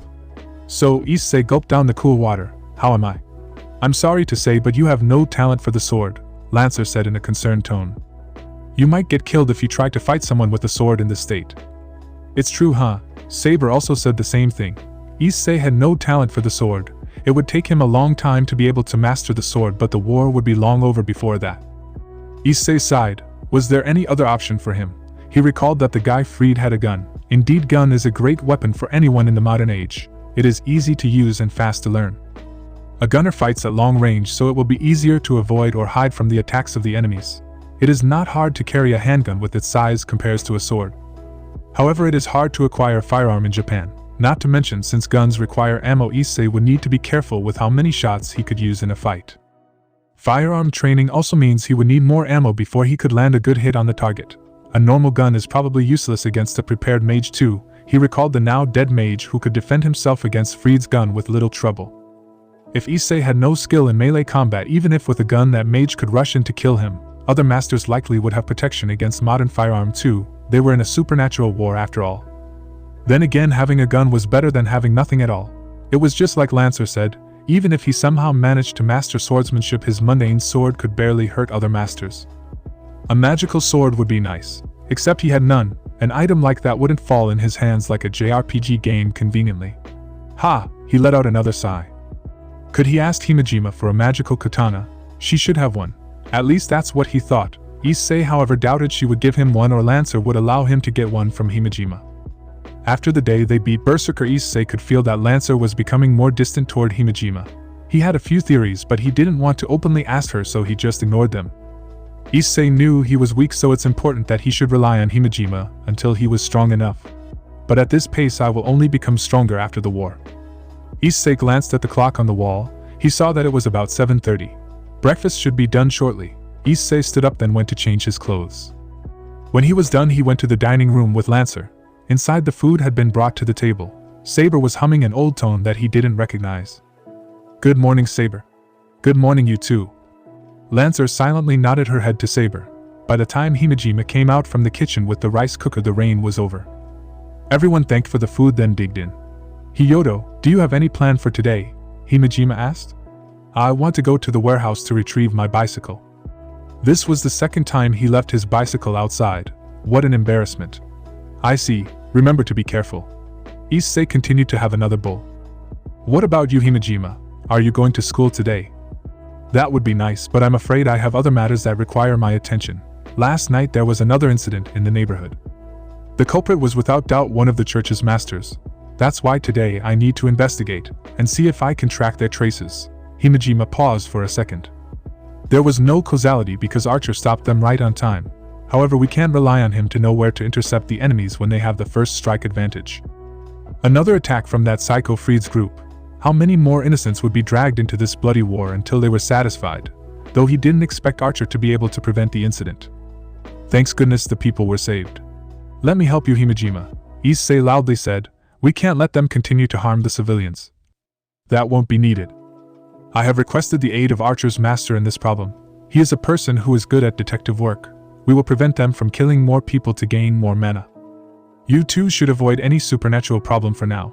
If we catch Freed and his cohort on the street, Saber will make sure to kill them. I can promise you that. So Himejima had decided to work with Archer's master today. Issei couldn't help but felt curious toward that pair of servant and master. Both he and Lancer hadn't met them. Even though Himejima said that Archer wasn't an enemy, Issei also knew what Lancer told him made sense. It was because they did not know who was Archer that they had to be careful with him. Issei nodded to Himejima's words and finished his breakfast. He helped Himejima wash the dishes and bowls, which surprisingly she allowed him to, unlike the last time. We will be heading out then. Issei quickly went back to his room to take his jacket. He and Lancer began to walk to the warehouse, which was quite far from the Himejima's shrine. The ground had many spots due to the morning rain. Some small puddles of water were here and there on the path they walked. Issei carefully avoided those. Lancer was in her physical form, so it would be bad if he accidentally stepped on the water and dirted her clothes. At 8 o'clock in the morning there were a lot of people on the street, mostly students who were going to school along. Fortunately they were from a different school, so none of them stopped by Issei to ask him why he didn't go to school today. However, a lot of people turned their heads to look at Lancer. It was uncommon to see a blonde foreigner in this part of the town. Naturally people would take a look when someone like that walked around here. Issei felt his cheeks heating up a little when there were so many eyes on them, even though he knew they were all looking at Lancer. He stealthily glanced at Lancer to see if she was uncomfortable, but there was none of that. Lancer held her head high with pride. She didn't return the gaze to anyone, but there was no sign of arrogance in the way she looked. The king treated the attention given by the citizens naturally. Issei sped up his walking speed. He wanted to quickly get to the warehouse, then returned home. Lancer kept up with him with no trouble. An hour later they were almost there at their destination. Luckily for him, the area around the abandoned warehouse was deserted. It should be here. Yet there was no warehouse. The entire site was devoid, as if nothing had been built in the first place. No way. Issei looked at the vacant land. My bicycle. It's not here. No matter how hard he looked, he couldn't see anything resembled his bicycle, or the leftover of the abandoned warehouse. Previously, the fight against Berserker caused the destruction of the warehouse but didn't break the entire thing down. Yet now there was nothing here. Lancer came to the place where the abandoned warehouse was to take a closer look. Looks like the site has been cleaned up. There are some traces of magecraft here and there. Either the church or the Mage Association had sent people to clean up the aftermath of the battle the day before yesterday. She turned back to Issei. Looks like they have disposed everything that could be used as evidence of the battle. It is unfortunate, but your bicycle must have been taken away too, Issei. Issei shook his head in disbelief. What am I gonna do now? Dad won't forgive me if he finds out I lost the bicycle. Is it important to you? Lancer asked. It wasn't the latest model or expensive when he bought it, but it was my father's gift to me when I passed the test to Kuoh High. Issei hated himself for losing such an invaluable gift from his father. This wasn't the first time he ruined his father's good intention. Damn it. I don't have enough to buy a replacement either. His saving could barely allow him to buy a second-hand bicycle. Even if he was to sell his Eroge collection, it wouldn't be enough. Issei, do you happen to know somewhere that you can gamble? He unconsciously replied in confusion. I ask if you know a place where you can gamble. Do you know gambling? Lancer asked him again, this time in serious tone. Gambling? Well, I think I know some places. An hour later they were at a racecourse located in a nearby town. Because Issei wasn't an adult and Lancer didn't have an ID, they couldn't get into a casino. A horse racing racetrack was the most suitable place for their circumstance. You can see which horse to bet on that. Issei pointed at the large chart. They were sitting in the middle of the rows. From here he could barely see the number on the jockey's shirts, but to a servant it wasn't a problem at all. Lancer observed one race to get the idea how it worked. She then looked at the chart thoroughly before turning to Issei. Buy me the ticket of the 59. Lancer said. Will this really work? Even if he said so, he still followed her decision. And the horse number 59 did win the race. Issei couldn't believe it even when they announced the result. Lancer didn't seem to worry about that. When the board showed the next selection, she told Issei to buy the ticket for the next horse. He simply obeyed her. He couldn't remember how many races had passed, but by the time it was over, the people who sat around them had been following Lancer's choices. I heard that they have this kind of gambling here. It sure is interesting.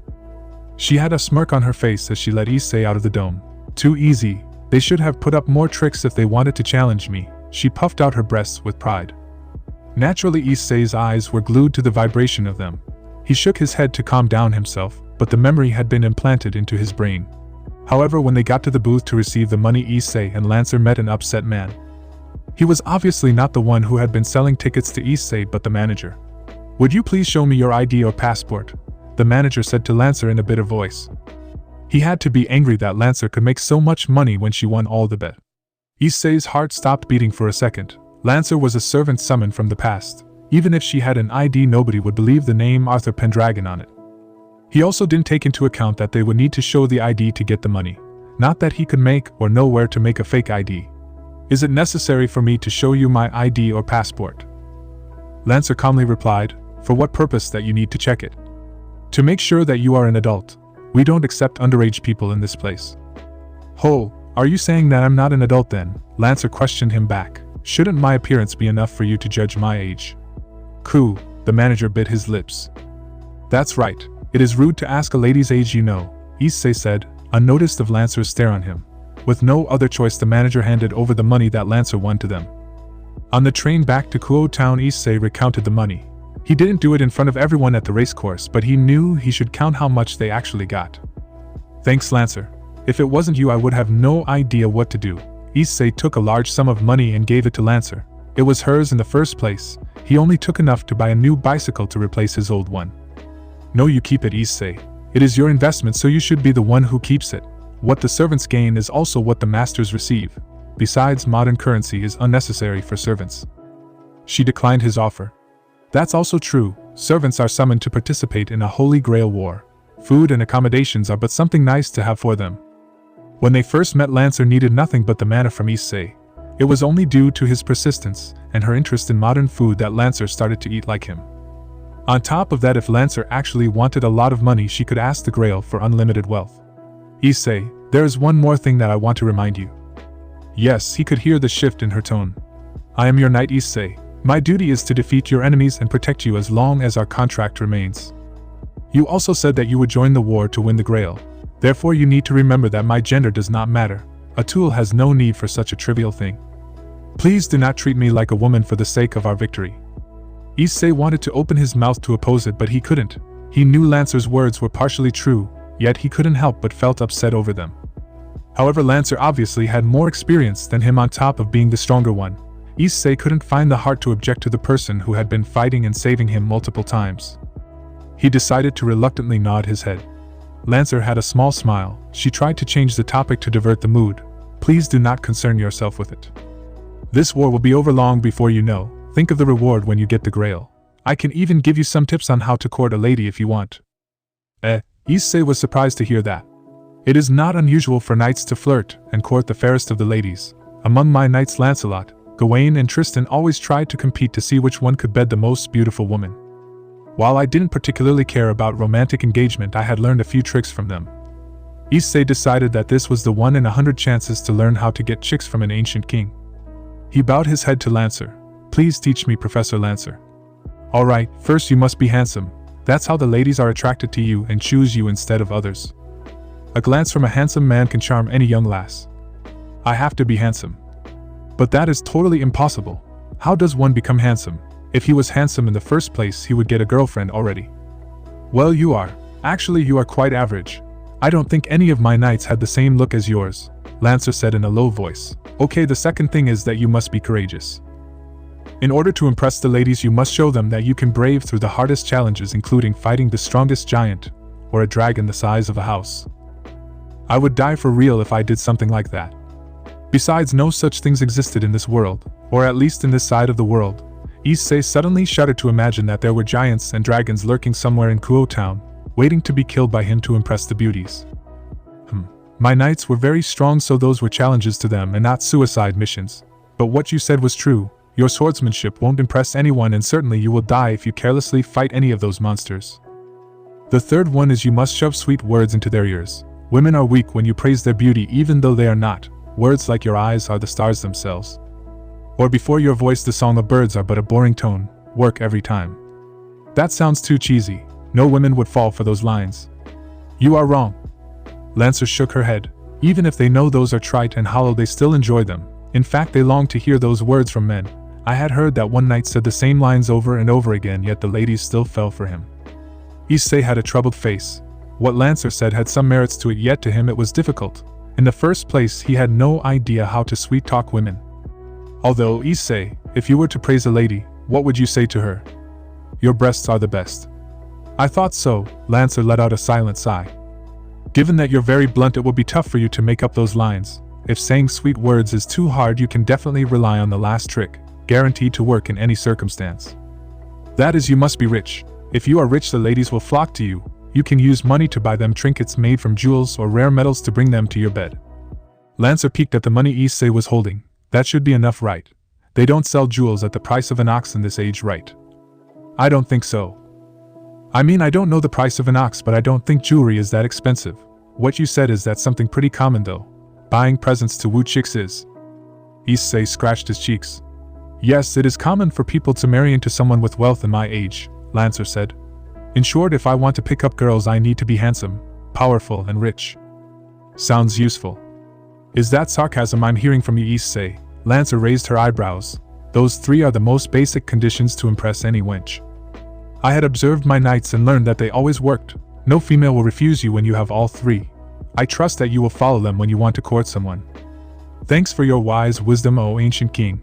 Issei also wanted to ask her how many girls Lancer had succeeded in using these 3 tips, but then he remembered how King Arthur died, so he shut his mouth fast. He also sincerely doubted they could help him win her heart. Lancer had a disapproving glare at Issei but said nothing. The train took them back to Kuoh town a little past noon. Usually Issei would have lunch at this time in school. However, he would be absent from school for days, so picking food at the canteen wasn't an option. Issei believed Lancer wanted to try more types of food at the school, but for now let's eat something else. Lancer, do you want to try steak? Issei gave her a can of tea bought from the nearby vending machine. It's a dish which the chef puts large piece of cooked meat on a hot pan, right? It certainly sounds interesting, but Issei, don't you need to buy a new bicycle? Or you are planning to buy it in this town? Lancer took a sip at her can. Then let's go. About the bicycle, I will go to the mall to buy one tomorrow. Taking such a large amount of money to the mall would be bad. Issei too took a sip. If the salesman found out he had a lot of money on his body, he might pull out a trick or two to make him spend more. Issei wanted to avoid that. The steakhouse was 20 minutes on foot from the train station. It is a popular place for both students and adults. The price is reasonable and the quality of the food is good. Issei believed it was in the top 10 of the best restaurants in Kuoh town. I have come to this place a few times with my friends. Issei led Lancer to a table for two. As expected, a number of people were drawn to Lancer when she stepped into the restaurant. She didn't care about the stare of the people but didn't give out an arrogant air either. Her body language was graceful, even when she just looked at the menu. Issei, on the other hand, had to face the full cold glare of almost everyone. He was pretty sure that they were bad-mouthing him with their murmurs. It couldn't be helped when he was sitting on the same table as someone as beautiful as Lancer. He tried to ignore them by looking intensively at the menu. I'd like number 12, Lancer pointed at the image on the menu. As for how it should be cooked, I will pick raw. It was the largest one among the steak. Issei wasn't really surprised when Lancer wanted to eat that one. When they were waiting for their meal, Issei asked Lancer, "Earlier in the race course, how did you do that? Did you observe the body of the horses to know which one would win the race?" Issei still found it hard to believe she could win multiple bets just like that. He could only come up with the conclusion, which was because Lancer had taken care of the horse in her past, she could determine the strength, speed and stamina of the horse. From analyzing the strong and weak points, she predicted which horse would win the race. It was true that I had observed the horses before making my decision, but it wasn't the most important factor, Lancer sagely said. Then it was instinct. Instinct, Issei repeated in confusion. Yes, instinct, Lancer replied in serious tone. Instinct is the most powerful skill, Issei. I see, so it was her sixth sense. Issei recalled servants had a stat called luck, which could also be a factor in how the world revolved around what they did. What Lancer did earlier was a combination of instinct and her luck, which allowed her to win multiple bets in a row. That wasn't something a normal human could possess. Issei thought he could learn a trick or two from her, but looked like the method wasn't for someone like him. The dishes were brought to their table 5 minutes later. It seemed that Lancer was given a priority by the manager of the restaurant. If it had been Issei, he would have done the same thing to impress this foreign customer too. Lancer used the knife and fork to cut and eat the meat naturally. She was a Westerner, these tablewares should be more familiar to her. How is it? Delicious. Even in the rare feast in my castle, food with this quality was extremely rare. It is truly great that I have a chance to taste the achievement of the modern age, Lancer said happily. Her hands moved in rapid movement to cut the meat and bring the piece to her mouth. She finished hers faster than Issei's.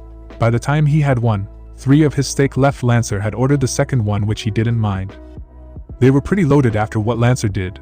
Issei was glad that she could enjoy this life, especially when once her wish became true, Lancer would be thrown into a chaotic world. When they were about to leave, the manager asked if they could take a photo of Lancer. In return, they would give her a special coupon so she could come here to eat for free in a month. It was essentially a way to promote their restaurant. I see, when will we take the photo? We will just take the photo with this lady here, the manager said in a way so Issei wouldn't be included. That was expected. After all, if a pervert is on their ad, the reputation of the restaurant will drop. Then I will have to decline your offer, Lancer said. She quickly walked out of the restaurant with Issei behind, who had an apologetic expression. You don't like to take a photo with them, Lancer? He asked timidly. I don't like it when they give my master unjust treatment when he is the one who pays for the meal, she answered in a straight voice. My image is not something they can buy without respect for my master. Thanks, Lancer, Issei muttered so she wouldn't hear him. They headed straight to the Himejima shrine. When Issei knocked on the door, he was greeted by Saber. It looked like Saber and Himejima had returned before them. Issei took a 10 minutes rest and went to the training room with Lancer. Let's begin. Even though Issei said that he didn't know what kind of training Lancer would give him, he had accepted the fact that he had no talent for the sword, so it might be better to train in something else. However, before Lancer said anything, the door was slided. The two of them were greeted by Saber. I have come to help you train. Yesterday wasn't good because you slept all day long, but today should be fine, Saber said cheerfully. Lancer narrowed her eyes when Saber just came in casually like that. We have no need for your input in my master's training. She flatly declined Saber's offer. Oh ho, Saber faked a surprised voice. So you are planning to train him? You, a Westerner, plan to teach a person from the East in your style? Yes, even if my master is terrible, I can teach him how to fight. Your presence here is unnecessary, Lancer boldly said. If you question my skill, then I will have you know that my swordsmanship is second to none. Saber chuckled. You who summoned as a Lancer claim that your skills are better than mine, a proper Saber. Please stop joking before you embarrass your master more. But Lancer wasn't joking. Between the two servants, a killing aura could be seen by an amateur like Issei. Both of them really had no intention to back down from their points. Say, Lancer, why don't we have a sparring to see whose skills are better? Why, I will even give myself a handicap and just use one of my arms. Otherwise, when you lose, you will complain that your class is not the most optimal one, so you can't do your best. Fine by me. Don't cry when you think your flashy Eastern swordsmanship is inferior to mine, Lancer coldly replied. Please stop, you two. Please do not fight. Issei jumped between them. Do not step into this matter, master. Let us decide who will be the one to train you through combat. Lancer had already drawn a wooden sword from the rack. Please stop, Lancer. It is me that you should focus on because I am the one who needs training. Can we at least listen to what Saber said before anything else? Issei begged. Lancer looked like she wanted to decline, but Issei still blocked her, so she calmed down for a second. Sure, let us hear what Saber wants to do with you. She lowered down the sword but didn't put it back yet. Thanks. Now Saber, what is it that you want to help me? Issei quickly said. Saber didn't seem to want to lose a chance to test Lancer, but she released her fighting intention. Alright Issei, first summon your sacred gear. Issei focused his thought on the red gauntlet to make it appear on his left arm. Other masters will have a weapon or a type of magecraft that can be used in combat. Compared to a normal person who got dragged into this war, you only have this sacred gear. Therefore you will focus on how to make it your weapon. Saber did a stance. Follow my lead. Issei lowered the center of his body and pulled his arm back next to his belly. Hand-to-hand combat is only useful if you can enter a melee range. I suggest you start working your legs out so you can close in faster, Saber continued. This gauntlet is very durable. If you are under long-range attack, use it to protect your face and body. The enemies will find it hard to break the gauntlet to harm you. However, since the gauntlet can only cover a part of your body, remember to look out for attacks that can go behind or over your gauntlet. Now do a straight punch. Issei used his left arm to punch the air like Saber said. No, that punch is too weak. When you punch, you need to twist your arm. The rotation will increase the speed and power behind your fist. Don't just use your arm muscles but your back and waist muscles too. Here, look at me and repeat it. They continued to train until Issei grasped the basic of straight, jab, bash, hook and uppercut attacks. Saber then had him practice those for the rest of the time. Occasionally she would give him more advices on how to use which attacks in which circumstances. By the time the sky turned dark, Issei's body was dripping sweat. That's it for today. The next time we will be training for footwork. After we cover those, we will be doing mock fights which will help you experience how to use your moves. Saber patted his shoulders. You did it good today. You might not have a talent for a sword, but you sure have a knack for hand-to-hand combat. Thanks, Saber. It was Lancer who stood up to come to Saber. Certainly my master is better at this style of fighting more than swordsmanship. If I offend you before, then I'm sorry for my unbefitting actions. Saber waved her hands. Don't worry about it. You just wanted to help your master the best you could. If you want to make up for me, then pay for a bottle of sake will be the best. She sighed. My master doesn't have any liquor, and she doesn't give me enough to buy them either. Sake is a Japanese rice wine, right? If it's possible, I'd like to try it. Lancer also showed interest in sake. Since they had money now, that shouldn't be a problem. Saber, I'm curious. You guys worked with Archer in the morning, right? How was he? Issei asked. He tried to return his breath to normal. Archer is His long bow is definitely something you see from the west. He was good at tracking. Stuffs like trails left behind were quickly discovered by him. Saber pondered. Though we couldn't even see his face under the shadow of his hood. However, that guy for sure is not someone who is good at a direct fight. I have a feeling that he is more of a hunter and assassin than a real archer. Now that was interesting. The difference between a hunter and an archer could help them determine the real identity of Archer. Well, his master is not a bad guy, so you guys shouldn't worry about it too much. To be honest, I'm more interested in you. Saber turned to Lancer. Servants who claim that they are both good at spear and sword are rare. To test my skills against the sword master of the West is one of my dream. Lancer, when the time comes I want to clash my swords against yours. Me too. It will be an honor to fight you, Saber. She had a proud smile on her face. Saber laughed. My master will be angry if we fight when we are allies. Your wounds also prevent you from fighting at your best, so that will be boring. Let's do it when our enemies are defeated. She then quickly left the room. Issei sat down on the floor to rest for a short time. It didn't hurt him, but the training sure was exhausting. Lancer went to get him a cup of water. So Lancer, what do you think of it? Can I make it if I do what Saber said? It's certainly better than fighting with a sword.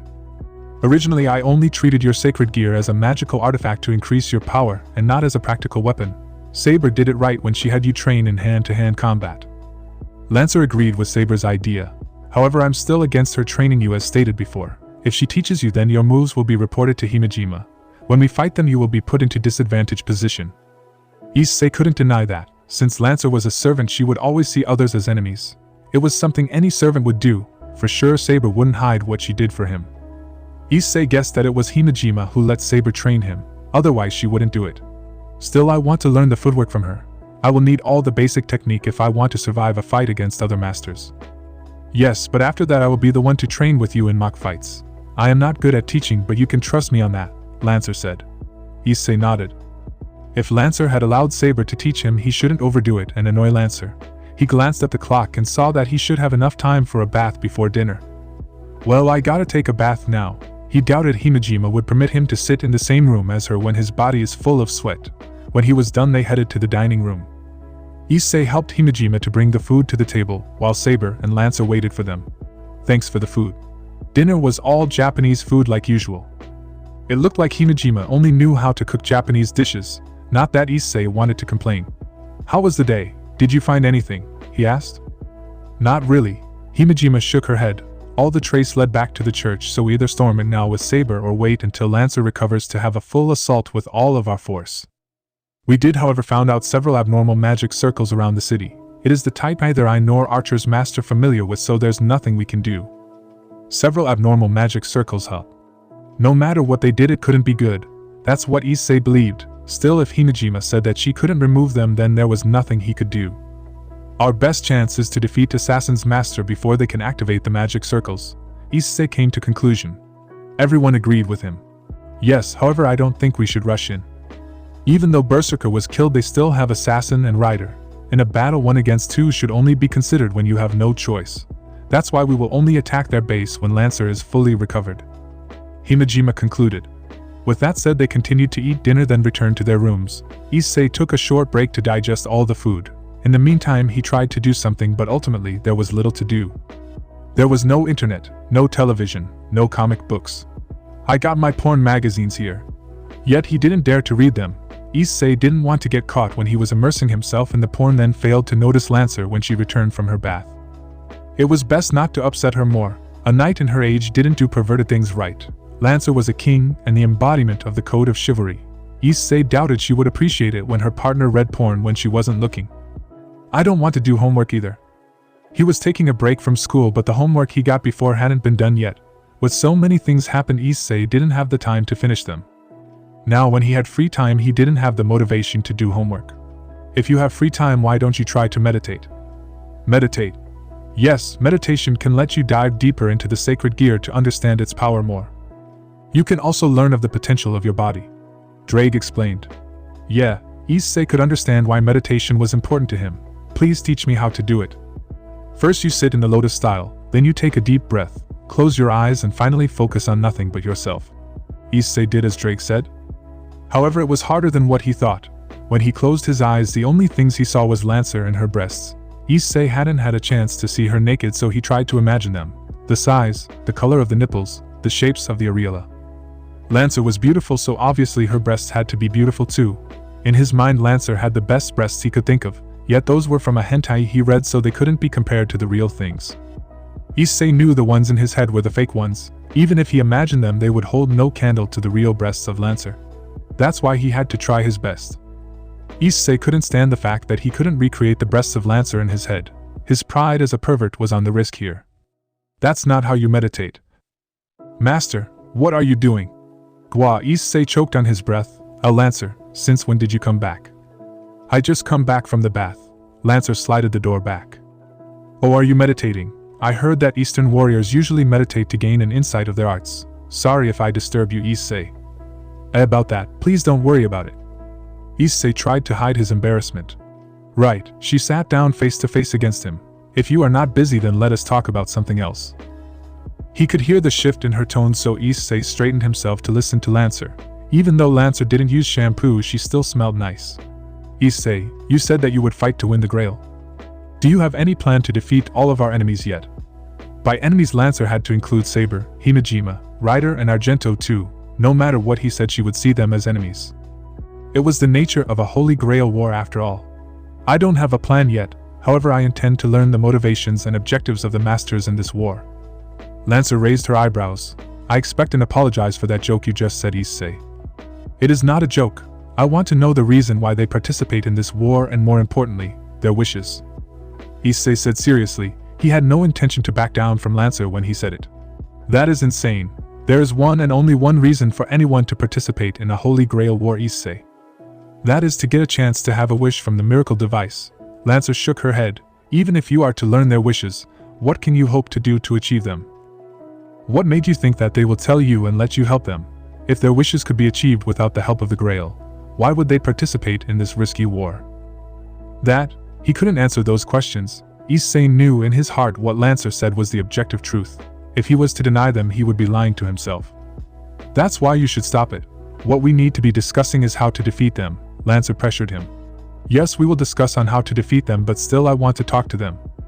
You know there's a saying, know your enemies. That was from Sun Tzu. Know your enemies, know yourself, win hundreds of battles. Lancer nodded sagely. That's why even though I might not be able to help them achieve their wishes through other means, by learning our opponents we can still analyze their thought patterns, what kind of tactics and styles they prefer when they fight, and more. Issei explained. However, if I indeed can make their wishes come true without the Grail, that would be the best for both of us.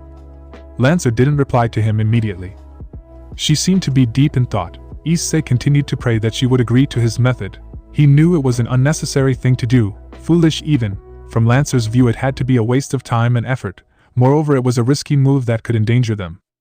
There was little to nothing that could be gained when they followed this method. However, that did not mean Issei should not take this path. We will do as you said. Lancer finally sighed. However, know that if we can't reach a compromise on both sides, we will return to my method. Her answer showed that she wasn't satisfied, but at least she gave him a chance to do what he wanted. Thanks very much, Lancer. I appreciate it. Issei bowed down his head.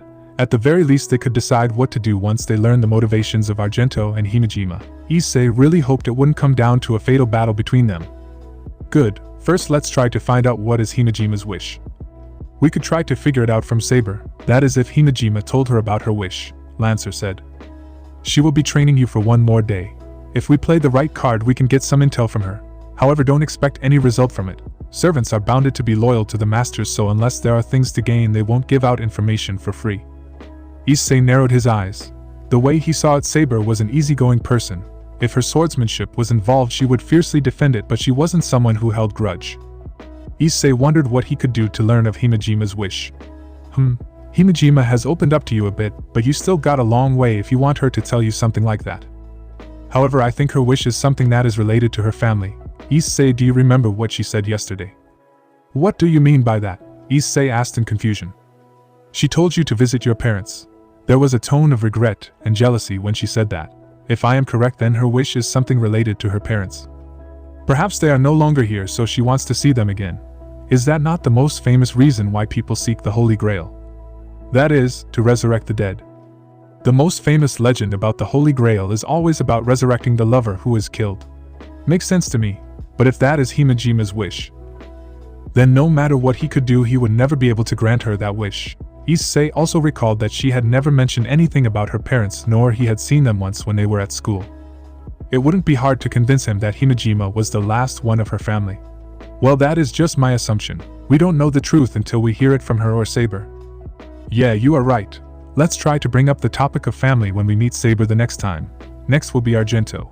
I think we should have an easier time to try to learn her wish. She is a nun. It shouldn't surprise anyone when she decides that she needs to find the Holy Grail in order to please her god, Lancer said nonchalantly. A mission to recover one of the holy items for the church that will greatly prove her faith. Issei had to agree to Lancer on that. He remembered that Argento sounded rather desperate when he asked her why she participated in this war. To bring the grail back to the church, that is not something we can do for her. Yes, however, she is not strong, or at least has not showed any combat capability. I think it's possible for her to give up the grail once Ryder is defeated. We can chase her out of this town when it's over, Lancer told him her intention. That was harsh, but Issei guessed they had not other option. Other masters might not be so merciful that they would allow Argento to stay alive after her servant was defeated. If Argento was out of the town and ran away, they wouldn't have the time to chase after to finish her when the war wasn't over yet. Let's talk to her again if we meet her this Sunday. Now who's next? Let's skip Assassin's Master and Freed. I don't feel like talking to them would result in anything useful. I'm glad you know that. Lancer nodded. We will kill both of them when the time comes. Right. So we should talk to Castor and Archer's master. We know Castor's place, but I have no idea what to do with Archer and his master. Issei wondered. Those two are the last pieces of the picture. Right now, the only one who knows how to contact them is Himejima, but she's keeping it close to her. I don't think she has any intention to let us meet them by ourselves. Archer stopped Assassin's Master from gathering more mana and worked with Himejima, so it's safe to assume that they are on our side, at least for now. For the time being, let's focus on other masters first. Issei agreed with her. Okay, then tomorrow we will meet Castor, see if we can do something about her. Yes, if they act hostile to us I can finish them off, Lancer said confidently. Thanks to you I have become as powerful as I can be. You have my gratitude, Master. I just do what I can for you, Lancer. Please do not thank me for that. Besides, I should be the one who thanks you. I wouldn't have survived that night if you had not stood to defend me. Issei quickly said. Lancer didn't say anything afterwards, so it was a bit awkward for him. Issei cleared his throat and stood up. I will head to the training room now. Saber's lesson is useful, so I should practice it more when I got free time. Let me accompany you, Issei. Yeah, but can you stay outside of the room? Issei scratched his cheeks. Is it a problem if I watch you train? Lancer asked. No, it's not. I mean, I want to train alone to have an easier time to focus. I see. If my presence disturbs your training, then I will be on standby outside of the room. Call me if you need anything. Thanks, Lancer, that was tough. Issei really wanted to impress Lancer when he trained. If he made a mistake she would point it out too, but tonight's training was different from the morning. When they arrived at the training room, Lancer sat outside while Issei headed inside. Alright Drake, it's time to test boosted gear. Issei summoned his gauntlet.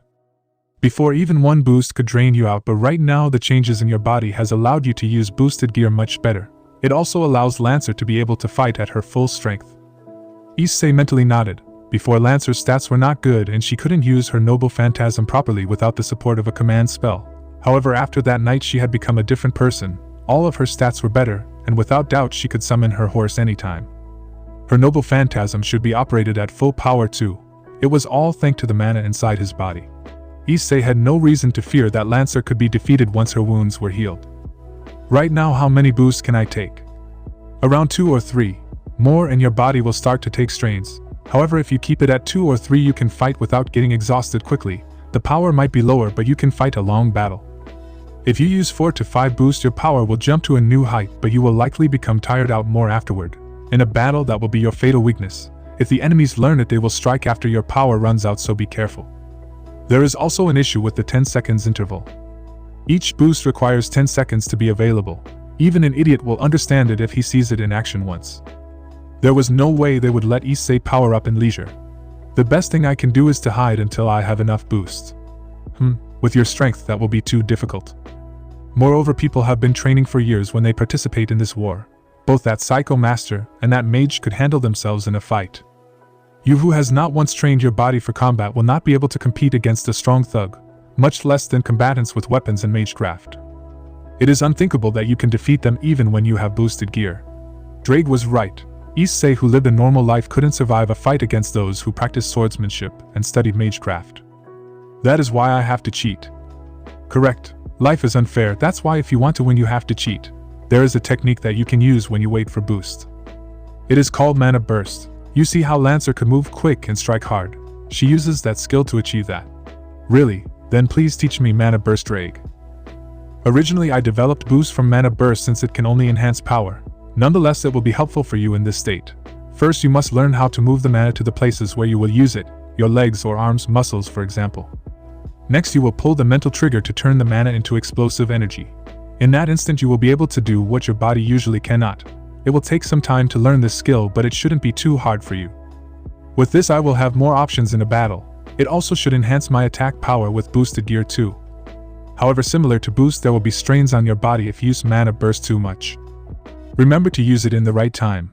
I recommend you to do it to close the gap between boost interval. In case your enemies are too powerful, just run until Lancer kill them or save you. Issei knew that was the best tactic, but he hated it when he had to put more burdens on Lancer.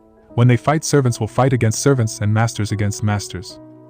If it was possible, Issei wanted to beat the master so Lancer could focus on the servant. That was why he had to train with all he got. For the sake of Lancer, Issei would gladly turn his body into a weapon. Yash, let's begin the training. Chapter 10. The hot sun ray of the midday woke up the black cat in her shelter on the hill. She stretched her body lazily. Last night she had to stay awakened until dawn, so it was no surprise that she only woke up now. Still, the black cat didn't complain once. She quickly grabbed some canned food to eat, then headed to the room located deep inside the hill. Inside the room there were multiple complex formations. They were all connected to the ley lines of this hill. This was the best way to gather a huge amount of mana. The thought of killing this town's population to gather mana didn't enter her mind because it would take too much time. She also didn't want to get others' attention on her. Hence why she chose to build her base on this hill. In the middle of the room was a person in blue kimono. However, it was wrong to treat this beautiful woman as a human. On her head there was a pair of orange fox ears, and behind there was a foxtail too. This being here obviously is a yokai, a monster in the legend of the eastern countries. Currently the blue fox was sitting in the lotus position, her eyes closed, and on each of her palms were a white and black ball of energy. In front of the blue fox was a petite person who was floating in the air inside a sphere. The black cat looked at her with love and regret. Even though she had stepped into this room for minutes, she didn't say anything. She didn't sit down either. The black cat just stood in one place and stayed quiet to observe the other two people in the room. "Ah, master, sorry I didn't notice you." The blue fox opened her eyes. "Please don't worry about it, Caster," the black cat said in a low voice, as if she had feared that she would have woken up the one in the sphere. "How is she?" "The process is working nicely. If we keep up this pace it will be done in next week," Caster said cheerfully, even though she was focusing on the sphere. "Shirin," the black cat muttered. That was the name of her little sister. The elder sister Kuroka and the little sister Shirin weren't human but Nikomata, a cat-type yokai. Their parents died a long time ago, and Kuroka had been taking care of her little sister since then. Yokai can learn the mystic art of senjutsu or yujitsu, but both Kuroka and Shirin aren't normal yokai, so they can learn both in a faster time. The elder sister Kuroka was a prodigy in that regard. She figured the art by herself and could do things people her age couldn't. Usually to learn senjutsu or yujitsu it is necessary to find and learn from a master. However, because of that specialty, many people wanted the sisters for themselves. Kuroka had to fight to protect herself and her sister, as well as work to provide food and shelter for them. The sisters had to constantly move from place to place. "There is no place for us in this world," Kuroka said in frustration. From their birth they had received no love from their parents, and now they had to always run for the sake of their lives. "Gods must hate us, that's why we are treated like dirt." The tired voice of Kuroka worried her little sister. "Please don't say that." In a fit of anger, Kuroka told Shirin off. She said that Shirin was weak and didn't know how to protect herself, so Kuroka had to take all the burden. What Kuroka didn't know was that sentence deeply hurt Shirin. For the sake of her elder sister, Shirin secretly tried to learn senjutsu and yujitsu by herself so she wouldn't become a burden for Kuroka. But Shirin was not a prodigy like her sister. The art of yujitsu and senjutsu is a double-edged sword. By the time Kuroka found out, Shirin was one step from total insanity. If she didn't stop all of her senses right on time to force Shirin into a state of coma, she would have lost all of her reasoning and become a monster who lived in pure hatred. Ever since then, Kuroka had traveled everywhere to find a cure for her little sister, but there was none. She even tried to seek the greater yokai, but none answered her help. Kuroka herself understood the art, but she didn't have a clue on how to fix her little sister. Yet she didn't give up hope. One night she caught the news that in Kuoh town there would be a holy grail war.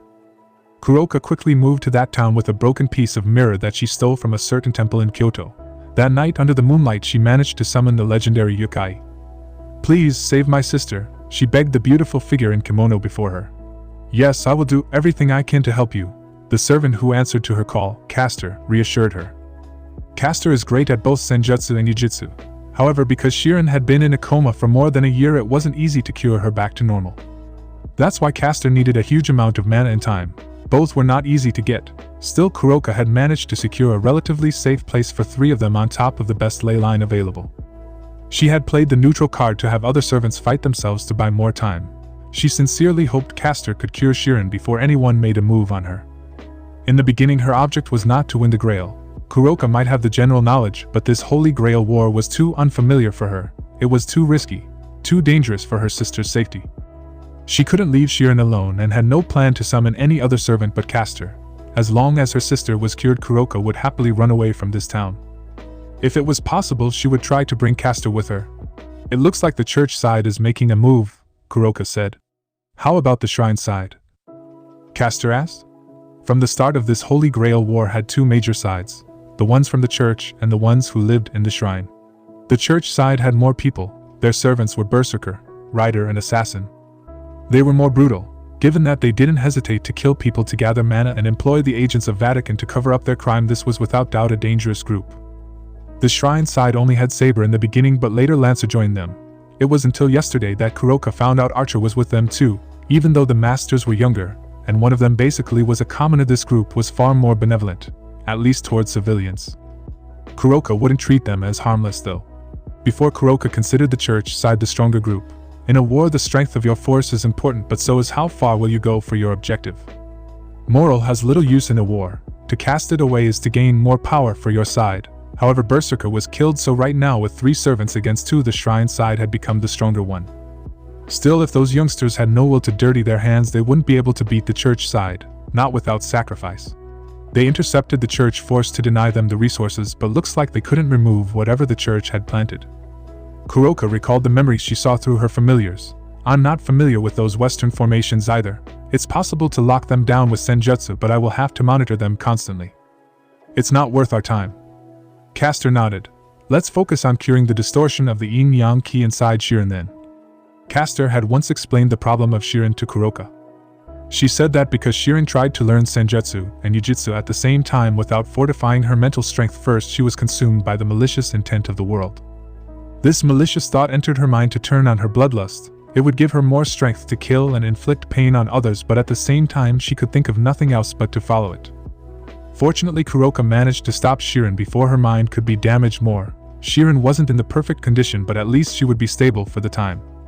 The rest would be up to Castor to redirect and slowly drive the invasive malicious thought out of her body. Yes, thanks for helping Castor, Kuroka said from the bottom of her heart. Without Castor's help, Shirin would have died. It is my duty to help my master, Castor said cheerfully. Although sitting in one place is boring, I want to take care of you too, master. Kuroka chuckled. She slightly bowed to Castor, then returned to her room. After she had summoned Castor and set up multiple barriers to protect their base, Kuroka had sent out her familiars to monitor the town. To observe the entire town wasn't possible, but she had a rough idea of where the masters of the 2 sides were. Her familiars were tasked to watch their movements as well as any abnormal event in the town. It was thanks to them that she could gain the information and plan her next move. They could not fight against any servant. That was the condition she had to accept when she summoned Castor for the sake of Shirin. Castor is more powerful than modern mages, but as a servant there were limits on her. In a direct confrontation, Castor won't be able to defeat Saber, Archer or Lancer due to their magic resistance. Rider also has magic resistance, and Berserker is enhanced to become stronger, so they are tough enemies too. The only one that Castor can defeat likely is Assassin, yet Kuroka never saw him once. Not to mention Assassin is very dangerous with how he can summon those metal coffin things. Against other masters, however, Castor should have no problems. If Kuroka had to rank, Saber and Lancer were the strongest servants in this war. Saber was obviously a Japanese sword master with her attire and usage of katana. Since servants can receive more power if they are summoned in their homeland, Saber without doubt will be more powerful when she fights in Japan. The second one is Lancer.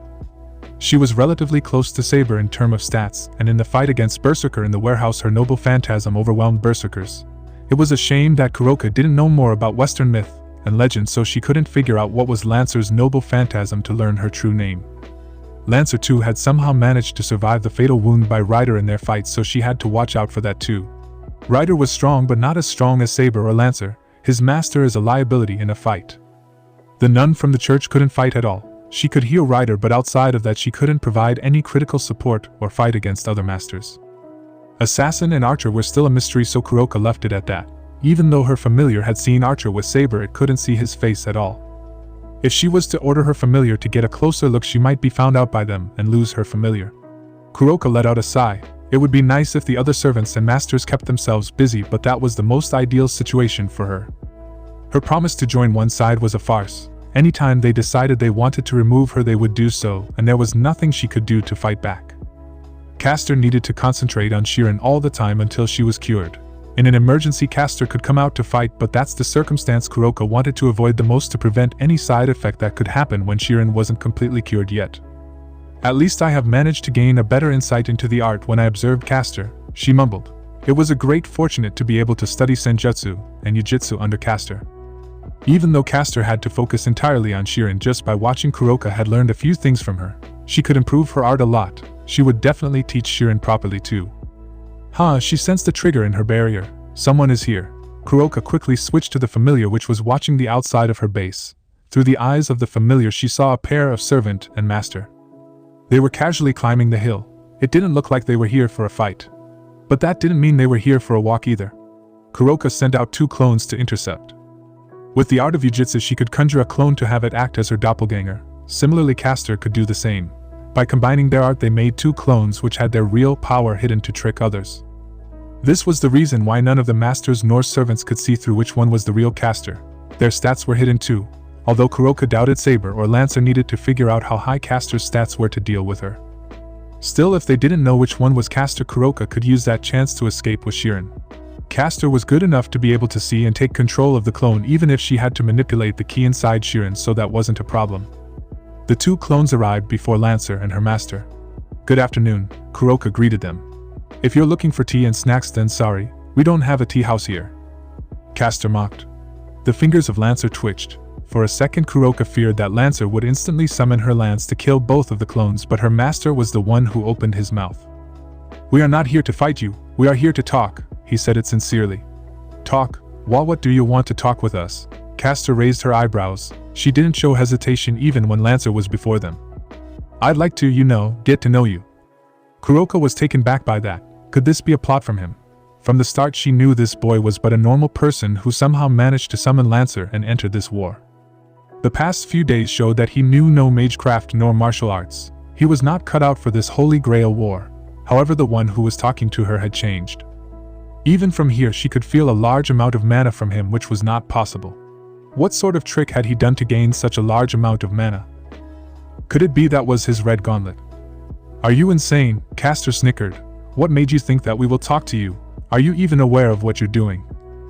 The boy had a difficult expression on his face. He should know that too. The relationship between Kuroka and him was different from that shrine maiden.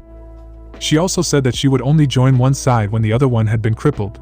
The nature of the Holy Grail War is to kill your competitors. To talk to them is to find their habits, lifestyle, weaknesses, and goals.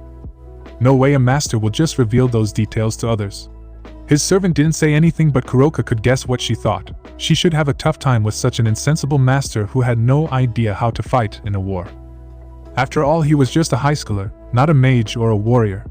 I will give you 1 minute. Tell me your intention when you come here. Still, Kuroka decided to humble him. Before, Lancer didn't have the same parameters as Saber, but now she was better in some aspects. It should be better to listen to what he wanted to say first. Besides, if Caster was to hurt his pride too much, his servant could use this chance to eliminate them right here. Even a fool can kill with a sharp knife. Alright. I know this sounds unreasonable, but listen. I understand that people want to participate in this war for a wish from the Grail. What I want to know is if I can do anything to help you achieve your wish. Ah. Caster laughed out loud. Ridiculous. Simply ridiculous. You really have no idea what you are talking. If it's possible, I'd like to end this war without unnecessary bloodshed. He finished in embarrassment. His servant stood still next to him. No reaction could be seen on her face. But Kuroka was taken back by it. There was no way the boy wouldn't understand that people fought in this war because their wish was impossible to achieve through other means, yet he still wanted to help others. However, something told her that this boy had somehow learned that Kuroka didn't fight for the Grail, but to summon Caster to cure her sister. No, that can't be true. I have made sure no one saw me and Shirin when I entered this town. Moreover, he has no way to spy on us. Even that shrine maiden couldn't enter the barrier I set up with ease. But she couldn't discard the idea easily. Kuroka decided that she had to do it carefully. She would never reveal the truth to them, but she wouldn't force him to prioritize her either. Kuroka secretly asked Castor to stop laughing. You said that you wanted to help us to achieve our wish through other means. That is a grand claim. Do you honestly think you can boast such a thing when you hold that naive ideal? The boy stayed silent. This had to be the answer he expected. Still, if you think that you are strong and can overcome any obstacle, prove it to me. Kuroka continued. Prove it, how? The grail belongs to the strongest. If you can defeat every other pair of master and servant, then we will withdraw from this war. That way you don't have to kill us, she finished. What made you think that we wouldn't be backstabbed by you after we finished our last battle? Lancer coldly asked. Naturally, Castor cannot hope to oppose the victor of all battles. You of the Lancer class knows that your magic resistance skill is a great advantage against us. Our only hope to defeat you is to fight you in this territory. If we ever leave this place, our combat strength will be dramatically reduced, Kuroka explained. That's why we cannot make a move carelessly at all. It's also the reason why we only join one side when the other one has been crippled. After all, we can't be very helpful if we have to stay in one place. I see. In other words, you don't want to fight us but don't want to move out to fight others either. You would rather stay in one place and wait until all of the servants is defeated. Lancer replied in a flat tone. Correct, Kuroka said with sweat on her back. Her best option was to divert the attention of others. If she was to get ganged up on, she would have no chance to survive. Both the shrine and the church side could kill her if they wanted to. Is that not the best option for a pacifist? People normally don't want to get into troubles with someone who is obviously stronger than them, do they? I see. Thanks for talking to us.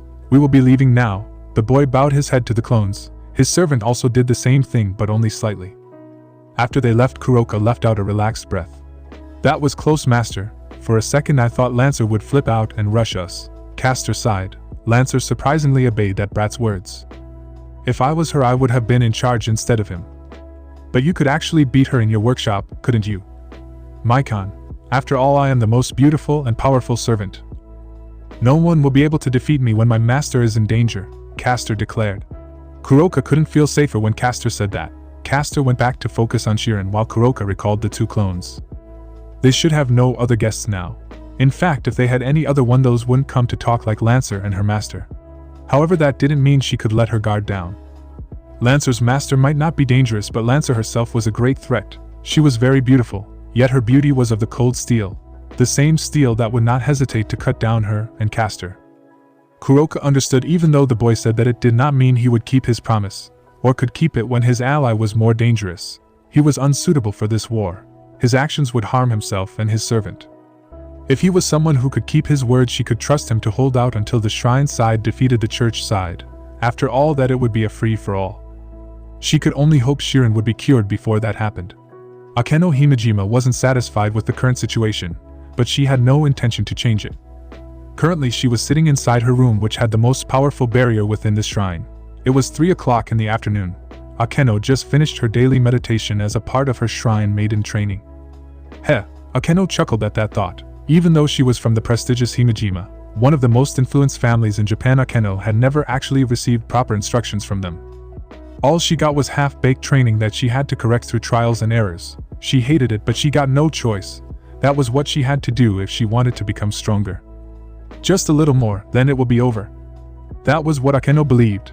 However, it wouldn't be that easy. The war itself wasn't easy, and the reward that they promised her wasn't within her grasp either. The Himejima is one of the most powerful families in Japan, but under the pretty surface they are just a bunch of greedy old men. When they heard of the Grail, they wanted it for themselves to further their schemes to rule Japan from shadow. You will be the one who is tasked to participate in this Holy Grail war. Bring the Grail back to us, and you will receive the thing you want the most, said the Himejima. Akeno then was given a relic as the catalyst to summon Saber, who without doubt was one of the strongest Japanese sword master. She could win this war with the might of Saber and her art. That was what she imagined. Akeno made a fatal mistake to assume that Saber could deal with the servants while she could fight the masters. On that day, she was almost killed by assassin. If Hiyoto wasn't there, she would have died for real. Even though that cockroach had a loathsome motive behind his actions, he did save her, so she had to thank him for that. Akeno hated men. She hated them a lot. They were a bunch of good-for-nothing creatures. Men only lust after women's bodies and abandon them after they are done. Hiyoto was no different from them. He was creepy with how he acted around females. Akeno recalled how that pervert tried to get close to her with a flimsy excuse. On the outside he looked like an idiot, but Akeno wouldn't trust it that he didn't lust after her body. Yet she knew better not to stir conflict with every man she met. Akeno reluctantly accepted the fact that she needed to have professional relationships with them. With what Hiyoto had done, he deserved that position. She did not hate him like back before the war started, but his image didn't improve in her eyes that much. Now she was being indifferent to him. Once the war was over, they would no longer see each other anyway, so there was no point in treating him differently. Speaking of which, I wonder how's the training going? Saber told her that she would train Hiyoto on how to fight. Since they were allies, that wasn't a bad idea. Akeno understood that even if he was trained under Saber and Lancer, Hiyoto was still no match for someone like her. He had too little time to train his sacred gear too. Akeno didn't really understand sacred gear. Her knowledge on them was limited, but thanks to her work she knew people could do a few tricks with them. They were allies for now, but when the hostile servants were eliminated they would turn against themselves. What they said before was nothing but baseless words. Once the time came, Lancer and Hiyoto would fight. His actions recently showed that he had a change in his mind. Hiyoto had officially joined the war now. Akeno knew that Hiyoto was no threat to her. What she had to look out was his servant Lancer. The real identity of Lancer is a female knight who happens to be a daughter of King Arthur Pendragon. That was what she assumed. That night her familiar had caught the name of Lancer's noble phantasm. That is the name of the same lance belongs to the famous King of England. It is a lance with huge destructive power. Even when faced against Berserker's noble phantasm, it overwhelmed his and destroyed the mad servant of that psycho Freed. Akeno believed if Hiyoto wasn't such a terrible master, Lancer could have killed Freed on that night. The true name of Lancer was less important than the abilities of her noble phantasm in her opinion. King Arthur didn't have any notable daughter. There was no official record, so even if they tried to figure out the name, likely they wouldn't find out any weakness. Akeno had discussed with Saber on how to deal with the lance, and their conclusion was that they should not allow Lancer to use her noble phantasm in the first place. In an emergency case, Akeno could kill Hiyoto first before Lancer could activate her noble phantasm. Still, it wasn't something Akeno wanted to do. Saber was fine with the idea, yet she couldn't really want to kill Hiyoto. At worst, she would chop off his arm to remove the command spells, then knock him out. After all, Hiyoto had not done anything to deserve death, unlike the others who chose to participate willingly. If she looked at it in another way, he was a victim who got dragged into this bloody war. His parents shouldn't lose a son because of such a stupid reason. Akeno shook her head. If Lancer was not a knight-type servant, she could probably convince her to become hers. Normally a mage cannot provide enough mana for two servants to fight properly. The amount of mana will be split, and their strength will be reduced. However, Akeno wasn't a normal shrine maiden. A ball of lightning appeared inside Akeno's palms. Even if I have to use this cursed power, I will do it for you, mother, she swore. Akeno began to train her lightning power in the next few hours. She hadn't used this power for a long time, so it wasn't easy. She could have done a lot more if she hadn't had to stay in her room to train. Akeno would like to skip school to have more time to train, but at the same time she didn't want to draw too much attention from the students and teachers either. She could mind wipe them, but that would be the last thing she should do. By the end of her training, Akeno became better with her lightning power. It wouldn't be very effective against servants, but she could use it to fight other masters. Saber had not returned, meant Hiyoto's training wasn't completed yet. In the meantime, Akeno decided to check on her familiars.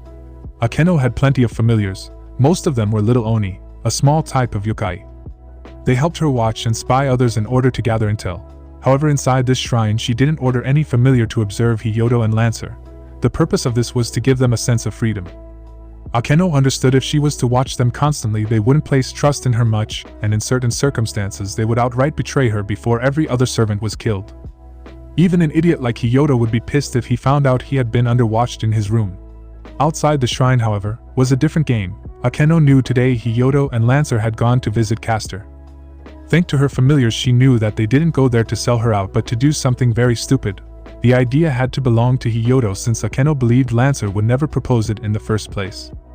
But I can use it for myself, she murmured. Recently she hadn't received letters from her mother. Ever since the day they were separated, Akeno never stopped writing letters to her mom. There was no reason for her mother to stop sending her letters back. Akeno wanted to visit her mother to see if she was okay, but she knew the Himejima wouldn't allow her to return to their headquarters unless she brought the grail back for them. She also knew Archer's master, the Hound of the Himejima, was watching her from the shadow. The Himejima had two masters in this war. The first one was her, and the second one was sent to watch her. Since Akeno was a master, she would have a servant under her command. The Himejima wanted to make sure that Akeno wouldn't use her servant to fight them, hence why they sent the second master who summoned Archer. In time of need Akeno could ask him for help, but she didn't want to rely on Archer too much. She didn't know the true name of Archer, but she knew Archer wasn't summoned to fight other servants. He was summoned to observe, and if Akeno was considered a threat, Archer would assassinate her. If she made any suspicious move, her actions would be reported to the Himejima. Akeno didn't believe she could bribe Archer's master. It seemed that he was a loyal man to the Himejima. If he wasn't, he could have worked with her to win the grail for themselves. A grail that can grant any wishes more than any fortune anyone can have. That was where Hiyoto came in. If what she heard from his conversation with Castor was true, she knew he would act by himself once he learned of her circumstance. Akeno knew if she just came to him to ask for a favor he would help her, but his servant wouldn't. Lancer was more competent than her master. She would be suspicious toward Akeno's request. What she needed to do was to have Saber ask Hiyoto for help. That way it would make it look like Saber asked for help behind her back. Since Hiyoto was the one who decided what to do, the Himejima couldn't blame her. The alliance between her and Hiyoto was temporary. Akeno had no duty to stop Hiyoto outside of the war. At most the Himejima would try to eliminate Lancer when they came to their headquarters, which would be difficult. With how strong Lancer was now, she should have no trouble to escape along with Hiyoto as long as she didn't drag the fight out. The plan was risky. The Himejima is not a family of old-time losers. They have their craft, their soldiers are trained, and the family head can call upon greater power for battle. Still, Akeno believed they wouldn't go that far just to confront her or Lancer. Those resources could better go elsewhere. Hiyoto would be the little pawn in her scheme. With how he acted, he would definitely want to save her mother too. Akeno stopped to ponder. Should she have him rescue her mother from the Himejima headquarters? No, they wouldn't kill mother even if Hiyoto failed to save her. The reward for Akeno was the freedom of her and her mother. If she could bring the grail back, they would be free from the Himejima. They were confident that she wouldn't use the grail to instantly take her mother back because Archer and his master would immediately report to them if she ever touched the grail. In their plan, Archer's master would be the one who brought the grail back. Akeno would just follow him. If they were to kill her mother first, then there was no reason to send her here as a master. Akeno nodded to herself. Yes, she could do this. If Hiyoto could save her mother, he could have the grail for himself and Lancer. It would benefit them both, and she wouldn't have an unnecessary fight against him. Once they saved her mother, she would withdraw from this war immediately. Saber would stay behind to assist Hiyoto and Lancer while she escaped to Korea with her mother. She would need to kill Archer first to ease their burden. That shouldn't be a problem since Saber and Lancer could gang up on him. Akeno breathed in deeply. No need to count the eggs before the chickens, she told herself. She needed to distract Archer and his master. If they were suspicious of Hiyoto, they could report it back to the Himejima. A map of the Himejima headquarters was also required. Hiyoto would visit his parents on weekends, so she needed to change the date. Monday was the best option for them. Akeno felt indifferent when she was about to use Hiyoto. Since he was the one who thought he could be the hero, she would let him do so. Lancer is the one who does the heavy job anyway. It was almost time to prepare dinner. Himejima changed her shrine maiden clothes to a set of casual one. When she was on her way to the kitchen, she saw Saber. "Oh master, I just finished the training with Hiyoto." Akeno nodded. "How was he?" "That guy is useless on sword, but he is quite good on hand-to-hand combat. If he continues to train for a month more, he can fight other masters with his sacred gear." Originally, Hiyoto was just a normal high school student. He was weak. When he had free time, he played video games and such. Akeno had never seen him go to the gym or play sports a lot. He couldn't fight any master even with his sacred gear. On that night when Lancer fought Berserker, then Rider, she should have been killed. Akeno had knowledge on healing, but she wasn't good enough to save Lancer. Hiyoto had done something to save Lancer. Likely it was a power from his sacred gear. Akeno had no idea what it was, but thanks to that, Lancer survived on and became stronger. Hiyoto too changed. If what Saber said was true, then he wouldn't be that helpless like before. "I see, there's something I need you to do." Himejima then explained her plan. Alright, but isn't it better if we both kill Archer and his master first, then go to save your mother together? "No, that would be too risky. If they find out Archer was killed by us, my mother's life would be in danger." "Fine, I will do it as you said." "Thanks, Saber. I will begin to cook dinner now." However, when she came to the kitchen, she found out that there wasn't enough ingredient. She called Saber over to go to the supermarket. "Himejima, where are you guys going?" Hiyoto asked. He just finished his bath. "We are going to the supermarket to buy ingredients. Dinner will be later than usual." Akeno answered. "I see, let's go to the supermarket together then. I will carry the stuffs," Hiyoto said. At first Aiken considered to decline his offer, but she thought it again. Perhaps it would better to act nice to him so he would work harder when he went on his mission to help her later. Akeno nodded to Hyodo. The four of them went to the supermarket. Akeno didn't have much time, so she focused on buying food. In 30 minutes she already put the rice, pork, chicken, eggs, fish and vegetable in the cart, which was pushed by Hyodo. Saber, however, wanted to buy wine, which she rejected. "Please, master, just two bottles of sake. I have not tasted them when I was summoned," Saber begged. "No means no, I only bring enough to buy the food for us." The truth was that Akeno had to save the money for her and her mother afterward. Any luxury had to be postponed until then. "Don't worry, I will pay for it," Hyodo said. She had no idea where he got the money, but if he was the one who paid, it should be fine. Lancer too was interested in wine. Both of them went around to pick up several bottles of wine, and even some cases of beer. Dinner was more lively since Lancer and Saber started to drink afterward. Akeno excused herself. She knew Hyodo would clean up the dishes later for her. Saber too could use this drinking party as an excuse to talk about her circumstance. What happened afterward would be up to Hyodo. He might not be too bad. But she quickly discarded that thought. A single man's actions will not change her view on the rest of them. Akeno went out and called Archer's master to distract them. It would be bad if Archer overheard what Saber said to Hyodo and Lancer tonight. Just a little more, mother. Chap 11. Another dream from my dear master. Assassin said with an uninteresting tone. She didn't dislike her master. In contrast, her master had proved to be very useful. Assassin had been enjoying the benefits of being a servant under her master. It was a sad thing they didn't have the same interest. Perhaps that was because Assassin was a noble and her master was not, even if she liked to pretend she was one. That, and they didn't talk much to each other. Every time they talked, it would be related to work. Assassin had already understood her master's plan, so the only thing left to do was wait until the last phase of the plan came. Currently, Assassin was in an unfamiliar room. The walls were all white ice. Even the floor was frozen. There was nothing but coffins made of white ice inside the room. Among the people in the room, Assassin could see her master. Her appearance was the same, but since her master wasn't a human, it was tough to gauge her true age. The people in the room were talking about something, but Assassin couldn't recognize the language. It was strange for a servant not to know such thing, for knowledge was implanted in their minds when they were summoned. However, they weren't human, so Assassin could understand why she couldn't understand their words. The people dressed in a style that was older than Assassin slowly moved out of the room.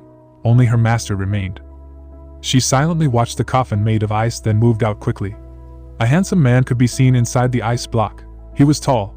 His hair was black, but he had a yellow streak on the front. Assassin didn't know if he was dead or not, but in this state he looked like he was simply sleeping. On his back, however, multiple pairs of jet black wings could be seen. They were all burned. Only a few feathers remained and bones were shown. Who was this man? A lover of her master? Assassin raised the question, yet she didn't really intend to find out. Still, she had no doubt her master's wish had to be related to this man. The Grail could grant any wish after all. It was not impossible to revive the dead. "Oh, my master, how romantic of you."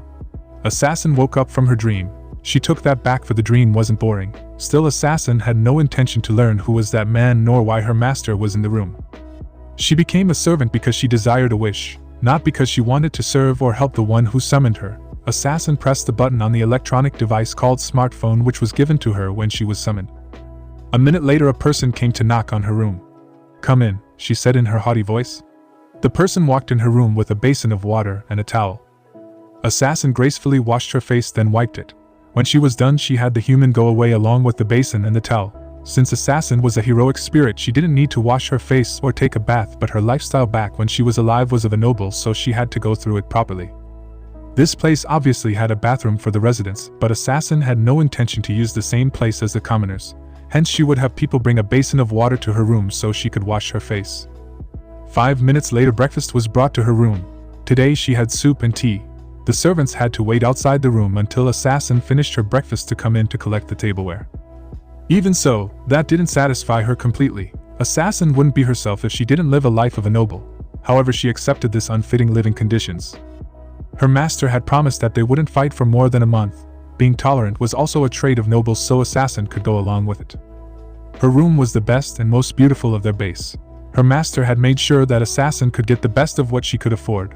Now that breakfast was done, Assassin came to open her wardrobe. She went through all of her clothes and picked out one of them to dress in. When she was done, Assassin looked at her grand mirror. Perfect, she nodded to herself. Assassin then walked out of the room. On her way there were some unimportant plebeians, but they all let her go first. Assassin was allowed to do whatever she wanted as long as she didn't hurt or kill the master of Ryder himself, Freed, the old fat priest, her master and her 3 friends. It was a shame that she couldn't take any servants with her since her master wanted to keep her force in secret as much as possible. It was 10 in the morning. Assassin walked out of the church entrance by herself. She had sunglasses on her face. They were indeed nice accessories that she didn't have back then. Since the church was located a bit far from the street, Assassin had to walk for a few minutes. The peasants on the street turned around to look at her whenever she passed by them. Assassin allowed them to look upon her beauty, but she never stopped to let them talk to her. Her destination was the local mall. From the knowledge that was implanted in her brain, Assassin knew it was a place where people of all classes could buy goods. She wanted to go there herself to see if there was anything that caught her eye. This should be better than the market back then, Assassin murmured. There was no need for her to come out, for Assassin could look at the magazines and have the servants go buy them for her, but as a proper noble, Assassin wanted to go shopping by herself. Any woman will want to see and select the goods herself when it comes to shopping. Assassin called up a coach which drawn not by horses called taxi. She stepped inside and ordered the coacher to take her to the local mall. Naturally, Assassin didn't want to walk to that place or use the bigger coach. She had no intention to sit in the same coach as the peasants at all. This coach was a pleasant vehicle. Unlike the wooden coach in her age, this metal coach could block the sound from the outside but allowed her to see what's going through the glass. Inside the coach, the air was produced and controlled by machines, not too hot or too cold. From what Assassin knew, there were even better coaches than this one that had a cabinet for wine and bigger space. Assassin decided that she would always travel by this type of coach and never the old one again. Minutes later they arrived at the mall. Assassin gave the coacher the small card, which is made of a modern material called plastic. From what her master said, this card contained a vast amount of money which Assassin could use for whatever she wanted. Such thing was indeed suitable for a noble. To carry a large amount of money within this simple card was the proof that she was a noble and not a peasant who had to put his coins in a bag or a chest and carried it all day long. The buildings of the future were all tall. From the outside she could see that they were made of stone, glass and metal. Fascinating, yet couldn't be compared to a proper castle made of marble and stones. This mall was bigger than a mansion of an average noble but smaller than her castle. From the look of it, this mall seemed to have 3 floors and a basement. Assassin confidently stepped into the large mall. This was her first time, but a noble had no fear for such a thing. Not a lot of people were in the mall at this time of the day. Assassin came to look at the map of the mall. A single look and she knew where to go. First, Assassin came to the clothing floor. Excellent. There was a range of multiple shops for her to choose. A noble like Assassin wouldn't wear the same clothes in the same week. That would be a disgrace to a rich noble. With a hefty amount of money in her hand, Assassin spared no time to look through the latest trend of fashion. She had the staff bring out all kinds of clothes that they had and went through them, only picking what she really liked. 2 hours later, Assassin stopped for a second. It wasn't because she had finished shopping nor her card was out of money. Assassin turned her head toward a certain direction even though there was nothing. A servant would recognize what they sensed even if there was a wall to block their view. Interesting. Assassin then had the staff pack the goods. She simply sat down and read one of those magazines in the shop. 10 minutes later she put the magazine back on the shelf, picked her clothes and stepped outside the shop. The other party should have detected her by now, but for Assassin it wasn't a time for a fight, it was a time for leisure.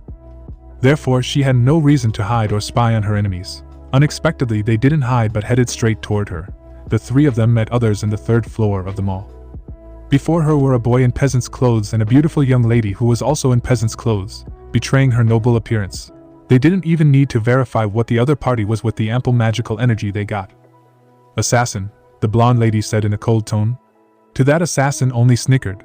Both the boy and the lady were surprised by her reaction. Is this how you greet a noble? I thought a beautiful servant like you was a queen, duchess, or at the very least a daughter of a noble who understood manner and etiquette. But perhaps my impression was wrong. If I may guess, you were just a peasant soldier who served a lord back when you were alive. That explains why you behave like this. This wasn't the first time Assassin saw Lancer and her master. Previously she was the one who broke the Iron Maiden to rescue the Master of Saber. To have her prey snatch away like that indeed angered Assassin. However, that was a story of another time. Assassin felt no need to bring that up right now. She, however, had no intention to let Lancer have a comeback. Follow me. This is no place for a noble to have a conversation. Worry not, for I am being generous and graceful. She then turned to the boy. Why are you still standing there? You are the only male here, it is your duty to carry the goods for the ladies. Both Lancer and her master was dumbfounded, but Lancer was the one who recovered first. My master is not your manservant, carry those by yourself if you come here alone. Ho, tell me boy, are you a noble, or a bastard child of a noble? The boy was taken aback by that. No, I'm not, my parents are normal people. Then order your servant to carry my goods, it is a natural thing for servants to work for the masters. In this case, since she is your servant, it is your job to make her act like one. Lancer tightened her fists. Assassin could feel her killing intent, but she had no doubt that Lancer would not start a fight right in the middle of this place. Her master, however, acted differently. I'll do it. Master. The boy took the bags from Assassin. I'll carry your bags. It is a duty of a man to carry stuff for women, right? Of course. See, Lancer, even your master has a better manner than you. Lancer gritted her teeth but said nothing. She only looked at her master for a second, and then she took half of the bags from her master. A wise choice. Now let us go, for we have wasted enough time for such a small, trivial problem. On their way, Lancer and her master had a small chat. The people around them also talked and pointed at them, but Assassin didn't listen. The conversation of peasants didn't bother her. The destination was a fancy restaurant. Assassin had the knowledge of this kind of place, but she had never stepped into one, so she was a little excited.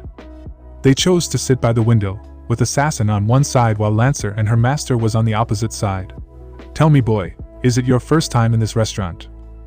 Yes, but this is not a restaurant but more like a cafe. They don't really serve main course here. So there was a difference. Nonetheless, it didn't matter much. If Assassin wanted to have lunch, she could do it back at the church. Order the best dish of this cafe for me, Assassin ordered him. The boy was taken back by that. Nevertheless, he followed her order. While the boy was looking at the menu, Lancer kept her eyes on Assassin. For that, Assassin only gave Lancer a smirk. Apparently the best dish of this cafe was the special apple pie. Assassin was the first to taste it. Indeed, the snack of the modern age was far more better than anything she had back then. The apple was fresh and the taste was sweet. Lancer and her master didn't order anything. They just had glasses of water that the restaurant gave them for free. This is a good pie. You two may order one for yourselves. I will pay for it as a proof of my generosity. Lancer was the one who replied first. That is unnecessary. We are not hungry nor need your goodwill. Does your servant speak for yourself, boy? Yeah, I'm not hungry. He shook his head. A straight answer. Looked like Lancer was the one who made the decision. Assassin had predicted that ever since she first met them. This boy was no one special, therefore his servant would be the one who decided everything for the war. But still, Assassin was confused. She recalled that her master said this boy had no magical heritage, and yet before her was a huge source of mana. Even when he didn't cast any spell, Assassin could feel the mana leaking from him. It was due to that Lancer had become more powerful. No, she had returned to the state that she should have been when she was summoned. This has something to do with his sacred gear. Assassin assumed she would report this matter to her master. Nonetheless, Assassin was confident that she could defeat Lancer even if she was back in the game. More than that, she desired the blood of such a beauty. Earlier, Assassin said that Lancer was a daughter of a peasant, but that shouldn't be the truth. Lancer didn't deny it, because if she ever let Assassin know more details, her true identity would be deduced. Assassin believed that Lancer was an illegitimate daughter of a noble, a king even, who hid herself among the knights and eventually inherited the lance from her father. A less known heroic spirit who was somehow summoned by this peasant boy. Relax, you two. Today I am not here for a fight. After Berserker was killed, both I and Ryder are ordered to lay low. That is why I'm just enjoying myself today. Assassin took another bite from her apple pie. What are you two doing here? Are you enjoying your day like me? Or you are hunting us? The boy shook his head.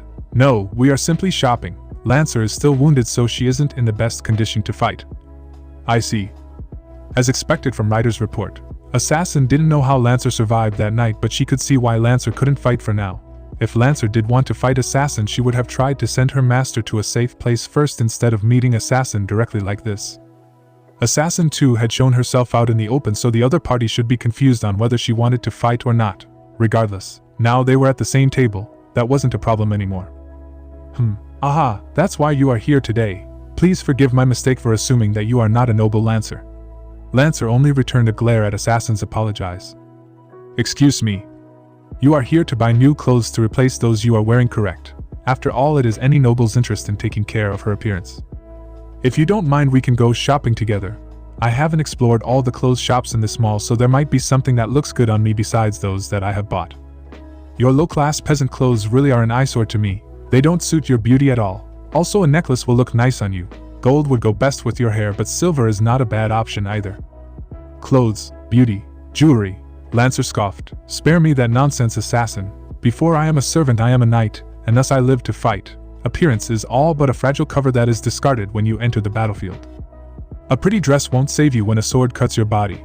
A pretty face won't save you when you find yourself under a rain of arrows. A pretty necklace won't stab the enemy in his neck. The only tool that wins a knight's battle is his steel, might and wit. But of course, Lancer faked a sigh. A noble like you has never been thrown into dangerous situations to understand what I said. Superficial and frivolous things are the only weapon and armor you have. I do hope they will be useful to you when they meet the end of my spear. Otherwise, that would be too lamentable for both of us. Assassin was enraged by Lancer's words, but this wasn't the first time she was being looked down on by others. Assassin took a sip of her coffee to calm down the urge to tear apart Lancer's marble-like neck and bathe in her blood. Do you even know who you are, Lancer? Assassin said. Do you? Replied Lancer. I do. I am a noble born from a ruling household. I know my rights and duties. I lived and died as a woman. But you, Lancer, you don't even know what you are. Lancer narrowed her eyes. Tell me, what is your gender? My gender holds no importance. Assassin laughed at Lancer's answer. A servant who cannot even accept her gender, and you call yourself a knight. What kind of knight that can be entrusted by a liege while she herself living a lie? As small as it was, Assassin could hear the grit of Lancer's teeth. That was the sound for her victory. A knight with dishonesty is but a savage barbarian. You have no honor and your master is but a fool for trusting you. You might call yourself a knight, but in the end you are a liar. Words cannot contain my disappointment, Lancer. Have you not heard my words? How come gender matters in this conversation? I have ridden on the bloody battlefield and slaughtered more foes than you can ever imagine. Not once my enemies nor my comrades questioned my gender. You should know that there are things only women can do, but that's not the point here. The point is that you lie to yourself and others here and then. When someone lies once, she will keep lying. That alone shows how much loyalty you have for others when you consider yourself, your lie, more important than them. I might not know who you are, but for an educated guess I can say that your gender indeed had caused you failure one way or another. Assassin took a sip of her tea. Because otherwise you would not have to hide your gender in front of your people. Lancer said nothing. That's the cue for Assassin to continue. A woman has a sacred duty. She must be beautiful. It does not matter what she can do, the first and foremost thing she must have is beauty. You might hear tales of female warriors who achieved great deeds, but you will also notice that all of them are beautiful, one way or another. An ugly woman has no place in this world. Men will ignore her and women will make a joke of her. To deny the gift that you were born with means that you have failed as a woman. Assassin waved her hand to call the waiter to pay for the meal. You have failed at both being a knight and a woman, Lancer. Brute strength is the only gift that you have. I hope it will console you when you roll on the mud of your battlefield. Assassin left the restaurant, taking her clothes. Lancer and her master said nothing. They simply stayed there until Assassin was out of sight. Assassin returned to the church by a taxi like the morning. What happened earlier wasn't the best revenge she could have, but she was satisfied. Still, there was a distance from the place where the taxi dropped her to the church, so she had to walk. Then an arrow came straight for Assassin's neck. She quickly twisted her body to dodge it, resulting the arrow in her left shoulder. Immediately 10 metal caskets, the Iron Maiden, appeared around Assassin to block more arrows. She bit her lips hard, trying to keep herself together. Assassin quickly pulled out the arrow on her shoulder, noticing that the wound showed a purple color. Poison. Servants could heal by using more mana, but for poisonous wound it would take a longer time. Already Assassin felt dizzy in pain while trying to heal her wound. Still, she was in one piece. If Assassin wasn't fast enough, that arrow would have pierced her neck. Those arrows, they come from the forest. Thanks to her supernatural hearing, Assassin could determine that the arrows came from the forest, which was nearby the church. The arrows continued to strike the Iron Maiden around her, some even pierced through them. However, none of the arrows could reach Assassin. Then 3 arrows came from above. Since they couldn't pierce through the Iron Maiden effectively, they were shot in an arc to hit Assassin on top. However, Assassin was faster. She managed to create another Iron Maiden to block the arrows above her. A few minutes later, the arrows stopped flying. Assassin used that chance to turn into spirit form and rush for the church. Argento, Argento, she called for the nun. Quickly heal me. The nun came to Assassin along with Ryder. She had a sacred gear called Twilight Healing which could heal any physical wound. Healing this way was much faster than relying on the natural healing ability of servants. "Why didn't you come out to save me, Ryder?" Assassin angrily said. "I have to protect my master. If I come out to save you, the enemy might use that chance to snipe my master." Assassin could only grunt at his response. From the beginning, Ryder only cared about his master and nobody else. He might take order from Assassin's master, but besides that, he would only protect and escort his master. Assassin knew that she couldn't ask Ryder for help, but still she complained about it. "Fine. Next time when you or your master is in trouble, don't ask why I don't help you." "That's fine with me. I don't want your help in the first place." "The wound is healed, Miss Assassin." Without showing her gratefulness, Assassin returned to her room. The nun might have healed her, but she couldn't remove all of the poison with her sacred gear. Assassin decided that she would have the usual to accelerate the removal of the poison in her body. Damn that Archer. There was no one else could have shot those arrows like that. Archer had to be following her from the town to the church to strike. Assassin too let her guard down after her talk with Lancer. That Archer has some sort of presence concealment. Normally Assassin should have felt the presence of Archer when he started to shoot arrows, but she could feel no mana at all. Usually only Assassin class had this skill, but Archer could hide his presence, so it should be a skill, or a noble phantasm. Assassin decided to report this matter to her master once she was up for it. "Are you alright, Lancer?" "I am fine, Issei. Please do not worry about me." Issei and Lancer were taking a walk inside the mall. Since Assassin had left, they had no reason to stay in that cafeteria.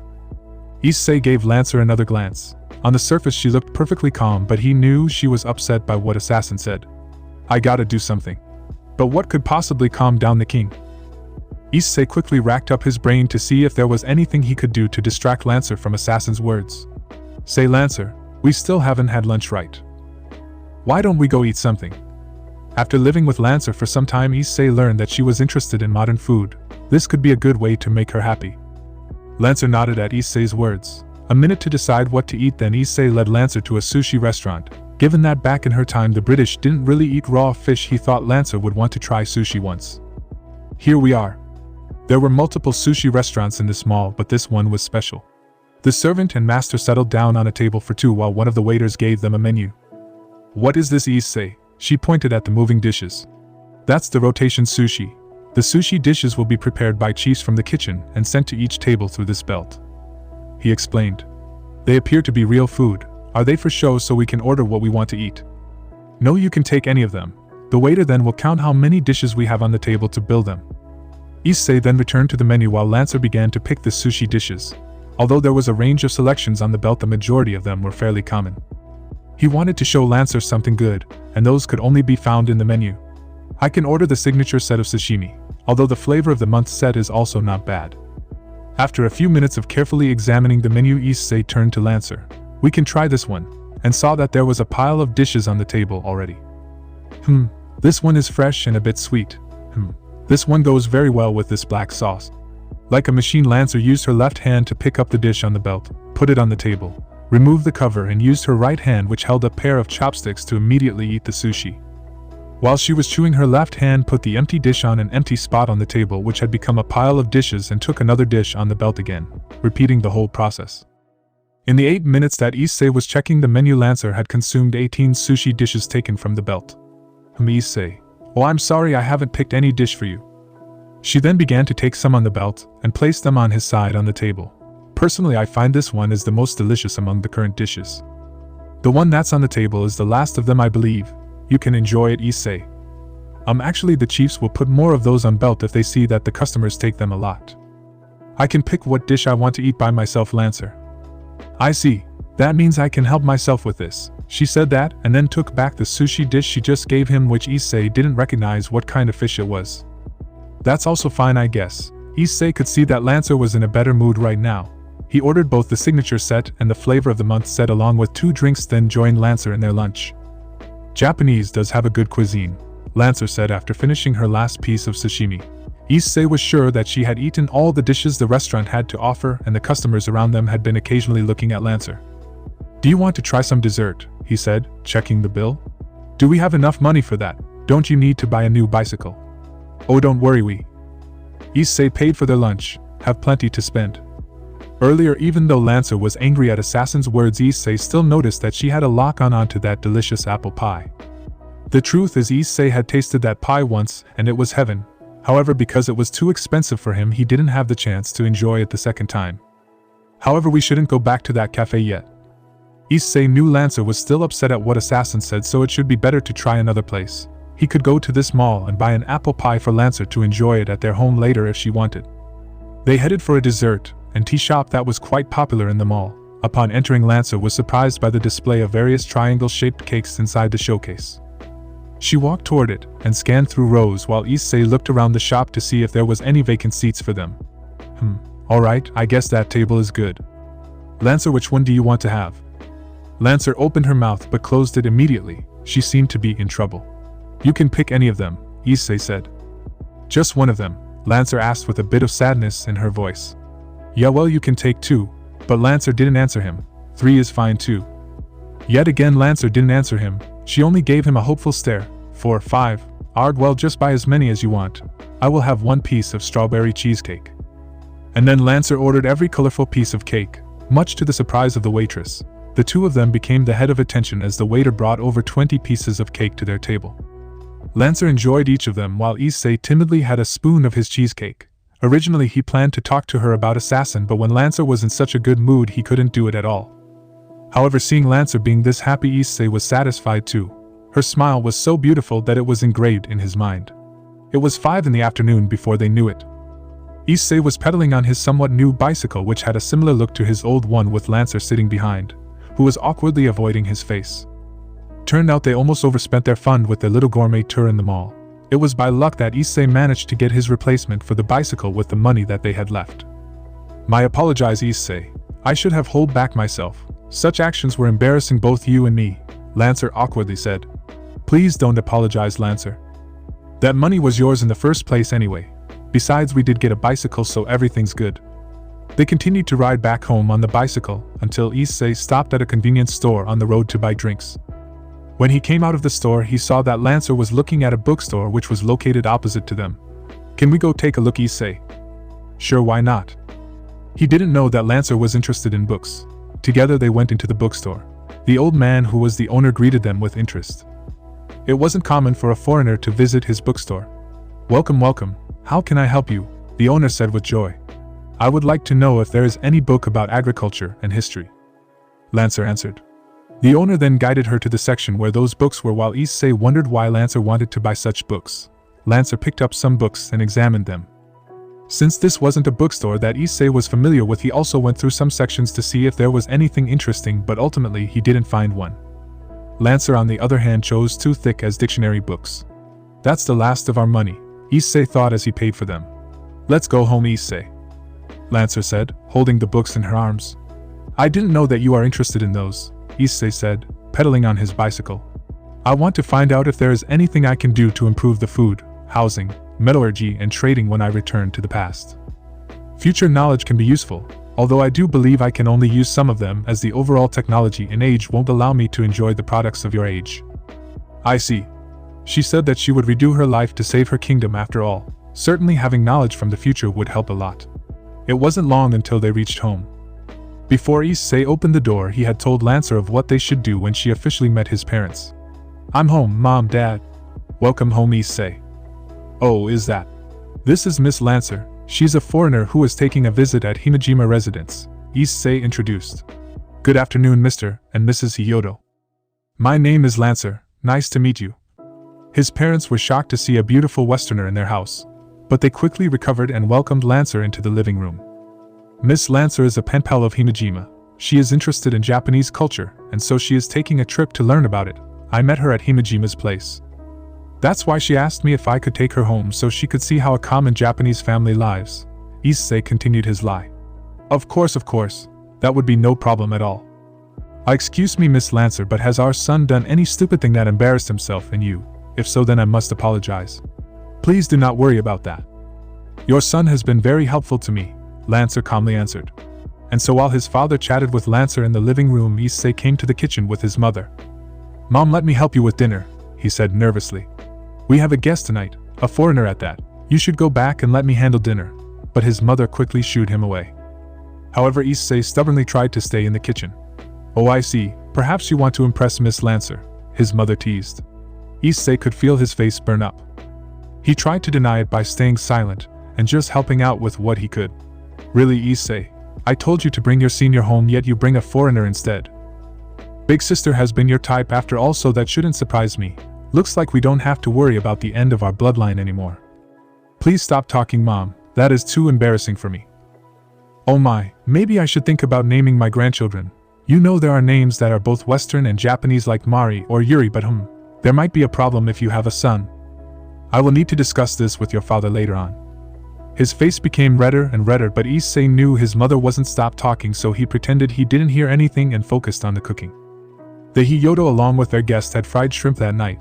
Mrs. Hyodo had intentionally told everyone that Issei was the one who made that dish, even though he only did what his mother told him to. Issei couldn't look at Lancer's smile when she praised his dish at all. Nevertheless, dinner was enjoyable for the Hyodo and their guest. Are you still a college student, Miss Lancer? Mr. Hyodo asked. No, currently I'm an instructor of swordsmanship. Oh, just like a kendo teacher in Japan. I see. You must be very strong, Miss Lancer. Both Issei and Lancer had no idea if there was such a job in Western countries, but it was enough to fool his parents. How long do you plan to stay in Japan? Currently I plan to stay for a month, but that might change in the future. Do you have a boyfriend yet? Someone as beautiful as you obviously must have a boyfriend. Mrs. Hyodo teased. Mom, I do not have a boyfriend. I also don't think I should enter a romantic relationship until I finish my duty.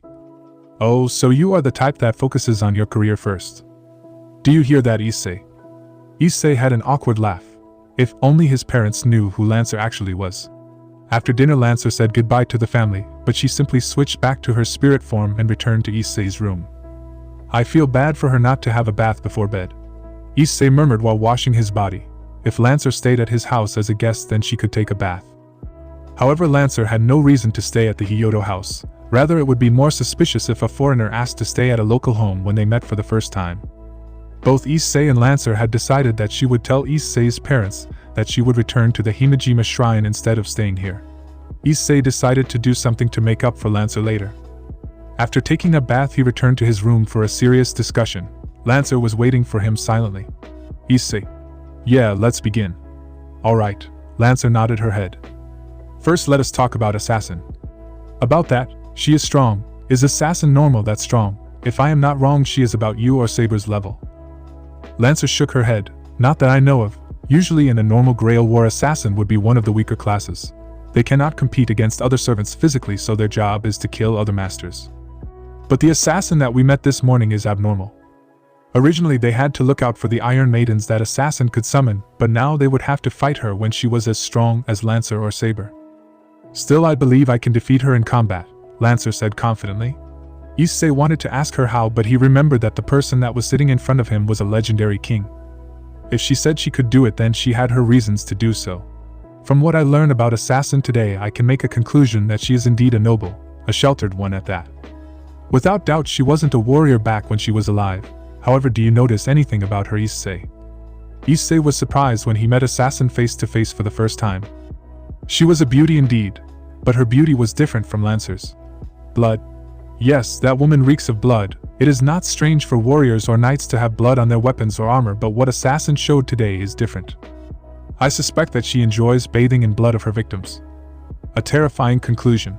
But tell me, Issei, if two people who are roughly on par with each other have a fight, which one will come out as the victor? The one with better weapons and more experience. Correct. Lancer nodded to his words. Assassin may have her Iron Maidens with the currently. When I'm at my best, I can crush her without problem.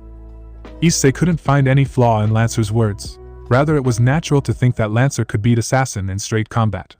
But we still need to watch out for her sneak attack. I can kill her, but she can also kill you in one hit if we are not careful. I see. So we can beat Assassin as long as she doesn't have the first strike. Yes, we should try to kill her the next time when she isn't in a populous place. Alright, then what's next? Issei asked. About what your agreement with Saber. Issei, are you sure you want to do this? Last night when they were having dinner, Saber asked a favor from them. She told Issei and Lancer that the reason why Himejima participated in this war was because she was forced by the people who had her mother in their hands. So obviously if Issei could rescue Himejima's mother, she would forfeit this war. Saber, however, would continue to fight because she was interested in fighting other servants, not because she had a wish. When Saber said it, Issei jumped at the chance of not having to fight Himejima. Yeah, I will do it. If there is something we can do to solve the problem in a more peaceful way, then I will take my chance. Saber had given them a map and told them that on Monday her master would send a letter in a form of a paper familiar to her mother.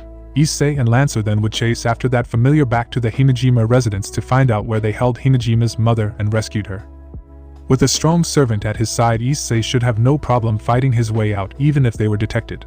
Then we will do as you said. Thanks for putting up with me, Lancer. I really appreciate it. However, there was one thing that Issei didn't mention.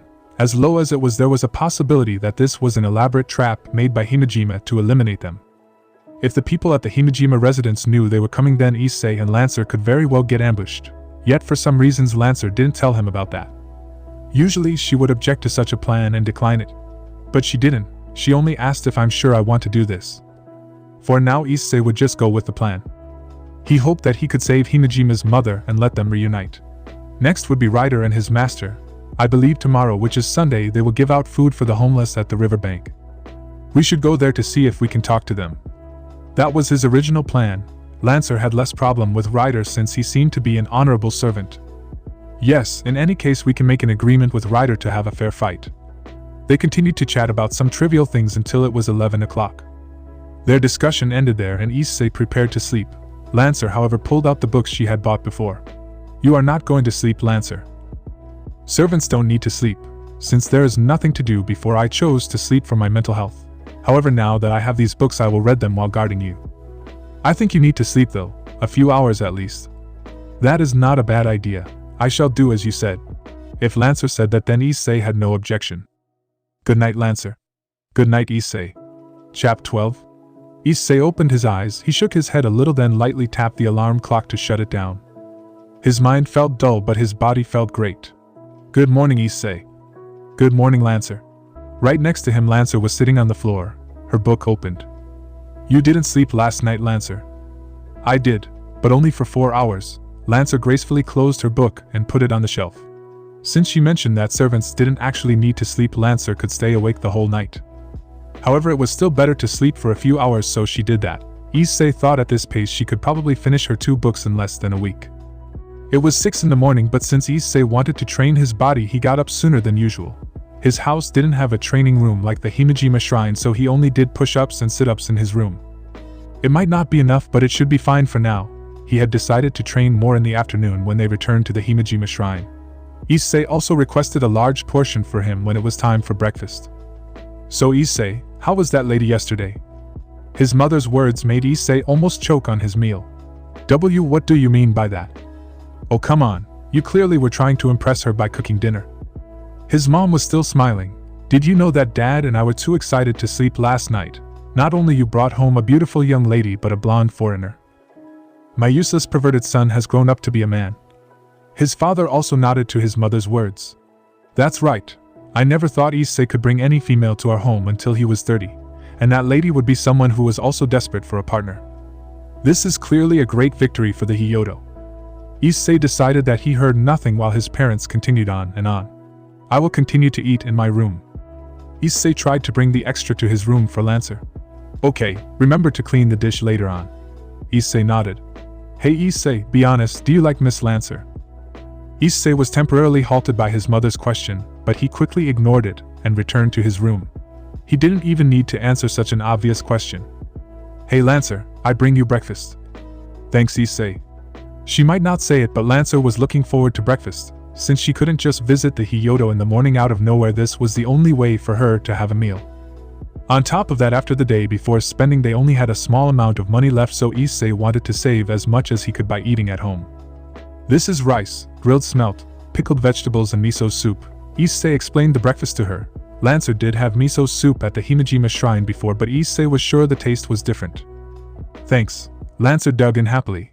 The portion was lesser than what she usually had, but Lancer didn't complain. After breakfast, Issei rode his bicycle to the bank of the river to see if the nun and Ryder were there. Lancer was behind him. She switched to material form only after they had left their house for a certain distance.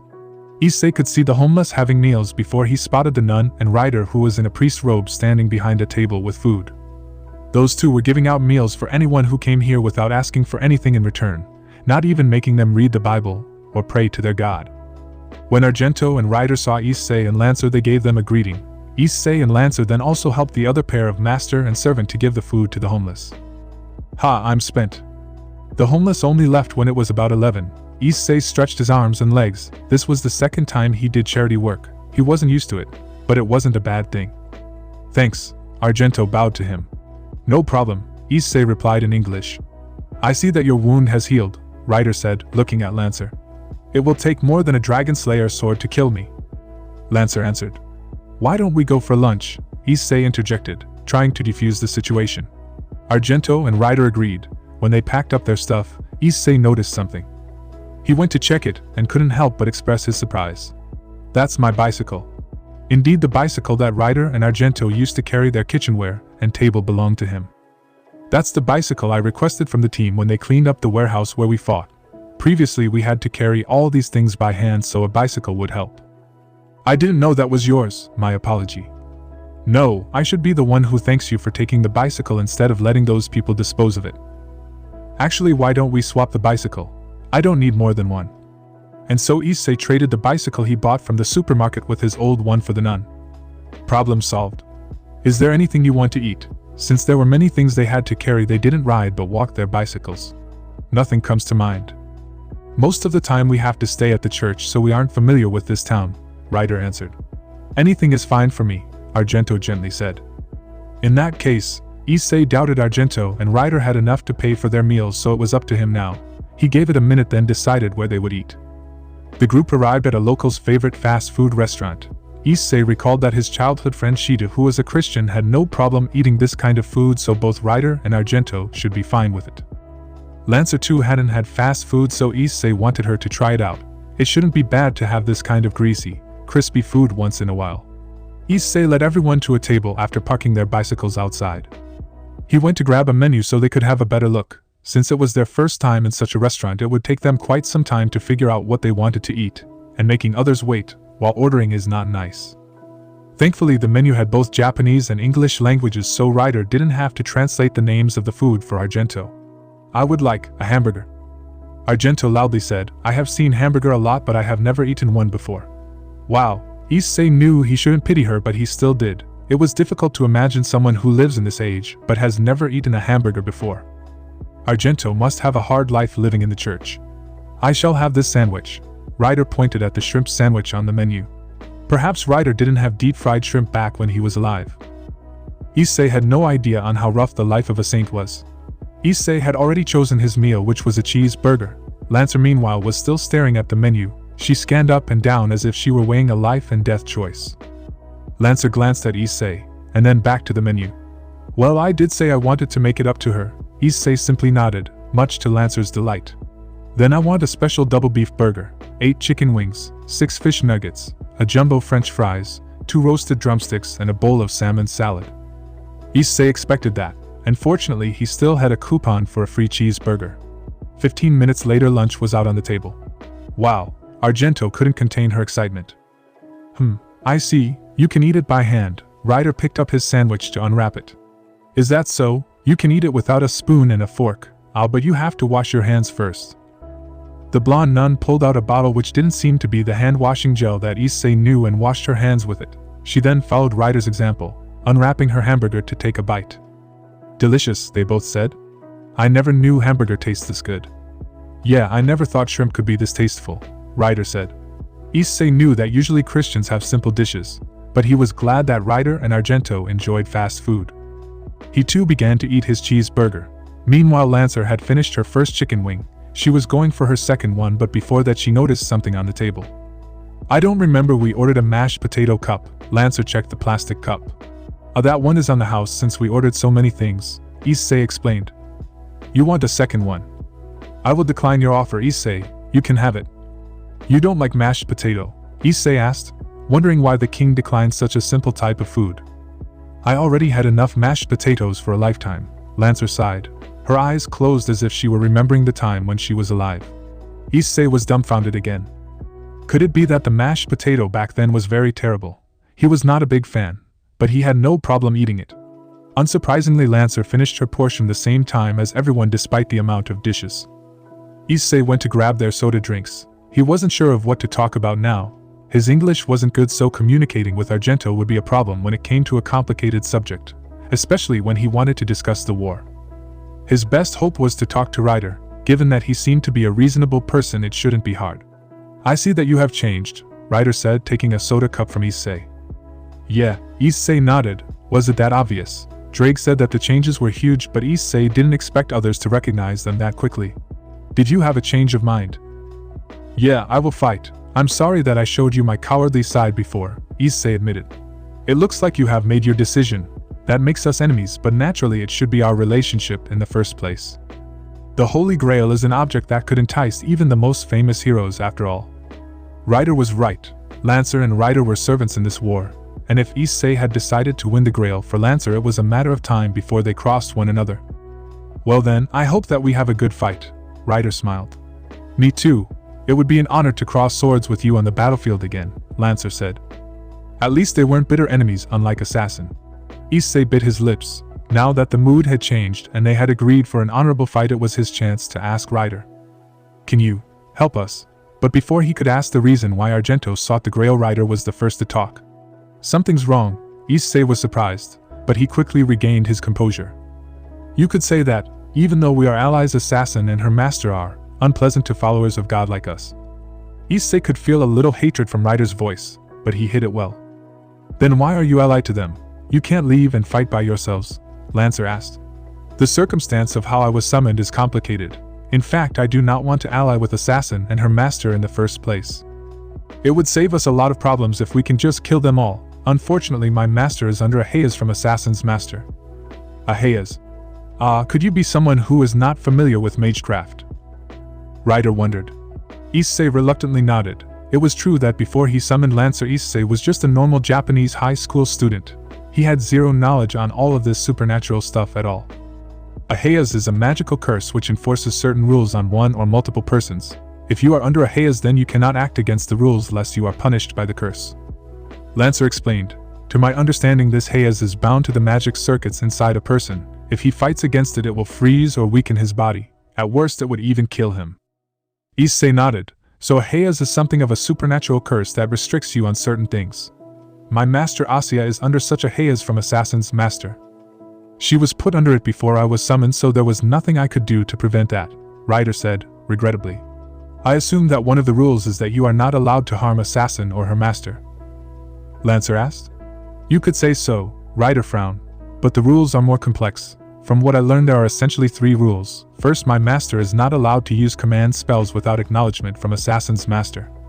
Second, my master must not engage in combat against other servants or masters without acknowledgement from Assassin's master. Finally, if I intentionally try to harm Assassin, her master and her close friends, then my master must use a command spell to stop me. So basically, you are not allowed to do anything unless Assassin's master wants to." Ryder nodded. "She has a nefarious plan for my master.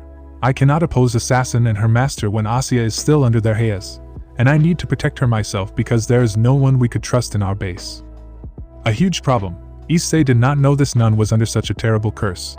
"What can we do to break this haze?" "I'm afraid the only way is to either kill Assassin's master, or use some sort of curse-cleansing type of magecraft to remove it. The second option will alert them, so I'd like to make sure that Artoria is safe when we do something like that, since the haze cannot be removed instantly." Issei nodded. He doubted that Ryder could find anyone in this town to remove the haze. And from his side, Issei would also find himself in a tough spot if he was to ask Himejima to help Argento, even if she knew how to do it. Not only it would expose their base, but also put Himejima in a vulnerable position during the removal session. "Please, I promise you that I will not attack you until we are the last servants in this war. So please, help my master," Ryder said as if he were begging. "I will find a way to help you," Issei awkwardly replied, but he still had no idea how to solve this. Argento seemed to be apologetic while Ryder was talking. She timidly drank her soda but hadn't said anything. She and Ryder must have been discussing their circumstance and how to get rid of the haze all the time, yet there was no real solution for them. "Ryder, would you mind telling me what your master decides with the Grail?" Issei brought up his courage to ask. "Oh, Sister Artoria doesn't desire a wish. She is on a trial to bring the Grail back to prove her faith. Whether the Grail is usable or not does not matter. However, the Grail must have been proved that it is indeed a miracle from God, so she must participate in a Grail war. The problem is whether she could bring the empty Grail back in case she loses." but that shouldn't be too difficult when the members of Vatican are observing this war. I see, Issei let out a breath. That certainly made it easier since Argento only needed to bring the grail after it had been used, so their conflict was not severe, and even if Ryder lost, Lancer would have no reason to kill Ossia since she did not need a wish from the grail. The mood became relaxed after that, so the group enjoyed their drinks. During that time, Issei excused himself to the restroom. When lunch was finally over, Issei and Lancer bid goodbye to Argento and Ryder. Issei rode on his old bicycle with Lancer behind. Ha! It looks like we shouldn't have too many troubles with Argento and Ryder. It is as you said. Ryder is a man of honor, and that none only desires an empty grail. However, we shouldn't overlook the fact that she is under the control of Assassin's Master. Even if they don't want to backstab us, it's possibly that they would have to, because ultimately Ryder still remains loyal the most to his master. No matter how Issei saw it, he had to somehow remove that haze on Argento. It is the only way for them to have a fair and square battle without intervention from Assassin and her master. Also, did you notice something, Issei? Notice what? Lancer's tone became serious. When we were talking to Ryder, he never mentioned Assassin's master and Assassin herself. If he wants us to help him, he would try to give us as much information about our enemies as possible. Oh, that? Issei didn't notice that until Lancer told him. That is likely because of that haze. If Ryder gives out information about Assassin's Master, there would be some sort of punishment for them. The person who could put such a haze on the nun wouldn't overlook such things when they allow Ryder and his master to go around town like that. A way to protect your identity and secret, huh? Once again, Issei was reminded how wide and deep the supernatural is. He wondered if he could keep up with all of these details so he would actually win. On the way back to his house, Issei noticed something strange. A small humanoid creature was chasing a crow. The creature was in humanoid shape. It had 2 little horns on its head and a club in its hands. The creature used the club to hit the crow, but the crow was too high for it to do anything meaningful. However, the crow quickly left, and the small creature disappeared among the branches of a tree. It's a battle between the familiars. That small Oni belongs to Himejima. You could say that she is protecting your house so the church side wouldn't know where it is. Lancer explained. So the familiars are working hard too. When they were about to reach Issei's house, Lancer turned back to her spirit form. Issei went inside his house to collect some items, said goodbye to his parents, and began his trip back to the shrine. Himejima and Saber welcomed them home, and after a short break, Issei began his training with Saber. Unlike the previous training, Saber had him focus on his legs today, as planned before. Remember that your legs have 3 times the strength of your arms, so your kicks would inflict more damage than your punches. However, you would also expose your body more, and a miss attack could make you lose your balance. You don't want to trip yourself in combat. A master can make a feint, but at your current level you wouldn't be able to recover or counter if you lose your balance. Saber demonstrated the basic footworks, and Issei followed her lead.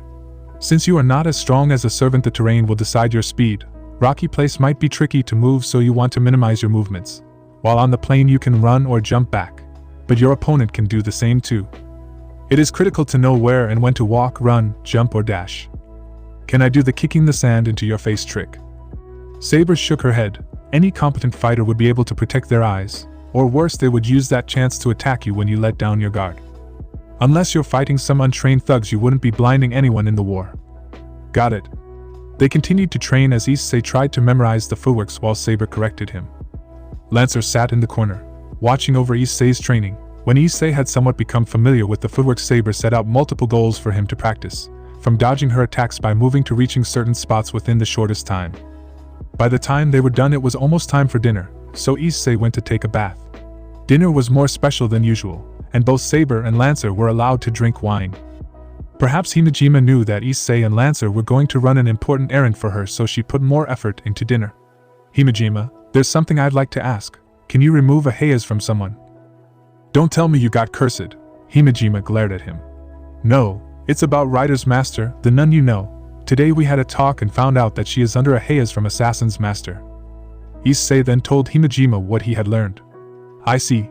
However, I'm not familiar with the Western type of haze. Fundamentally, the Eastern and Western styles shouldn't have too many differences as they share the same function of restraining one's actions. But if I use the same method to remove the curse, the haze might harm her body. We know that she has a healing type sacred gear, but we don't know if she could use it to heal herself when the curse rampages inside her body. We would need a Western expert on haze on this problem. Issei once again hit the wall. Well, if she is okay with an empty grail, then we can avoid a conflict with Ryder. If you want to save her, then the only way to do it is to isolate Assassin's Master and kill him before he could call on the Hayas. Himejima then stood up. I got work to do tomorrow, so I will take my rest now. You too should take your rest early. Don't spend too much time drinking. Yeah, and thanks Himejima. I will see if there's anything I can do for the nun. Dinner continued as Issei pondered on what to do. Before he knew it, the meal was over, and the wine bottles were all empty. I'm counting on you, Saber said as they finished dinner. Remember, you only need to check whether she is alive or not. No, I should say that you only need to confirm my master's mother is still healthy. Issei and Lancer nodded. They retreated to their room. Lancer didn't seem to be drunk, even though she drank with Saber. Issei also noticed that she enjoyed drinking, as expected from the king. Alright, tomorrow is a big day. We will be helping Himejima to save her mom. Let's go to bed early. Lancer nodded. She pulled out one of her books and began reading while Issei was ready for bed. Lancer, once again I want to thanks for helping me in this matter, Issei said. Do you intend to save Himejima's mother while Saber only asked us to find out her current status? Yes, we will save her. It is wrong for them to take Himejima's mother hostage to force her to participate in this war. If it's possible to solve this peacefully, I will take it. Issei said. Then that is what we will do. Issei was a little uneasy that Lancer gave him no resistance. But he ignored that. He had an important task to do the next day. It would do him nothing good if he dwelled on it too much. Good night, Lancer. Good night, Issei. Chapter 13. Issei woke up just a minute before his alarm clock rang. His hand moved to turn it off. He shook his head to gather his consciousness. Without greeting Lancer, he headed straight for the bathroom. Is something wrong? Lancer asked Issei when he returned. Issei saw that she was reading one of her books. He found it difficult to answer her. Anxiety and frustration mixed together to form his expression. Are you having a second thought? Lancer closed her book. Her eyes looked straight at him. Originally, Saber only asked him to confirm whether Akeno's mother, Mrs. Shuri Himejima, was alive or not. Issei was the one who wanted to save her instead of just checking. However, checking and saving are two different things, and the latter is way more dangerous. If they only needed to check, then Issei could hide in a safe place while Lancer infiltrated the Himejima headquarters in her spirit form. A less risk and higher chance of success mission. But Issei rejected that. He couldn't stand still when someone's mother was taken hostage so that she was forced to fight in this war. Don't you think that her mother would be killed if she fails to bring the grail back? Without doubt, when he learned that Akeno fought for the sake of her mother, this was the bitter truth. She goes into this war knowing the risk. You care too much for your enemy, Issei. You do know that she would kill you to save her mother. There is no fairness in war. Her reason might be justified, but that does not mean you should surrender the grail to her. Unless I am to betray my promise with Lancer, Issei gritted his teeth. She didn't take my parents hostage to force me to surrender. In fact, she is the one who arranges so that the enemies wouldn't be able to find out my house's real address. She is not as cold as you think. That is because she hasn't been concerned by you. If she has to pick between your parents and her mother, you know who she would choose. Lancer calmly explained, you don't have to hate Himejima for her reason to fight, but you should prepare to kill her to save your own life, or potentially your parents' lives. Issei inhaled. He slapped his face to raise his spirit. But as long as we can save her mother, then what you said wouldn't happen. We can do this. The sky was still dark when they left the shrine. Issei and Lancer had their breakfast at a 24/7 convenience store. 2 serves of rice balls, nothing too fancy. Issei also took 2 bags of chips while Lancer bought a small notebook along with a pencil. I need to take note of what I have learned, she explained. This pencil is great. The feather quill is way worse back then. Issei didn't mind that since those were cheap. He had a jacket and a face mask with him. Issei knew Akeno would have to report him and Lancer back to her boss, so they would know his and Lancer's appearance when they came. However, Issei still felt safer if he had something to hide his identity. Alright, let's review our plan one last time. Issei pulled out the map of the Himejima's headquarters in Kyoto, where several rooms were circled. Those rooms were suggested to be where Akeno's mother was imprisoned. Lancer had spent the night before to study the layout. Issei also had a look at it, but they would be relying on Lancer since she had the knowledge of how to navigate through a military base. The Himejima headquarters is built like a fortress, with walls, watchtowers, guards and familiars to protect it. There are 3 types of magical fields. The first one is to hide it from mortal eyes and physical devices. Not even satellites can pinpoint its location, and both traditional and digital cameras cannot record its images. The second one is to detect intruders. Anyone who enters the headquarters by other means besides the main gate will sound the alarm. The third one is to defend against long-range attacks from outside, physically and magically. Saber said that today Himejima will send a letter to her mother, carried by a paper puppet. This paper puppet will deliver the letter to the personnel of the guards, which they will check if there's any dangerous spell, then they will deliver it to the receiver. Issei pulled out a tiny button the color of grass. This button will track the letter's location when placed on this map. Saber said that only after the letter goes through security that it should be put on the map. Otherwise they would detect the irregular spell. Our task is to follow the button on the map, and when it stops we will learn that's where Mrs. Shuri Himejima is. After that we will force ourselves in to rescue her. Lancer concluded their plan. Because they only had 2 people, it was not possible to use distraction. Issei was too weak to be a bait or to rescue Shuri by himself, and Lancer needed to be there to protect him. The only way for them to do this was to rush in before the guards could do anything. The barrier might be able to defend against normal mages' attacks, but a strike from a noble phantasm would just break it. Yeah, Issei nodded. He knew this operation was very dangerous, and failure meant they would have to fight Akeno. There was a chance that his family would be dragged into the conflict too, but the outcome outweighs the risk. If they could do it, no doubt they would get Saber to fight on their side until her and Lancer were the last runners of the war. The pair finished their breakfast before walking toward one of the highest buildings of Kuoh town, because it was still early so there was nobody around them.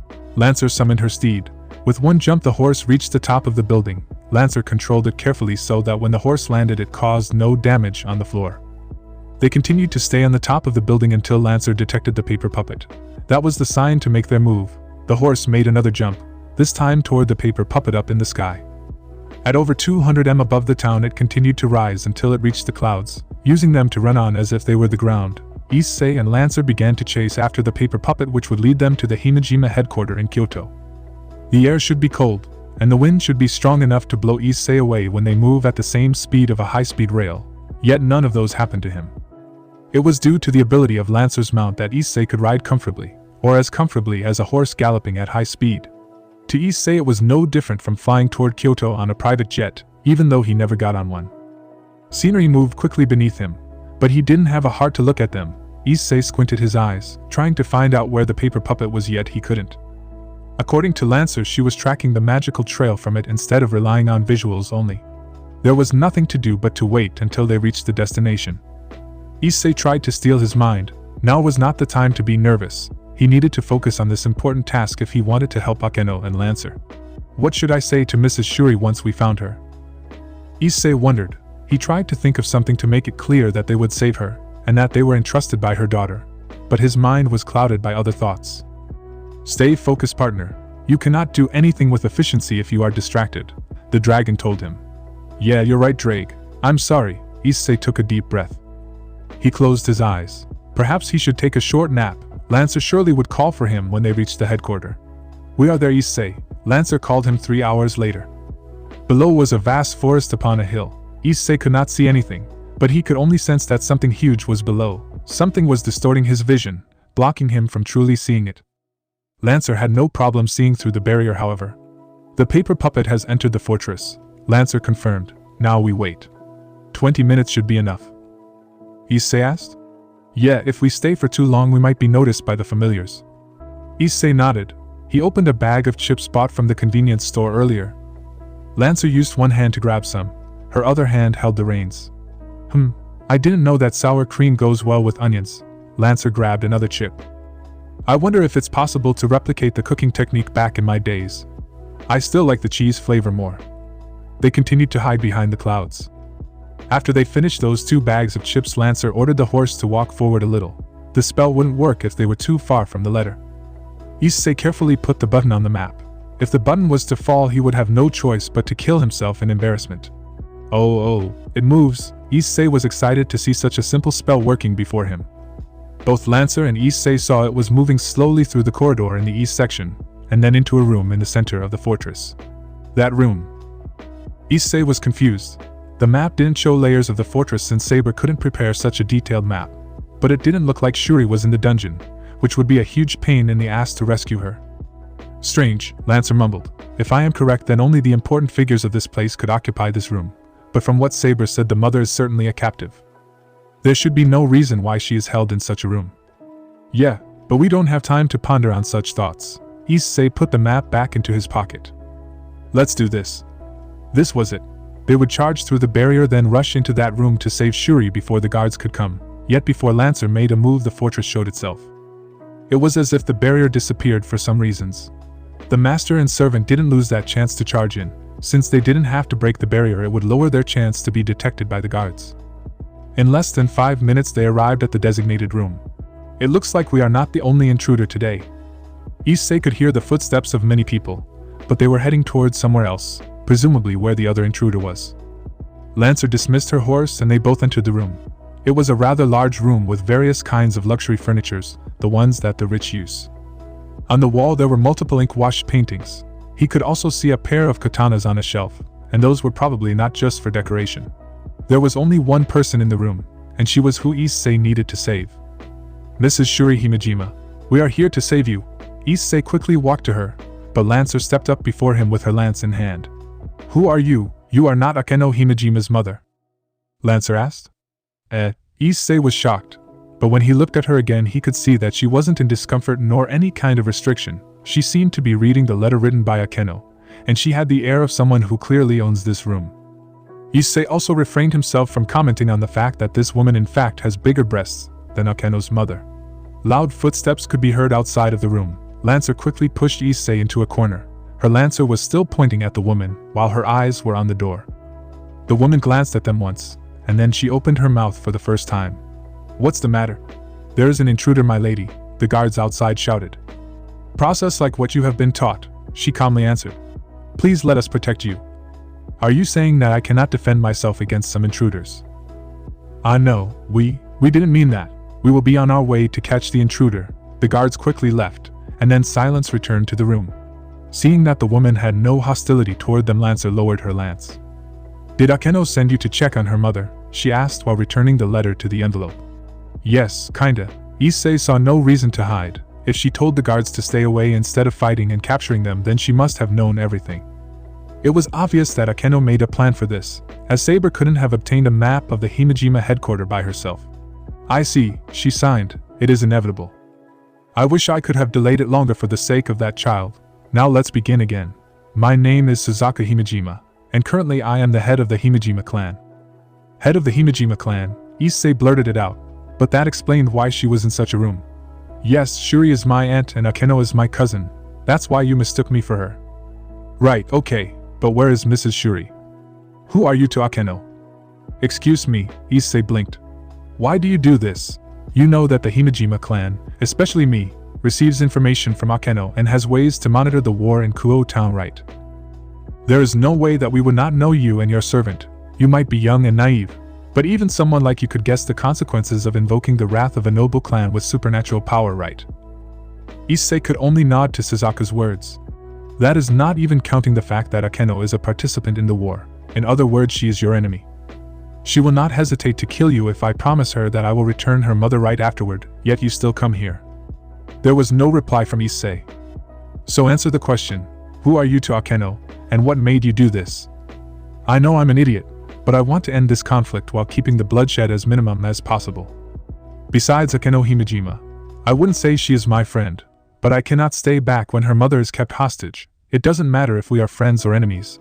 That kind of thing is not something I can overlook. If you refuse to release Mrs. Shuri, then I'm sorry that we would have to settle it through violence."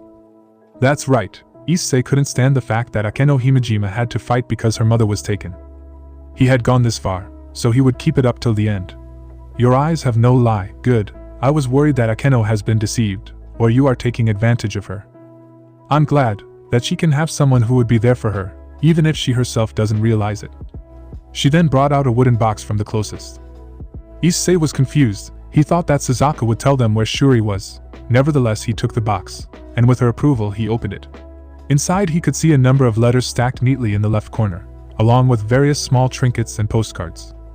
He touched a small bottle with lots of paper stars inside, one with multiple colorful stones and another one with plenty of paper cranes.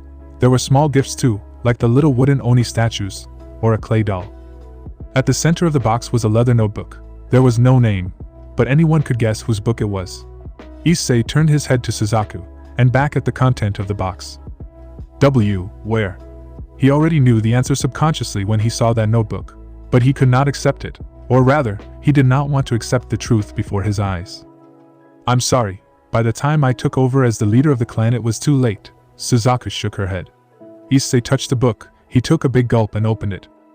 When he saw the first line, Issei collapsed on his knees. His hands still held the box, but they were visibly shaking. How long?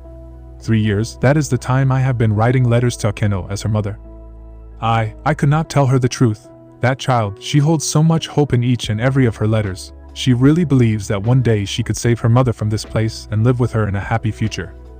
Shuri touched the letter which was sent today. Even this one. She told Shuri that the waiting is almost over, that help would come, and that they would be together. Shuri held the letter at her heart. I had an urgent business to take care of weeks ago. I must have forgotten to reply to her letter. That's why she has grown suspicious, which leads to this situation. Issei looked down at the box again. These letters and gifts, these feelings of Akeno for her mother, they never reach the person who Akeno loves the most. They make her work for anything, exorcising evil spirits, purifying the land, even stealing and fighting our enemies. Yet her reward is nothing. Every year she is allowed to meet her mother once, that's all. Of those years before I became the clan head, I imposed as her mother to meet her. Shuri is everything Akeno wants and loves, and she misses the small details when her feelings are naked. Issei looked away. He could barely stand it. How could people be this cruel? Shuri was supposed to be married to a rich man for more wealth so she could support the Himejima clan, but instead she chose her lover, a man who came and gone. That's why she was executed. Before, she was a daughter of a minor branch, but they could care less after what she had done. Those old men, they care nothing but their petty schemes and rules. Issei could hear the sob in Suzaku's voice. I was weak. Even though I am the clan head, I did nothing and let them take advantage of her.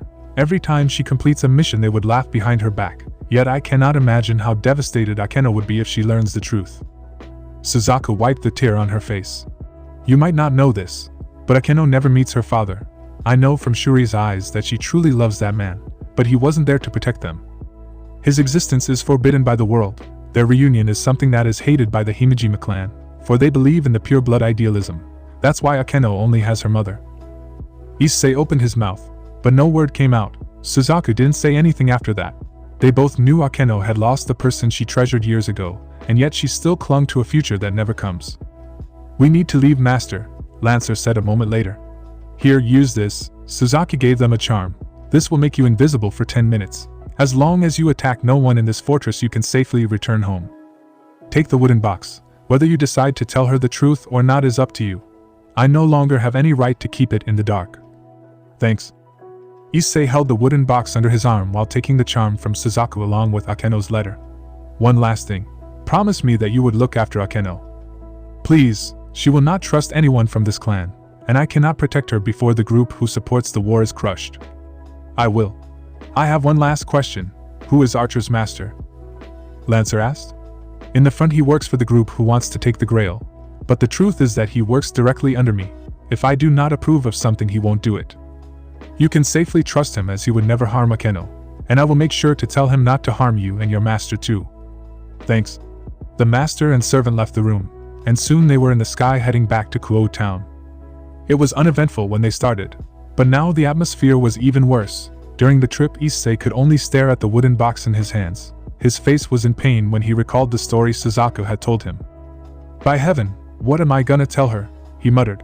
Issei, let me talk to her. You're gonna lie to Akeno. Not necessarily a lie. We could tell her that we didn't see Shuri Himejima in the headquarters, but we have proof that she was there. If she learns the truth, it will affect her and us. Issei. That girl will do everything for revenge, and that will expose us to unpredictable danger. When the war is over, you can tell her the truth. A logical and reasonable plan. Issei bit his lips. She has been lied to all those years. I am not gonna be the next one to keep the truth from her. He answered. You do know what she is going to do when she learns the truth. There can be only one reward for one pair of victors. The answer is obvious. If Akeno learned that her mother was killed, she would do everything to get the grail in order to resurrect Shuri. Yet Issei had no intention to back down. He did not want Akeno to live a lie. The bigger the hope, the bigger the despair when the truth comes. Then I shall prepare to kill her and save her. Are you okay with that? You always see her as nothing more than an enemy anyway. That concluded their conversation. By the time they were home, lunch was over. Neither Saber nor Akeno were in the shrine. Issei didn't have the appetite, so he just took a nap in his room. It was surprisingly easy for him to sleep, despite the stress. When he woke up, it was dinner time. Saber and Akeno have just returned. Lancer said. Her hand stopped taking note from the book she read. Do you really intend to tell her the truth? It's still not too late for me to do it for you. Issei didn't reply to Lancer. Instead, he brought the wooden box with him to the dining room. Lancer put away her books and notebook to follow him from behind. Sorry. It took us more time to distract Archer and his master so they wouldn't watch over this place for the whole day, Akeno said. Her voice was full of hope and not the usual businesslike. Issei bit his lips. He found it incredibly hard to look at Akeno's eyes. Already he could feel the tear in his eyes as he showed the wooden box to her. I am sorry. His knees gave up as Akeno received the wooden box from him in confusion. It was too late. Your mother, she has passed away. Issei looked down. The only things he saw were Akeno's feet. He heard the sound of her opening the box, and the rummage through it. Then Akeno fell on the floor. Issei looked up. There was confusion, disbelief, fear and denial in Akeno's eyes. A minute later Akeno stood up and left the room. Saber quickly followed her. The box was on the floor, as if it was a stain that could not be cleaned. Nobody had dinner that night. Issei woke up late the next day, as he couldn't sleep last night. His body was tired, but the fatigue in his mind was even heavier. Still, he knew it was important to eat something. He hadn't had anything but breakfast the day before after all. Lancer too didn't eat anything due to him, so he had the obligation to make sure that her stomach is filled today. What surprised him was that he could hear the sound of cooking from the kitchen, and the dining room had a faint aroma of food. He had thought that after he told the truth to Akeno she wouldn't do anything for him. He had failed her after all. Issei slid the door sideways. Inside was Saber, who was sitting on her knees across the table. Her eyes were unfocused, and the way she presented herself made him uneasy. The next thing he knew, the dining room was blown up, and Issei flew back to the yard in the middle of the shrine. Guh. Issei immediately summoned boosted gear. The dining room couldn't be recognized now. The walls were destroyed, the food was mixed with dust and smeared everywhere. In the middle of it, Lancer and Saber were exchanging blows. Partner.